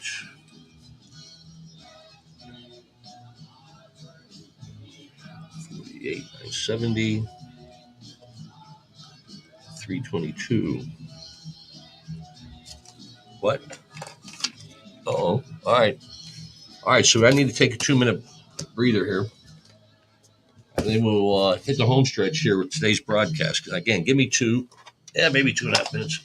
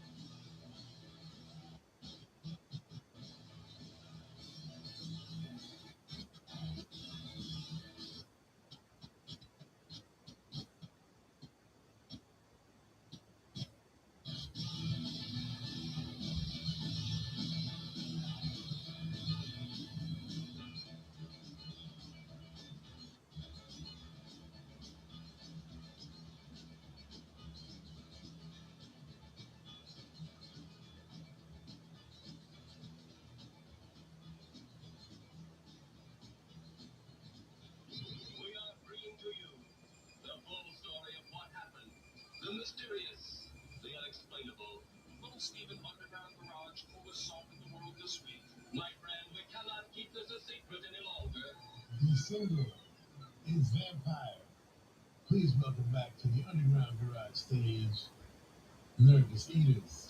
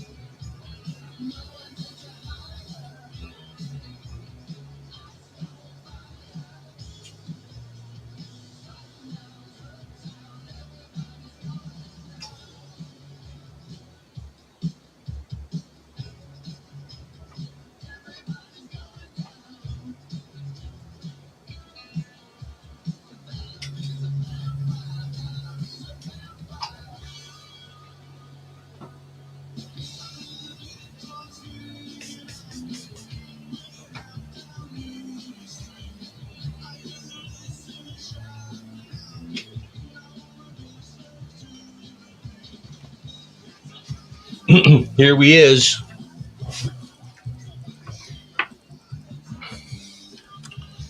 People are tuning in droves. Did we break the internet today? I don't think we did. But we're not done. Almost, but maybe tomorrow. All right. Okay, that's sealed. So we're grading vinyl records as we do every day. PRL. I'm entering another catalog number. It'll help us get started another search here, 674. I'm simply adding a catalog number to the search engine here on discogs.com. We're looking for a band called Visual and a song called Somehow, Someway. That used to be a Marshall Crenshaw song. I don't see him identified as the writer. But anyhow, Somehow, Someway. Next up, we need to make sure the labels match up. We have a retail version here. And Prelude Records, a medium-sized label. There's not going to be many variations or options as far as pressing plants, I don't think. All right, everything on the labels match up. We have information here in the dead wax that we can line up as well. Yes, perfect. All right, so again, we put all that work into making sure we have we know what exact version we have here. Now we need to grade it. I'm going to burp. Excuse me. I burped twice. All right, so this thing has never been played. The only thing I see here are my fingerprints, and I'm going to make sure that that is exactly what I see, and that is correct. This record has never been played. Just my fingerprints again. So I'm going to give it a near mint grade. And again, the quality of the records we've been going through here the past week have been undeniably great. Easily 95% have been at VG Plus or better. And that's hard. That's a hard nut to crack. It really is. All right, so we're going to give it a VG Plus. We got a generic cover, but it's a generic Prelude cover. And it's in very good shape. We'll give the grade in the comments section. Well, that's how we do it right there. It really didn't take that long, again, because it wasn't a major label like a Warner Brothers or Chrysalis or A&M or anything like that. All right, so we need to utilize that number, the catalog number, or inventory number.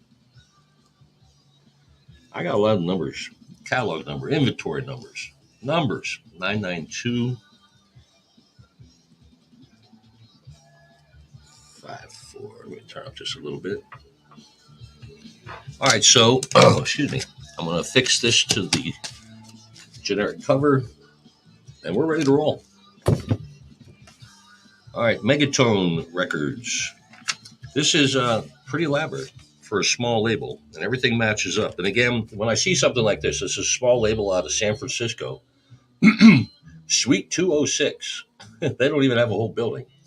But this tells me real quick that probably 95% of their business dealt with the 12-inch EP, maxi singles, however you address them. So they got a boatload of these generic covers. They could invest some money into it. So again, that's kind of rare that you find it for the smaller labels, but pretty cool. All right, so let's start off with their basic catalog number, MT110. 2 letters and 3 2 letters and 3 numbers, and it takes us directly to our version of it. Let's make sure everything matches up first. It's just crazy how this website works. Megatron, hold on. All right, so it does have 3 or 4 different pressings. We need to make sure we're identifying what exact version we have. A version of I'm Not Your Stepping Stone, which was made popular by the Monkees. That was a Voice Heart recording. All right, so that matches up. Let's make sure the other side does. This is pretty much a slam dunk. All right, everything matches up there. So again, this is a small label, San Francisco, put out 1983, 40 years ago. And there's still information on this website about this record. The pictures of the labels, so we're able to match those. It tells me who publishes it, who mixed it, who produced it. The only thing that lacks that I really like to find is a pressing plant identifier, and we don't have that available to us. But we have identified exactly what we got. So let's give it a grade of VG plus. This side has been played one time, maybe.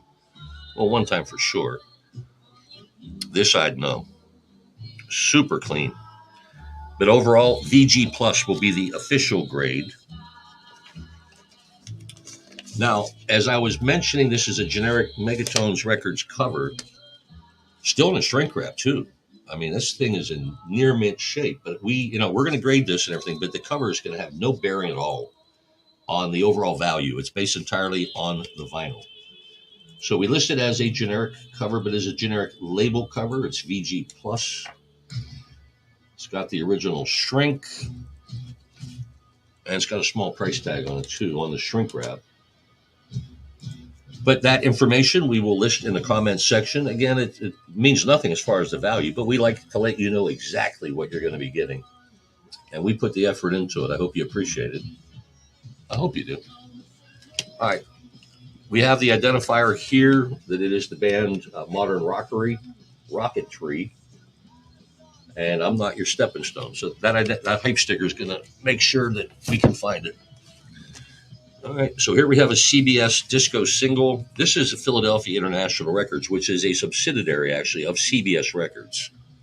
So this cover is designed for this record, which, again, is meaningless. We got to dig in here and get the catalog number running first. Let me close this out. All right, we got about 10 minutes to go here. We'll get 2 or 3 more records in. 2Z8.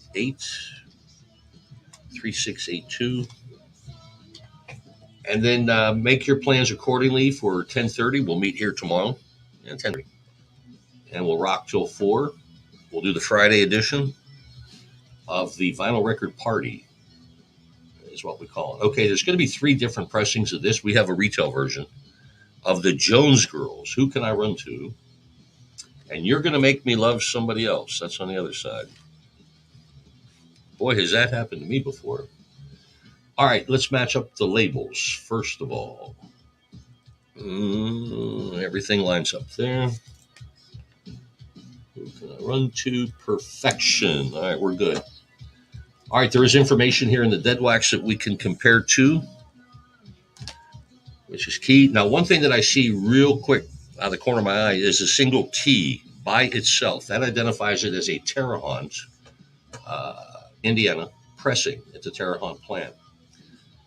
So the version I'm looking at here is a Pittman pressing, so that they don't match. Now, to the average listener who wants to hear the Jones Girls, who do I run to, and You're going to Make Me Love Someone, this information I'm digging for, it's irrelevant to you. But it may be important to somebody else that's looking for this record, so that's why I put the work into it that we do. All right, again, we identified as a retail version. We need to find the T to match up with the Terre Haute pressing.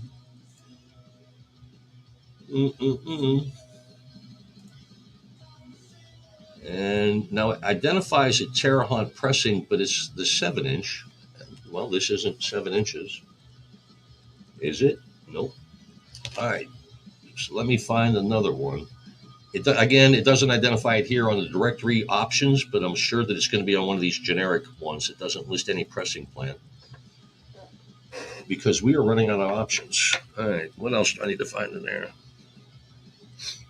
All right. We got a match. How'd that happen? Okay. Okay. I'm going to go with it. So we have a perfect match. Everything that we needed to see, we've seen. I didn't need to see that. Really? They're playing Bad Company on Little Steven's Underground Garage. Okay. I like this song.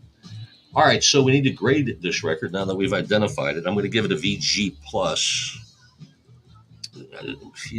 Slight groove wear here. And to me, again, groove wear is not a terrible thing. Yeah, there's a little bit more here. I'm going to give this a VG grade. This side's VG plus. Hold on. All day long. This side, no. And it has to do with nothing more than groove wear. There's no scratches really against the grooves. But I'm comfortable, again, with a VG. Spend any time with me, you'll learn that I undergrade everything. Everything. Including, never mind. So anyhow, again, it's a generic label cover, VG plus, or VG condition. Rock and roll. And that's how it rolls. All right, let me crank out another inventory sticker because that's what everybody's waiting for. Well, most of it. That's what my Yelp reviews say, that they enjoy this part the most. What? 29.49 already? Wow. 008. And there you have it. Another fabulous adventure in grading vinyl records. So again, thank you for making us a part of your day. We will again return tomorrow, 5/3, and get you ready for the weekend. Here's a Mercury Records release, Curtis Blow and Christmas Wrapping. Mercury, Polygram, Polydor, all in that happy family. They do us a big favor. They list a 2-digit number on these labels that identify the pressing plan for us. Again, Curtis Blow fans, really, they just want to hear the song Christmas Wrapping. They don't care what planet came from, but we do. That's how accurate we are. So I'm going to utilize that number once I get inside the catalog number. The number we're looking for is 53. MDS. I'm getting this simple catalog number off the label utilizing my high-powered magnifying glass. All right, Christmas Wrapping. It shows, again, 4, 5, 6 different versions. We're looking for version number 53 as far as the pressing plan. Why is it not showing a 53? It's showing a 72. It shows a 56. I want a 53. All right, so there are some versions here that don't identify the numbers, so I'm going to have to dig through it. Yep, going to have to dig through it. Again, I'm looking for the number 53. There it is, 53, which is identified as the Keel Manufacturing Corporation. All right. So next step, let's make sure the images on the label match up. Again, that's pretty much a slam dunk. Yep, we got a winner there. Christmas Wrapping by Curtis Blow. All right, so we know what we got. Let's get it for sale. Condition of the vinyl is what's going on right now. I'm giving it the 2 eyeballs, looking for imperfections, and I'm not seeing any. Well, there's one there. There's a scuff mark there. That's somebody's fingerprints that have been there for about 18 years probably.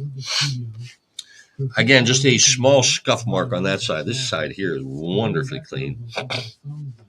But we do have that scuff mark over there. Just going to bring it down to a VG plus grade.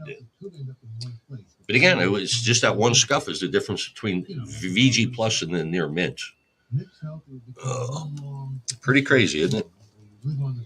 All right, we got a super totally generic cover here.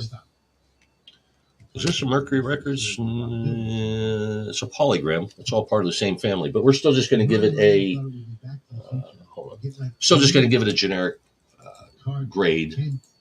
There is no matching of these two at all. All right, so let me crunch some numbers. We're going to produce an inventory sticker.